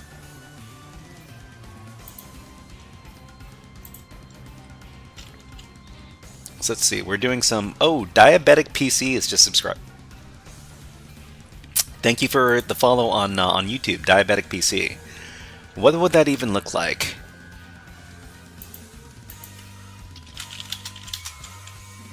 Okay, so...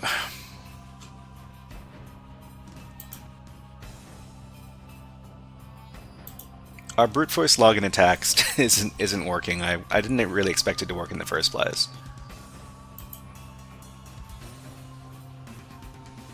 This is really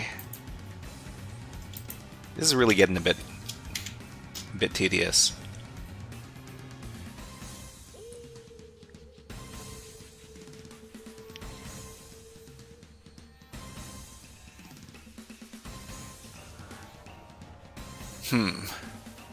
So let's go back. So there's some notes. Please wait for the IP to appear on the screen, then start. If it doesn't boot, please enable EFI in settings. There are no hints. It'd be nice if there was some sort of hint here.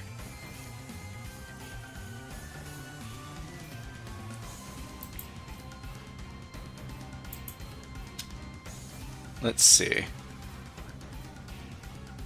This is the name of the creator. Maybe the name of the creator is a hint. Maybe that's the login password. That'd be kind of funny. Nope, that's not it.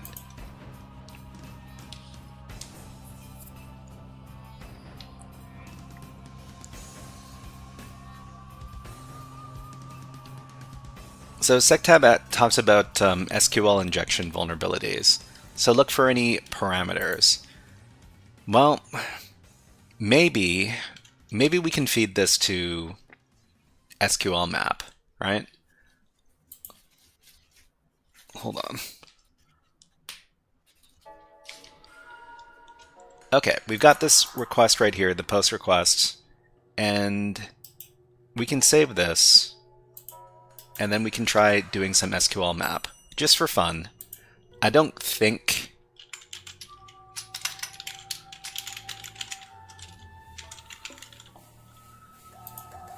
this is going to be vulnerable to SQL injection, but we might as well try, because nothing else we've tried has been bearing any fruit.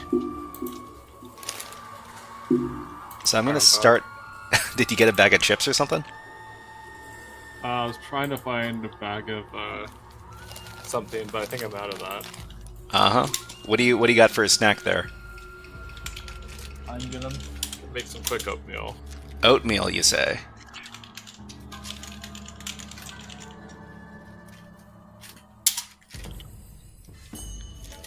Okay,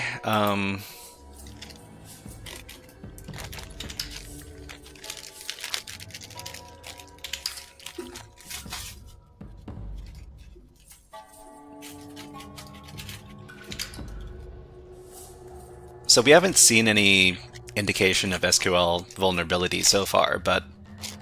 Well, the search field seems sanitized. Mm-hmm. I mean, you could write a comment. You talking about the landing page? You go to like the about page, and you can type in a comment.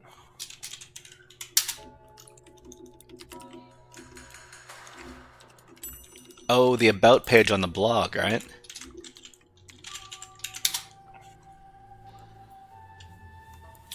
The email needs to be valid though. There's also the search function over here.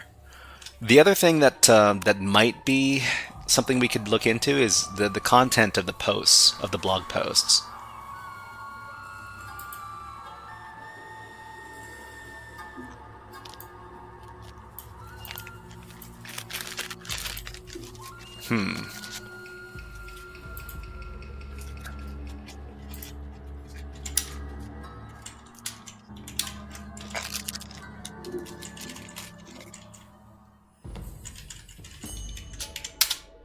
Let's see. Sigma said, stepped off stream for a bit, made any progress? No, we haven't made any progress. We have thrown a bunch of stuff at it, but nothing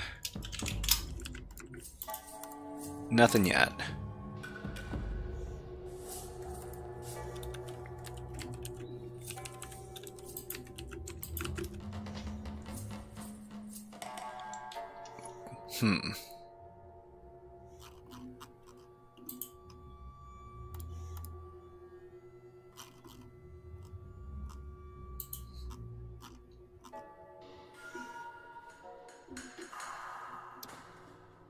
It says the latest release is 1.2.1.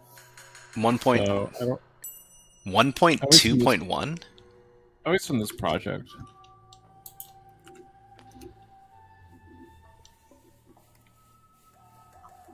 Oh, okay, okay. Which you kind of get sent to if you click on the .org. Oh, you know what? Maybe we've been looking at the wrong user account to try to log into, because it seems that the user that is posting all the blog posts is called staff and not admin. There's staff, but also if you go to like the about section, Okay. it's created by Typeco, but it's like by the framework. So, let's try logging in as staff instead.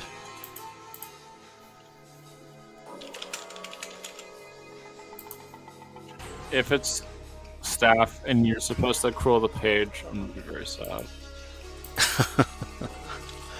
Well, I mean, who knows? The thing is that you get a good sense of the personality of these creators after you do a few rooms that were designed for them. Well, a few different CTF boxes, right?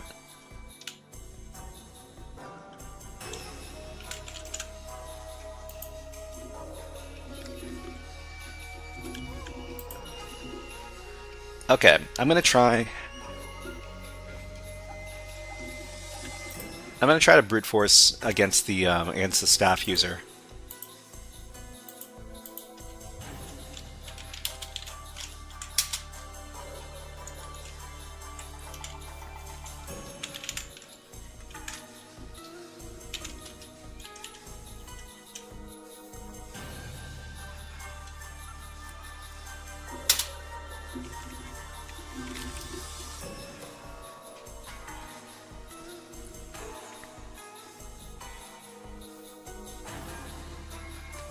So these all go to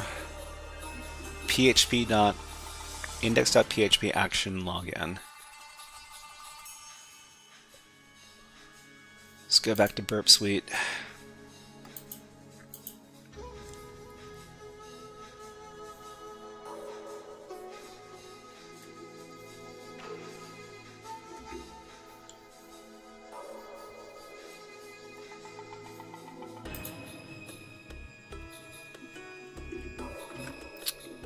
Hold on.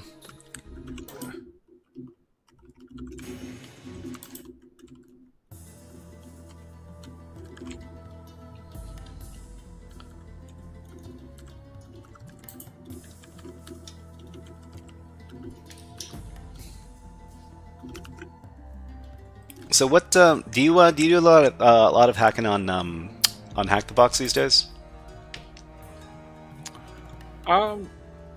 Not really. I've been kind of focused on tool dev. Oh, okay, okay. So you're not really doing CTF stuff. You're more doing like development, yeah. Yeah. Well, I mean, I wish. Well, what's the current tool that you're working on right now, if you don't mind me asking? An improved. How do I phrase this? It's basically an improved version of the Bash tool that's for Evasion, where I'm working on the shellcode runner part. What's the tool for evasion on Bash called? It was originally called Bite Me Builder, but now it's going to be called Inchworm Obfuscator.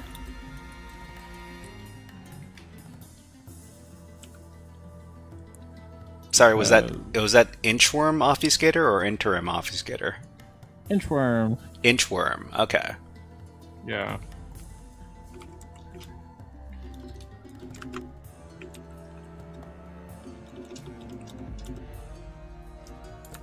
Sounded fun as a name. What? Okay, okay.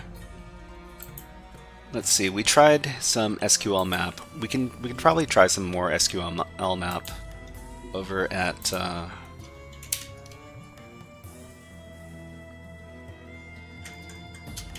the blog. PID tools, fancy names. I don't know. I've never really set out to do any big development projects before.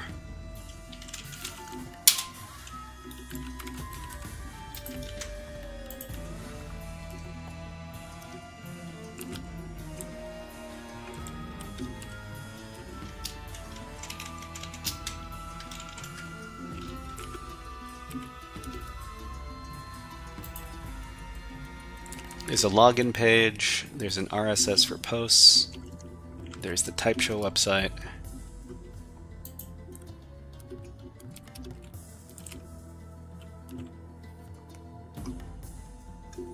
Oh, So there's a couple of blog posts here that talk about a rogue hacking collective called CNS.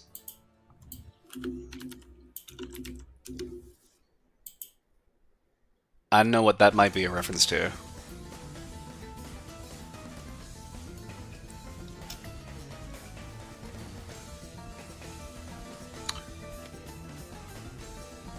Not sure unless you think the Hello PHP is backdoored. Well, I mean, where would you find evidence of that? Fuzz the parameter and see if it gives you something. Parameters?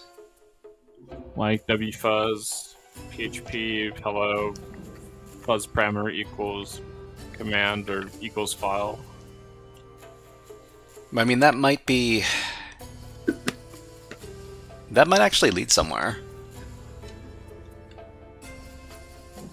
Okay, let's see. SecTab says, try server-side vulns by intercepting the response and changing 401 unauthorized to 200. Okay, maybe it will work, but try to figure out what is that dashboard that's supposed to appear if you're logged in normally.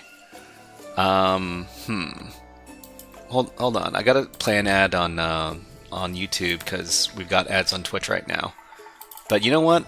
You know what'll make us feel much better? Watching the baby birds having their little Hydra drink. just took a dump. Hydra? Yeah. What were you? You were doing login page fuzzing? Yeah, it just gave me a bunch of junk. That's not good. That's not good at all.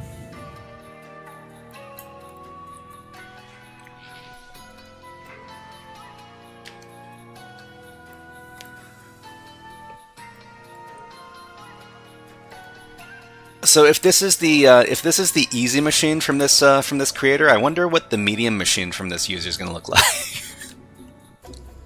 Well, if there's any hint, the only port that's open is one. Pardon me?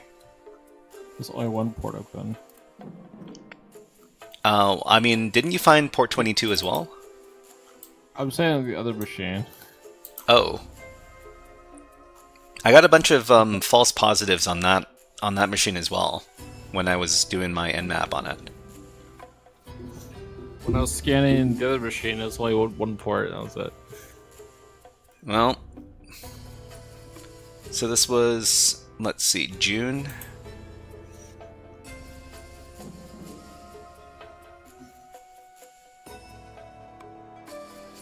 June, September, December. Oh, thanks for the raid cyborg. Raid You're message. flopping around like that. Someone's raiding. Hey, it's Slyborg is raiding OreoBytes channel with a party of 7. Hey, what's up, Slyborg? Let's copying. let's give the raiders a fun video redeem. How about how about the Devil's Bedroom?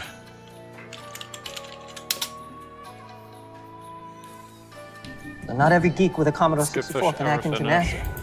I mean, these servers have more firewalls than the Devil's Bedroom. Wow. Not every geek keeps with a going, Commodore huh? 64 can hack into NASA. I mean, these servers have more firewalls than the Devil's Bedroom. Okay, I can't tell if the blog posts are like official posts from the legitimate game or if they're all fabricated.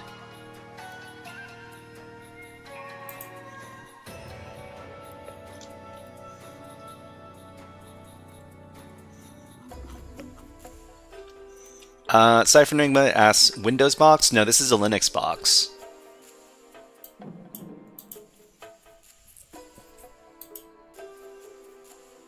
Never hacked Lexi's house. Never.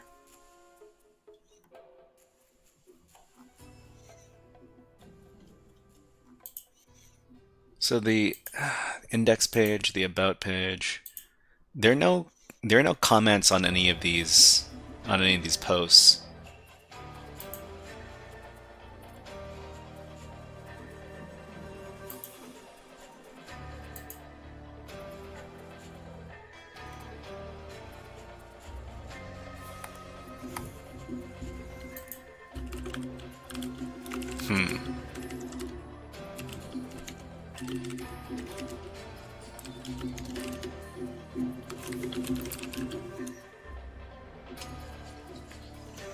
Okay.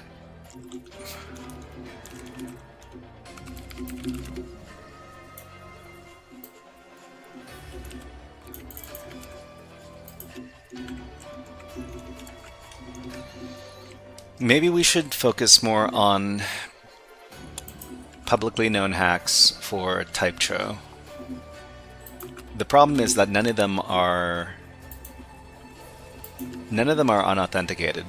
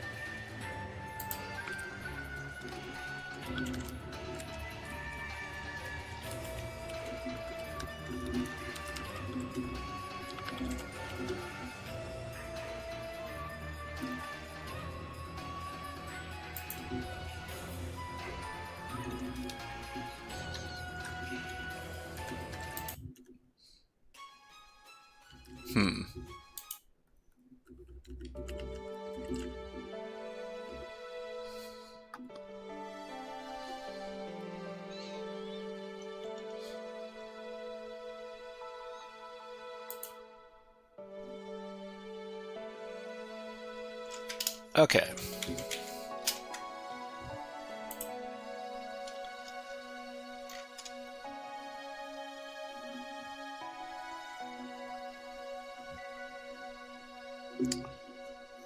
What do you think it is? Oh, it's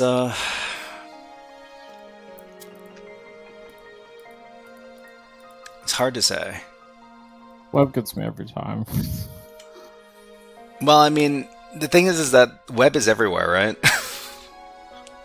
So you have to. I mean, I was okay. When I did my OSCP training, I was actually really disappointed at how sparse the web app section of the training was.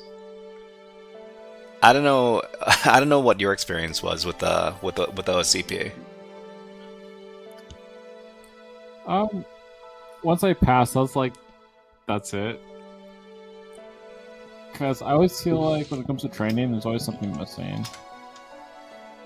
Not from what they're trying to teach you, but from what you feel like you should be learning. Yeah.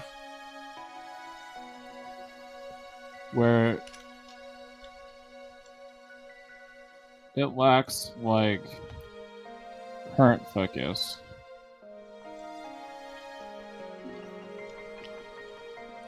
Well, I mean, I've listened to a couple of interviews with the people who created the OSCP, and I remember them talking about like waxing nostalgic about the old days when all you need to do any pen test was locate the insecure software they were using or the SQL injection that the web app was vulnerable to, and basically it was just looking up all the insecure versions of software and running the known hacks.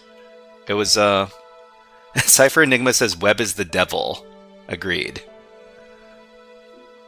The thing I don't like about web is it's not very verbose because a lot of your attacks are blind. So you do a bunch of stuff and ta-da, magic, and just no verbal output. Well, Oh, you know what I haven't done yet? I haven't done my Nikto. I haven't done my Nikto scan on this thing yet. I wonder if Nikto will find it.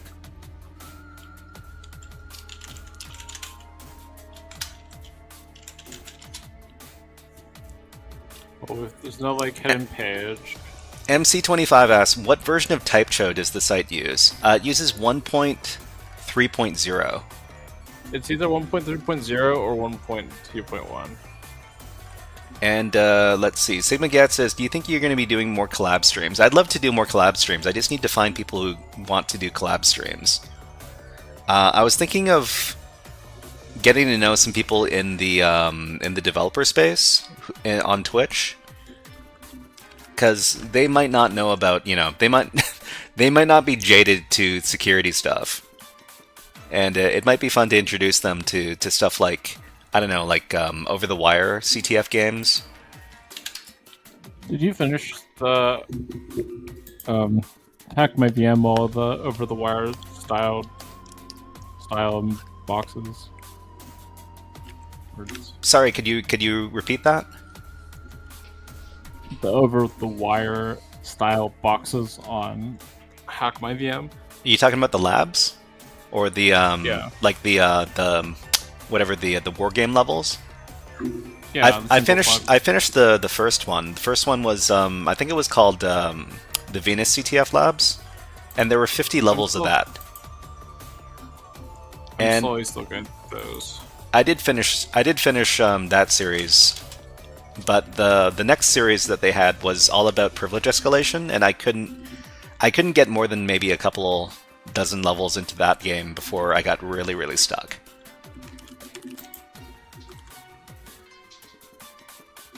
I'll probably check it out once I'm done with what I'm currently at. Oh, you know what? How good are you at PowerShell scripting? Okay.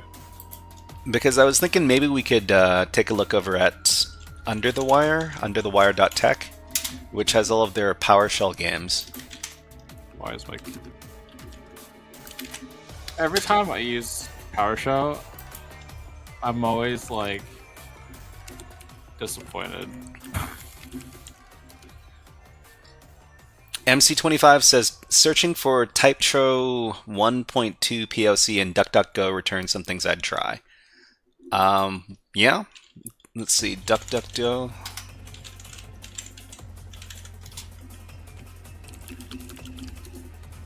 And what is it? TypeCho 1.2 POC.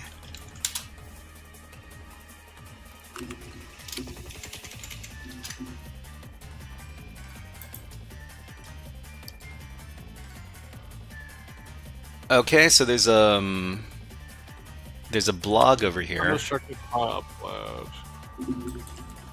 Oh, and my tab is right away.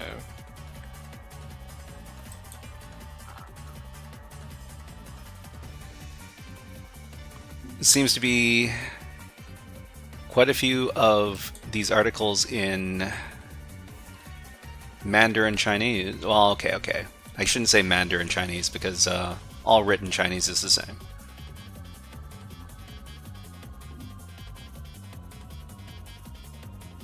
Reflected XSS. Well, let's check out the first link.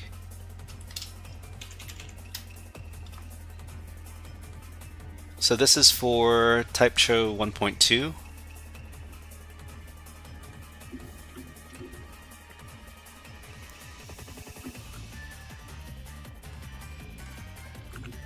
So this is for, I mean, this is XSS. XSS doesn't get us code execution.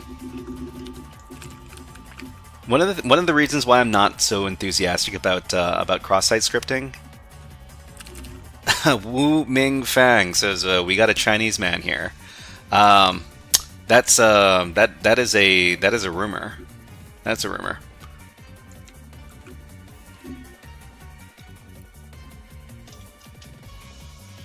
Welcome to the stream, by the way, and let's give you a fun Hack the Planet. Well, that worked. The cross-site scripting. Hack the planet! Yeah, the Hack the planet! translate thing. So I mean, It's even fun. even if the cross-site scripting works, I don't know if it takes us anywhere, right? Oh wait, it says the next section here says XXS into RCE. Let me hold on. Let me go ahead and yes, we could totally modify this page. Refer. hold on. Utkarsh Raj says, "How did you learn hacking?" So are you looking at the same page I'm looking at, Oreo Byte? The blog MO60CN. Yeah, mod60.cn. And Utkarsh Raj, how did I learn hacking? I learned it one step at a time. If you want to learn about hacking and you're coming from absolute zero, I would recommend learning from PicoCTF. So PicoCTF is a free platform, and I've got a YouTube playlist you can take a look at. So let me go ahead and get that playlist. Okay, well, I mean, this is the first time I've heard of XSS into RCE. Well, I mean, I know it exists, but it's actually pretty rare as far as I know.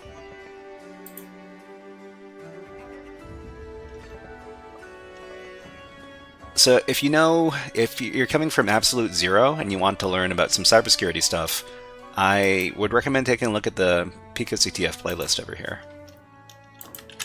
Globby Guy says, "What are we doing?" So we're hacking against a quote-unquote easy box from hackmyvm.eu, and I'll give you the link over here.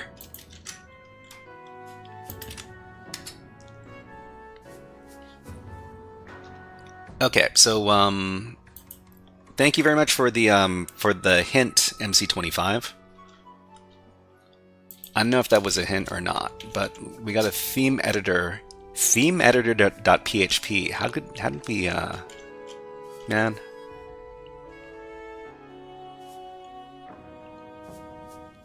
Let me try navigating to that webpage.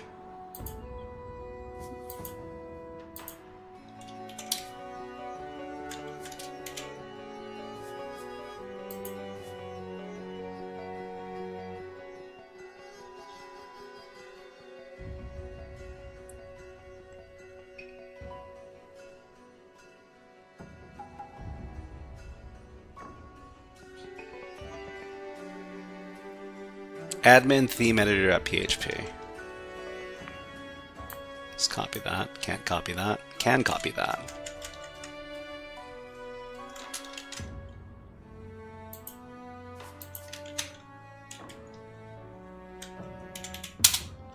Okay. No, we need to be logged in.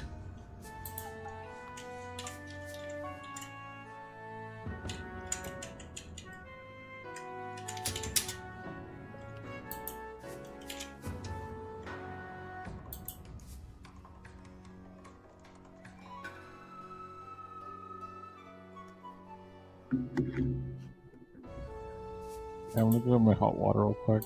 Okay.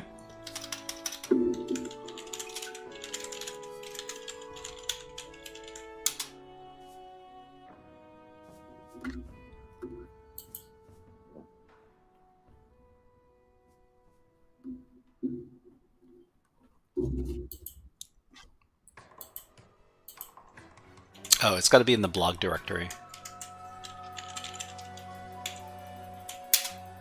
Yeah, this is just going to redirect to the login page. You know what I'm going to do? I need to get a full translation of this site.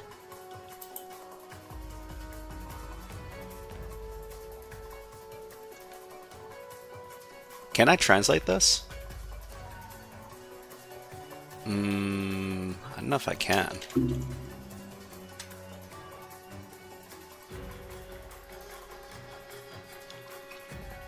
Umuya Mohammed asks, can hacking be automated? Yeah, hackers use automated stuff all the time. Whether or not you can just point something at a website and press the hack button, I don't know if that's possible. I don't know if that's possible yet.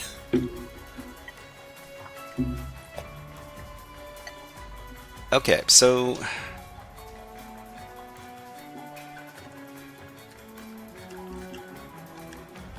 this is the about page. Is this the about page?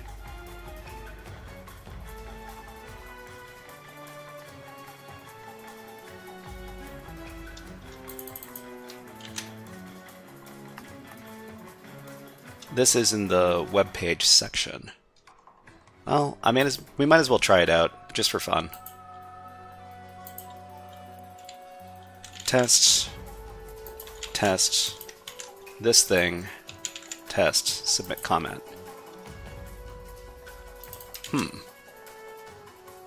Oh, we need a proper email. Test@test.com. Let's make this bigger.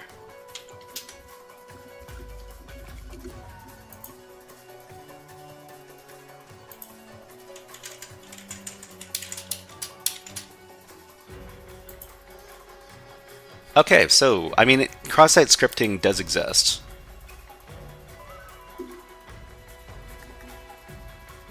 Hold on. Let's switch up the music. Let's try some, Mass Effect. Mass Effect 2. Oh. Okay, so I'm taking a look at the blog over here. So we can get the cross-site scripting happening, and then what happens?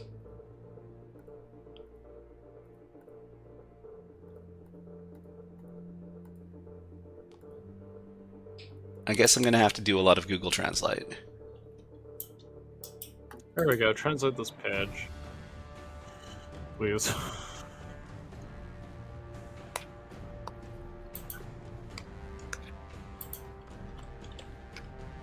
Let's see. Where are we? Translate.google.com. Oh, right. We can translate a page, right? Yeah, we can just plug in the website.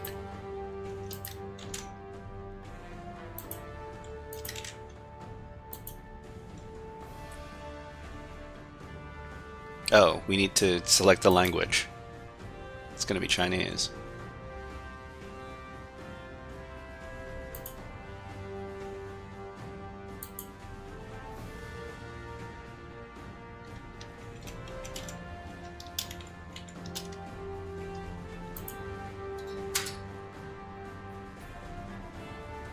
Funny. Did you manage to get it to do the translation? Oh, I look down, I look up, but it says can't translate this page. Can't translate this page, huh? I trusted you. You failed me. Never trust again.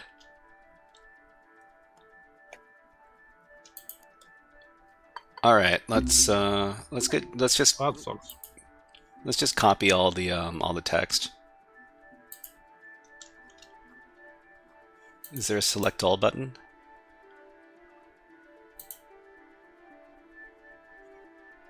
Why is this page so slow?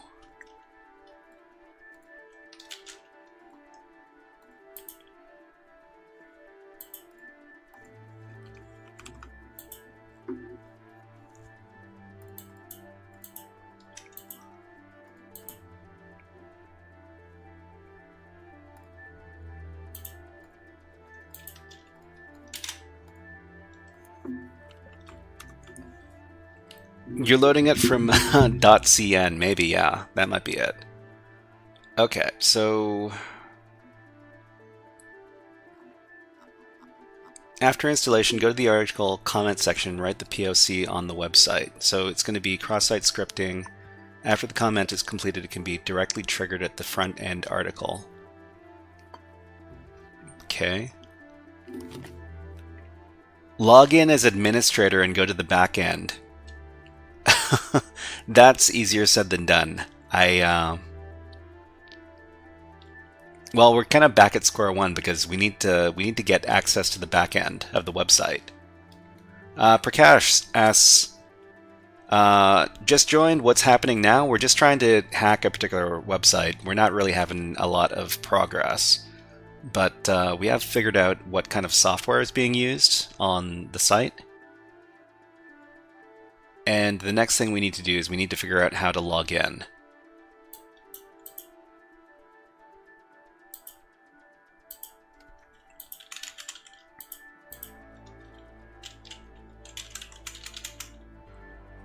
I have a feeling this is going to take a while. It's already taken a while.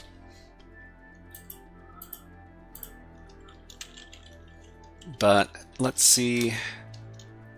I don't know. There's something about the way the application is written that makes it kind of resistant to brute force login attacks. You've tried some brute force login stuff yourself, right, OreoBite? I did, but it just returned a bunch of junk because of either brute force protection or because my query is really bad. What tool are you using? I tried Hydra. Hydra? Okay. Might be just easier to use Burp Sweep. Do you have a professional license? No. Then that's going to take a really long time.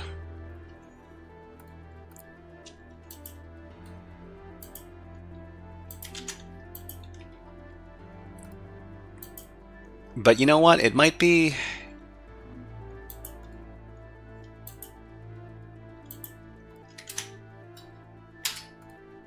It might be worth doing.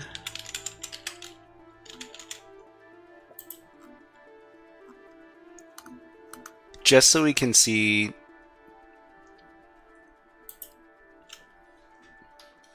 I wish we had a better brute force tool.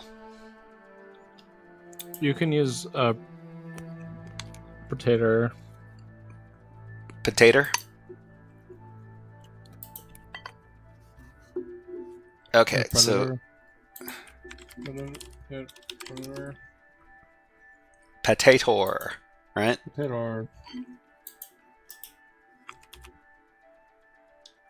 But the command's super long.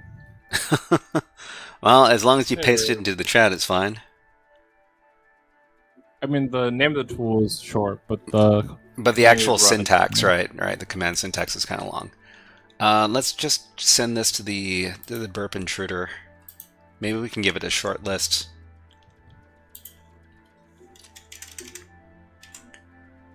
Login equals something something something. I don't know. I kind of want to stick to FFUF. But FFUF hasn't been working for me either.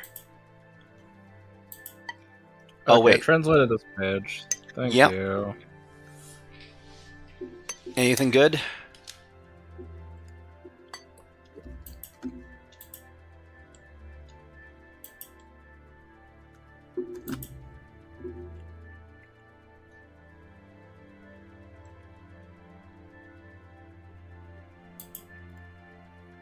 Capture the request, repost the comment. The comment of the JS file are allowed. Comes from this issue. It manually implements the right option by defining a hidden function iframe to operate the built-in function of typeco. Access this can be found 404 page.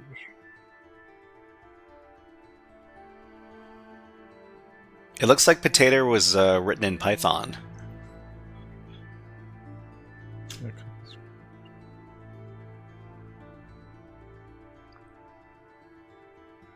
The access found in the sequence. Sure. Hold on, I gotta look up how to use this tool.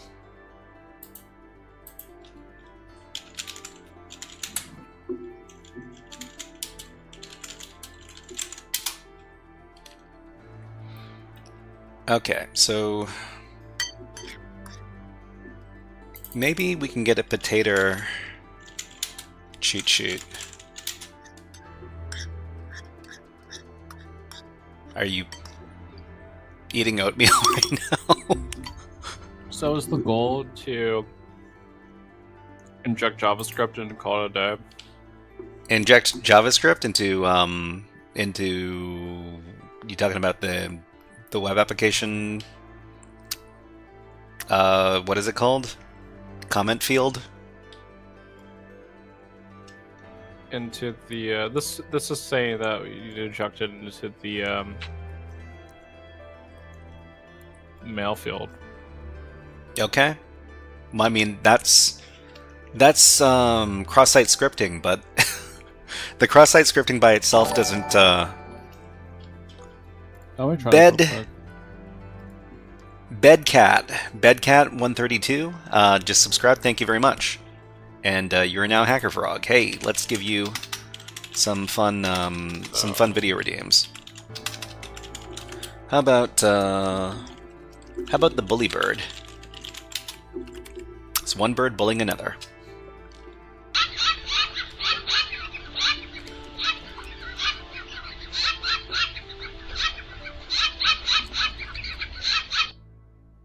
Okay. So what are some example commands for potato? You don't happen to have some correct syntax lying around, do you, OreoBite? Do you want to just use my file for it? Which file? My notes file.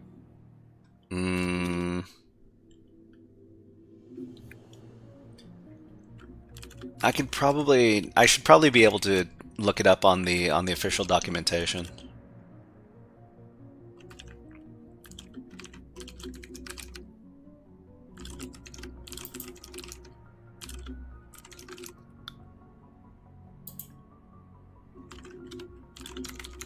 Okay, we got ads running on Twitch, so we do them on YouTube as well, and we will...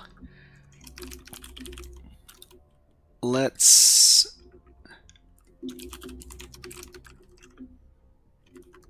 What haven't I showed in a while? How about the greedy sparrows? Here you go. Here's some birds. Just gotta take a little water break, be back in a bit. It might not fit. Oh. That's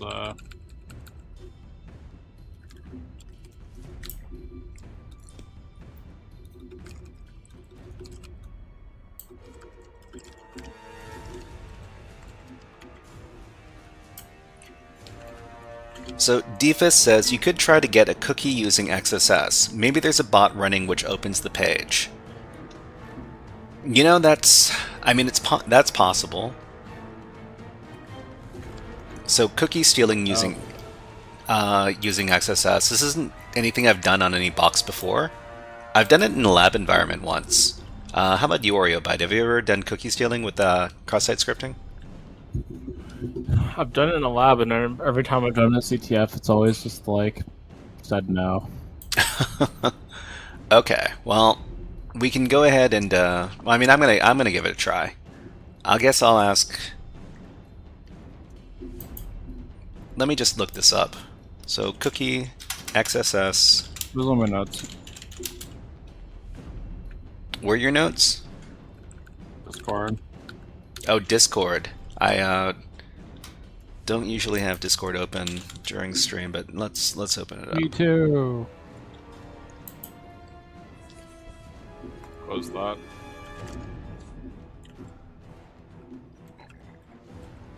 Okay, so OreoBite, I see your... Oh, I see the potato stuff.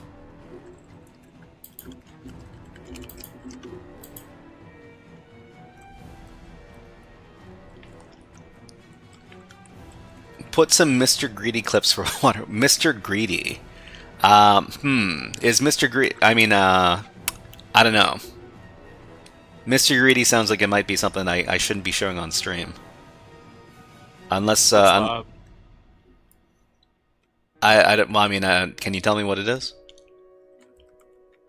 Hmm. I think I'm missing the point. Okay, maybe. Alright, what was I looking at? Okay, I was going to look at XSS cookie stealing. Let's see. Cross-site scripting to steal cookies. So this is a Portswigger lab. So I don't know if the Portswigger lab is going to be...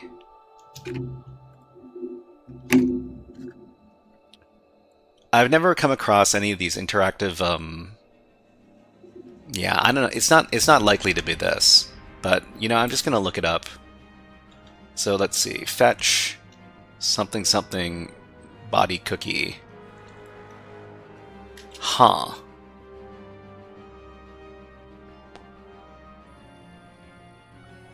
Well, I mean, we can give it a try. What's the worst that can happen?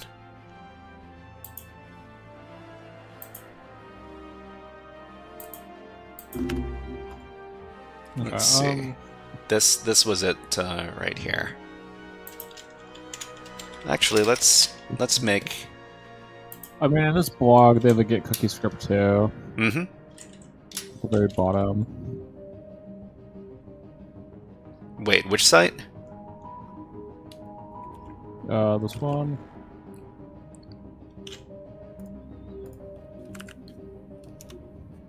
Oh, okay. I'll take a look at that if this one fails. So this domain is thefinals.hmv.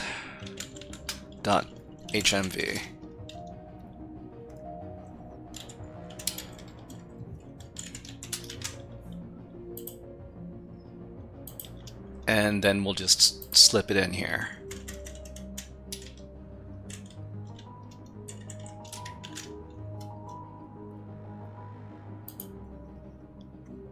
Invalid page format.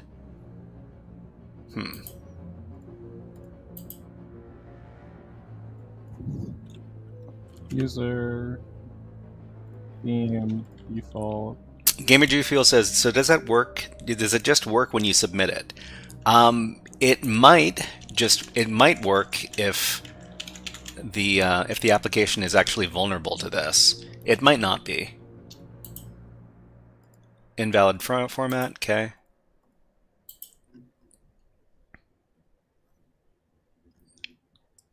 So let's see. I don't think we can delete these comments here.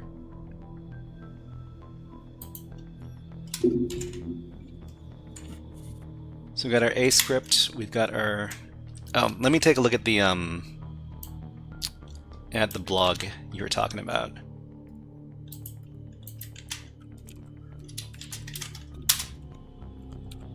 So the man, these Chinese hackers really like their anime avatars, yeah. Hmm.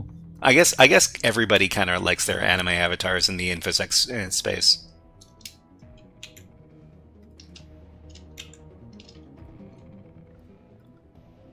Okay, so there was a cookie stealing get cookie script. Bottom. Okay, yeah, I see it.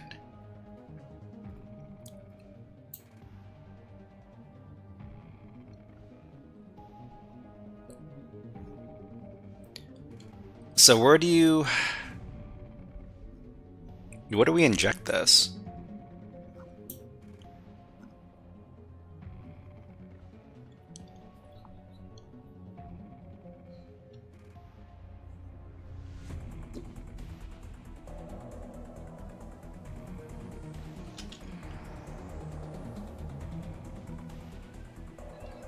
Okay, so what is...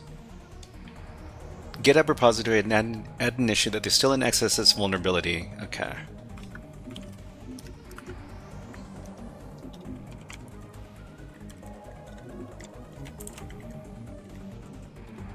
Directly capture the packet and send the request.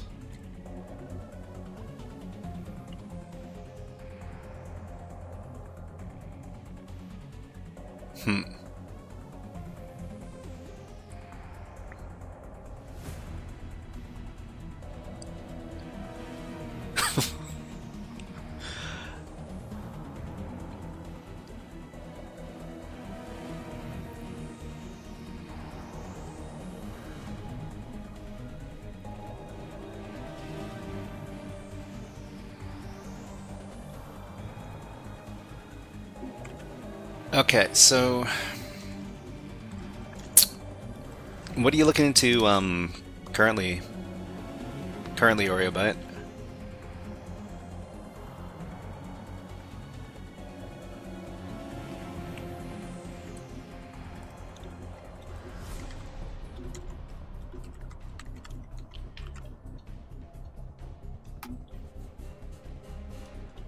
Trying to see.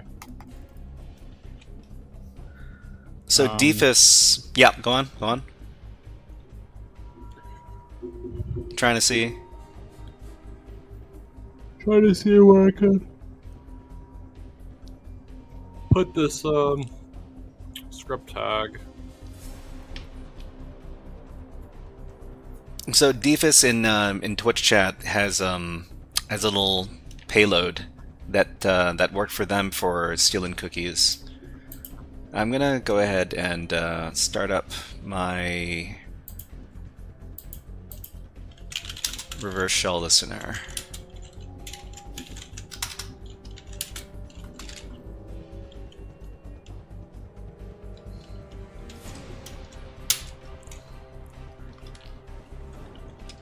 Well, we can give this a go.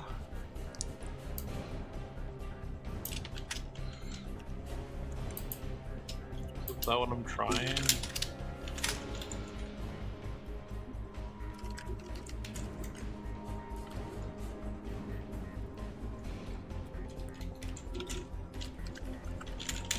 Oops. What is our... Oh. I'm pretty sure my IP address is 32, but I should probably double check.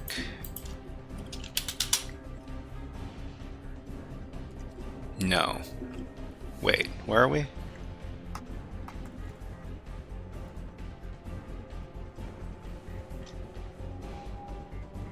Why does this look so weird?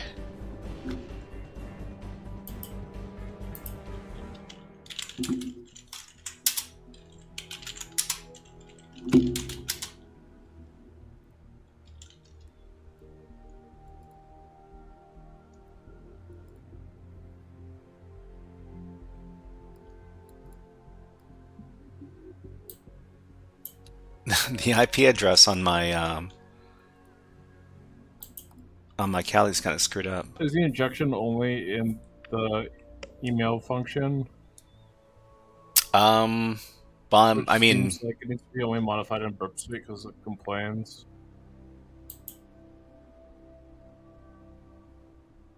That's like an invalid parameter. yeah, I mean, it looks like it is the mail parameter in all the examples.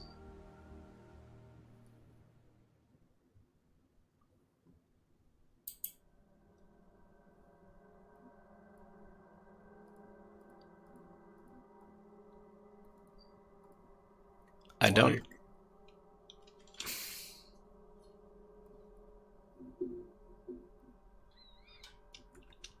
Hold on.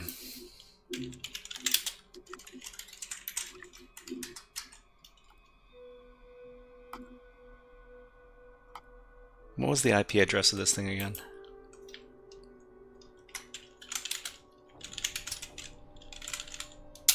Okay, that looks broken. Did we get a request? Yeah, we got 2 requests. Okay. Cool. Now does this thing exist? Are we done yet? No, we're not done yet. What did you just try?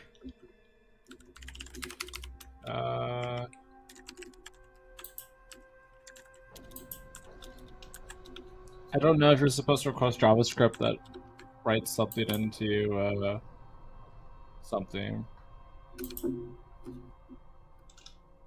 No.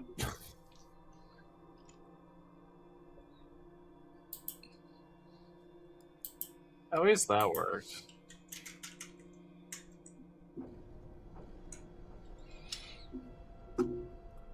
Now it's periodically requesting the file.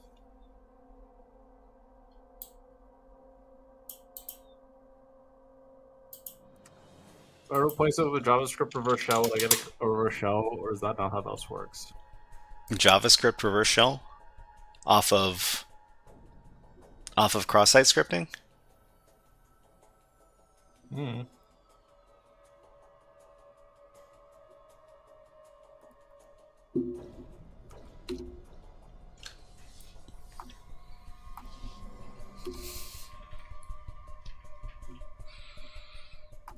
We got address 5.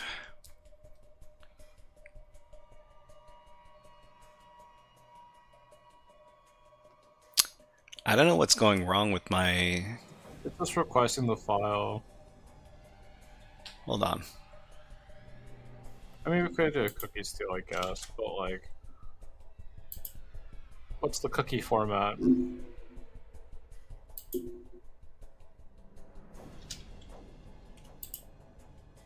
Yeah, I guess. This is so odd.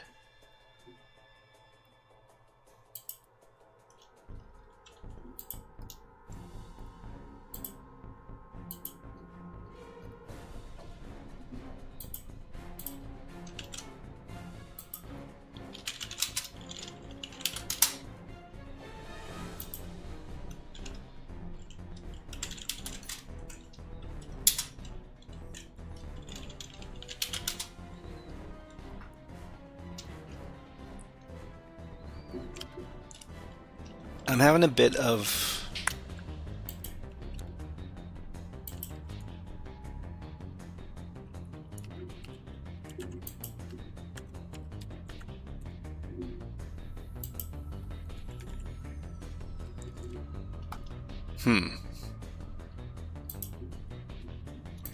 Invalid one-page URL format. Invalid what? One-page URL format. Yeah, I got that error message as well.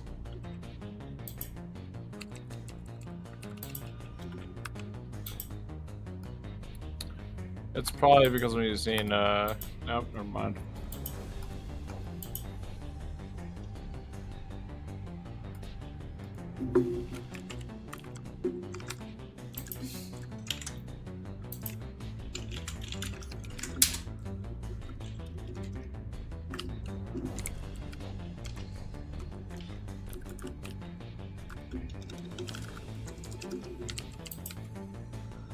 You know, just when I think I know some stuff about computer networking, some other stuff appears, and then I'm like, what the heck is going on? Defus asks, what's wrong? So, I noticed that my network interface wasn't the same as the one that the vulnerable box is on. So I was just trying to get on the same network so that I can start communicating with that. But apparently I can't DH client on the interface anymore.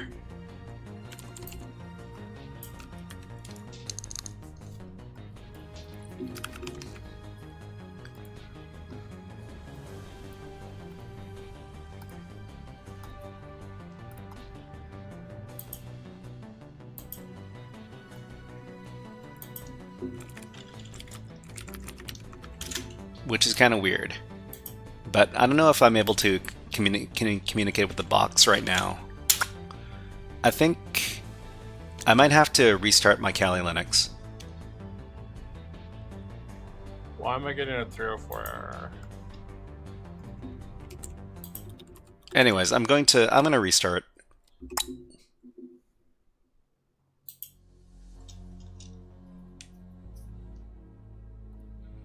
I did communicate with it. I was able to visit the website, but for some reason the network interfaces were not. They didn't match.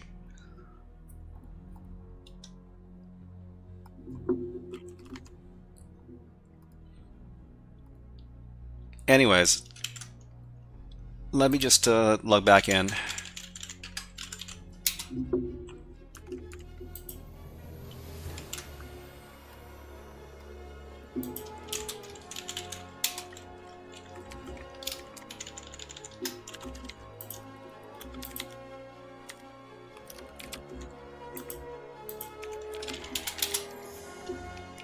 So ETH1, we don't have any interface. Let's go ahead and turn that on.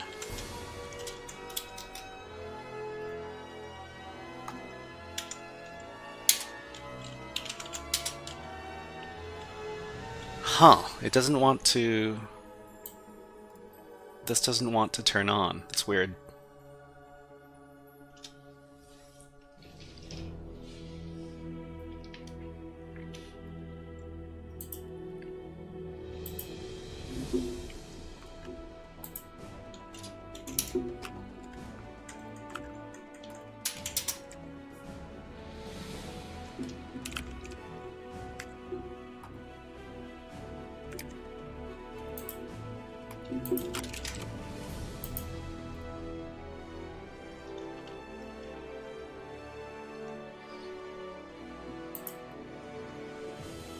This is weird because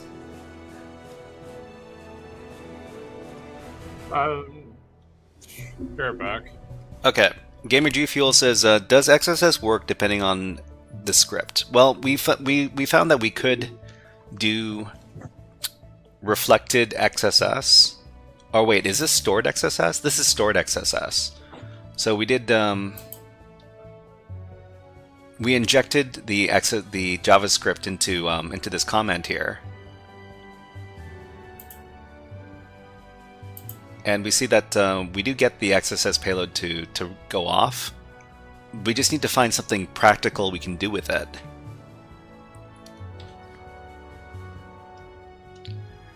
I think it would be interesting taking a look at the write-up for this box, because I think I'm going to be learning a lot of new stuff if I were to take a look, because I haven't been able to get anywhere. Me and OreoBite haven't been able to get anywhere on this box, and we've been hacking this thing for 2 hours or so.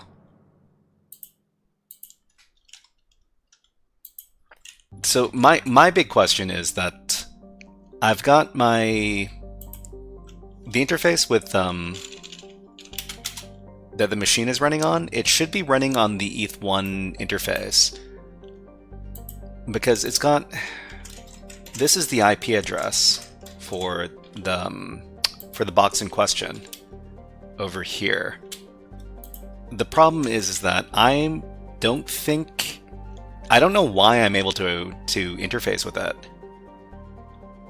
because these are my network interfaces here, and none of them involve this IP range. So I'm wondering why I'm able to communicate with this box. So if this makes me sound like I'm I'm really bad with computer networking, then so be it, because I'm trying to figure it out.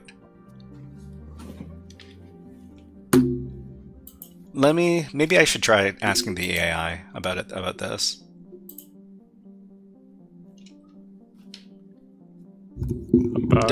Didn't Docker merge them? So I'm not working on Docker. These are separate VMs that we're dealing with right now. Okay, so we are networking with VMs on the same network, and we can communicate with the VM on IP address.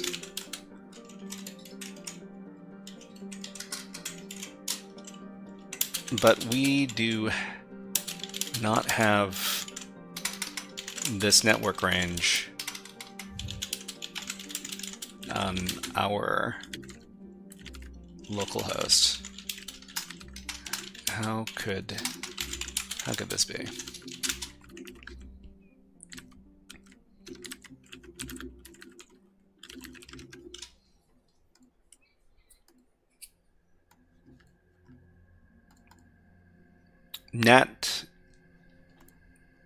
Network address translation is in use. So the VM might be behind a NAT gateway.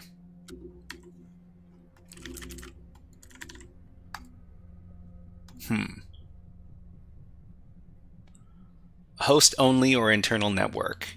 Oh. The VM could be on a host only or internal network.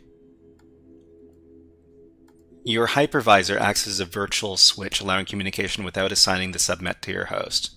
Okay, so that kind of makes sense. MC25 says, I only do host only when I do VMs. That's smart. That's a smart way to do it. Unless your VM needs to communicate with the internet.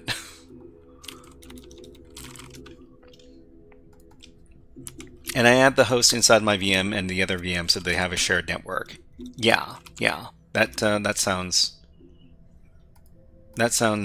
like a good way to do it.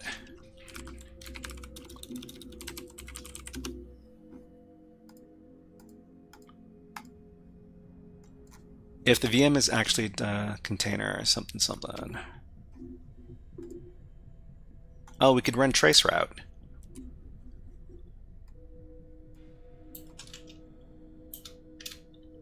Okay. Okay, it gets the file, yet it's not doing the other part. It gets the file, but it doesn't give you a cookie?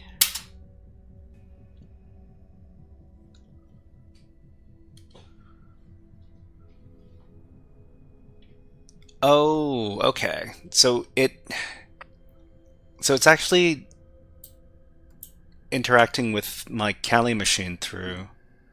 Sorry, this isn't something that would interest you, OreoBite. I'm just trying to figure out my networking issues. What interested me? I'm just trying to figure out my networking issues because I'm trying to figure out how these two IP addresses on different IP ranges are communicating with each other. Be careful when you use traceroute, because if you traceroute something to the internet, it's gonna share your public IP address. Oh yeah? Maybe I should... Maybe I shouldn't do that then. So just roll, just caution. Okay. So I guess this would be the IP address that the machine would contact me If you're on. doing it internally, I guess it's fine, but Yeah, it would be... Well, it'd be unfortunate if I doxed myself, wouldn't it? Okay, so this is my IP address, and Defus, our good friend Defus, he gave us our payload here. Which payload are you working with, and where'd you get it? from the website I sent you. Oh, the Chinese blog? Yeah. Okay. It seems like it just writes that to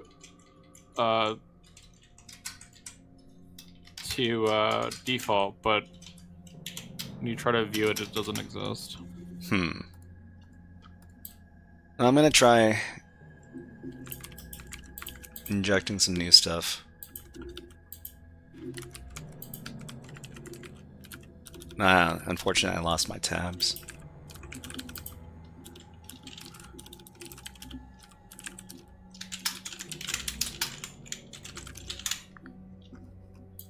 We can't do like...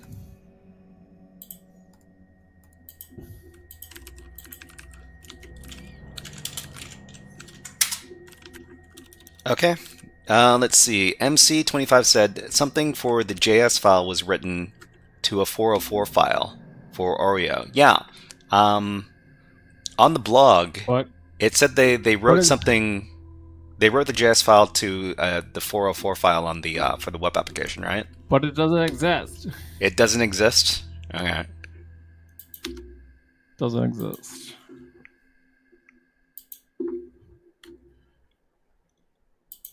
So where are we? What 404 file? Go to default, it's empty. Which I assume that's because it's... I mean, we could try to write it to themes, I guess, and...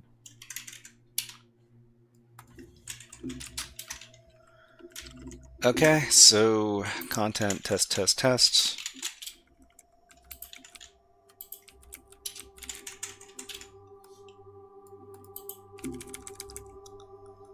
Okay, so when I try to do this other payload, it says invalid OMA page URL format. How did you get around that, OreoBite? The one that they had didn't have that error. Which one? The one in the... The Chinese blog? Not this one. The one, like the Minecraft uh thing in the tab, Minecraft. the type one, the little Minecraft patch of grass in the tab. Oh, okay, okay. It's on your far right. Ah, right. Okay, okay, okay, okay. I see it. And what's that payload?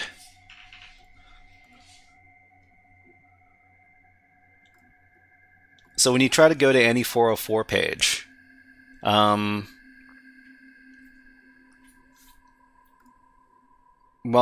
any 404 page means to go to any invalid page, right?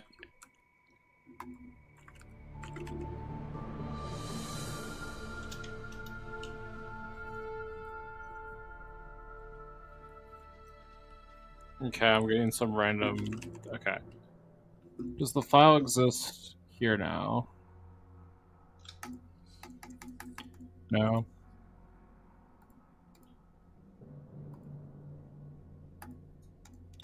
Because it's an upload structure, or at least there was an upload structure.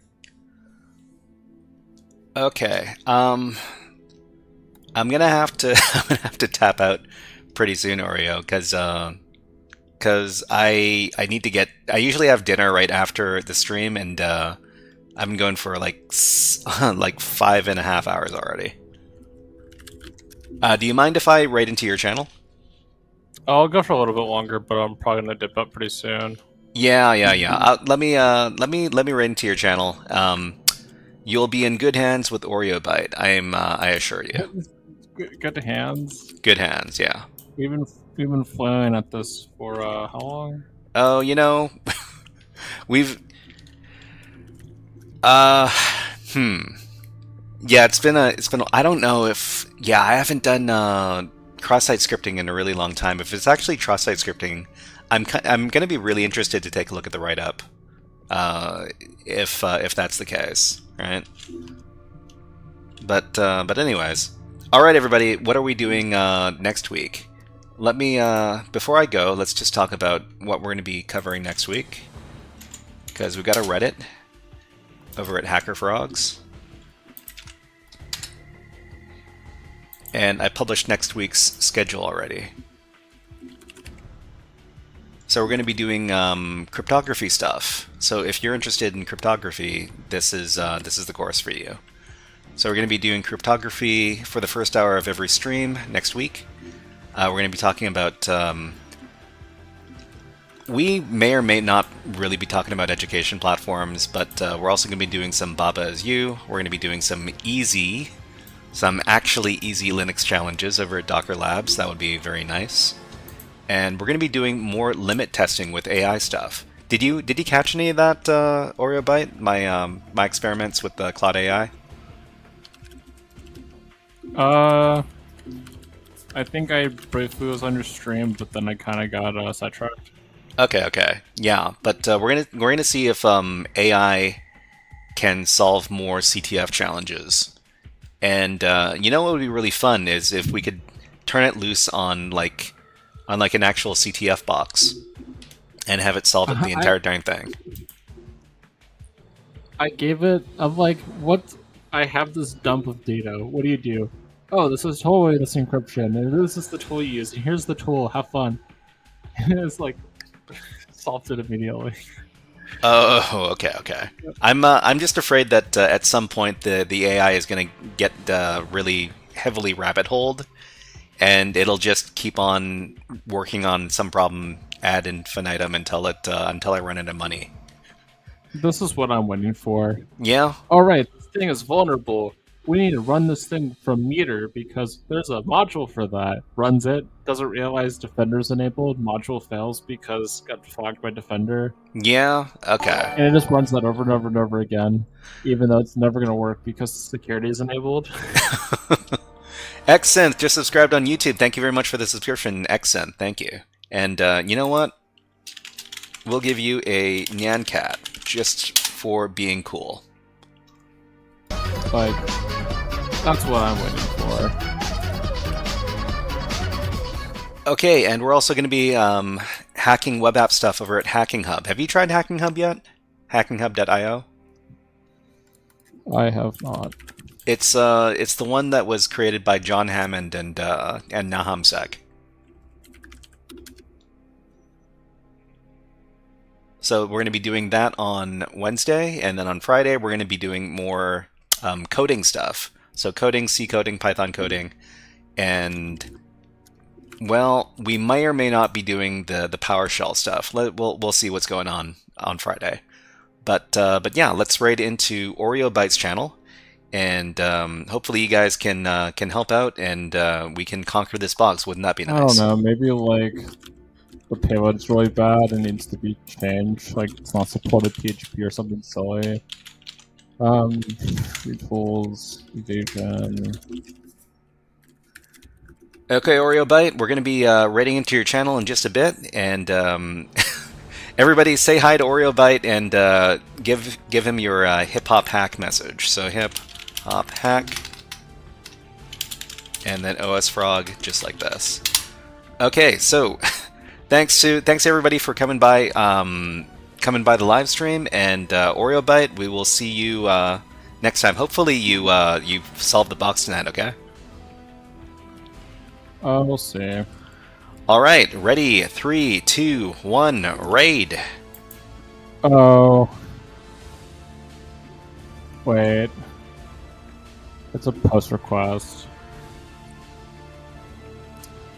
Guys, the default payload's a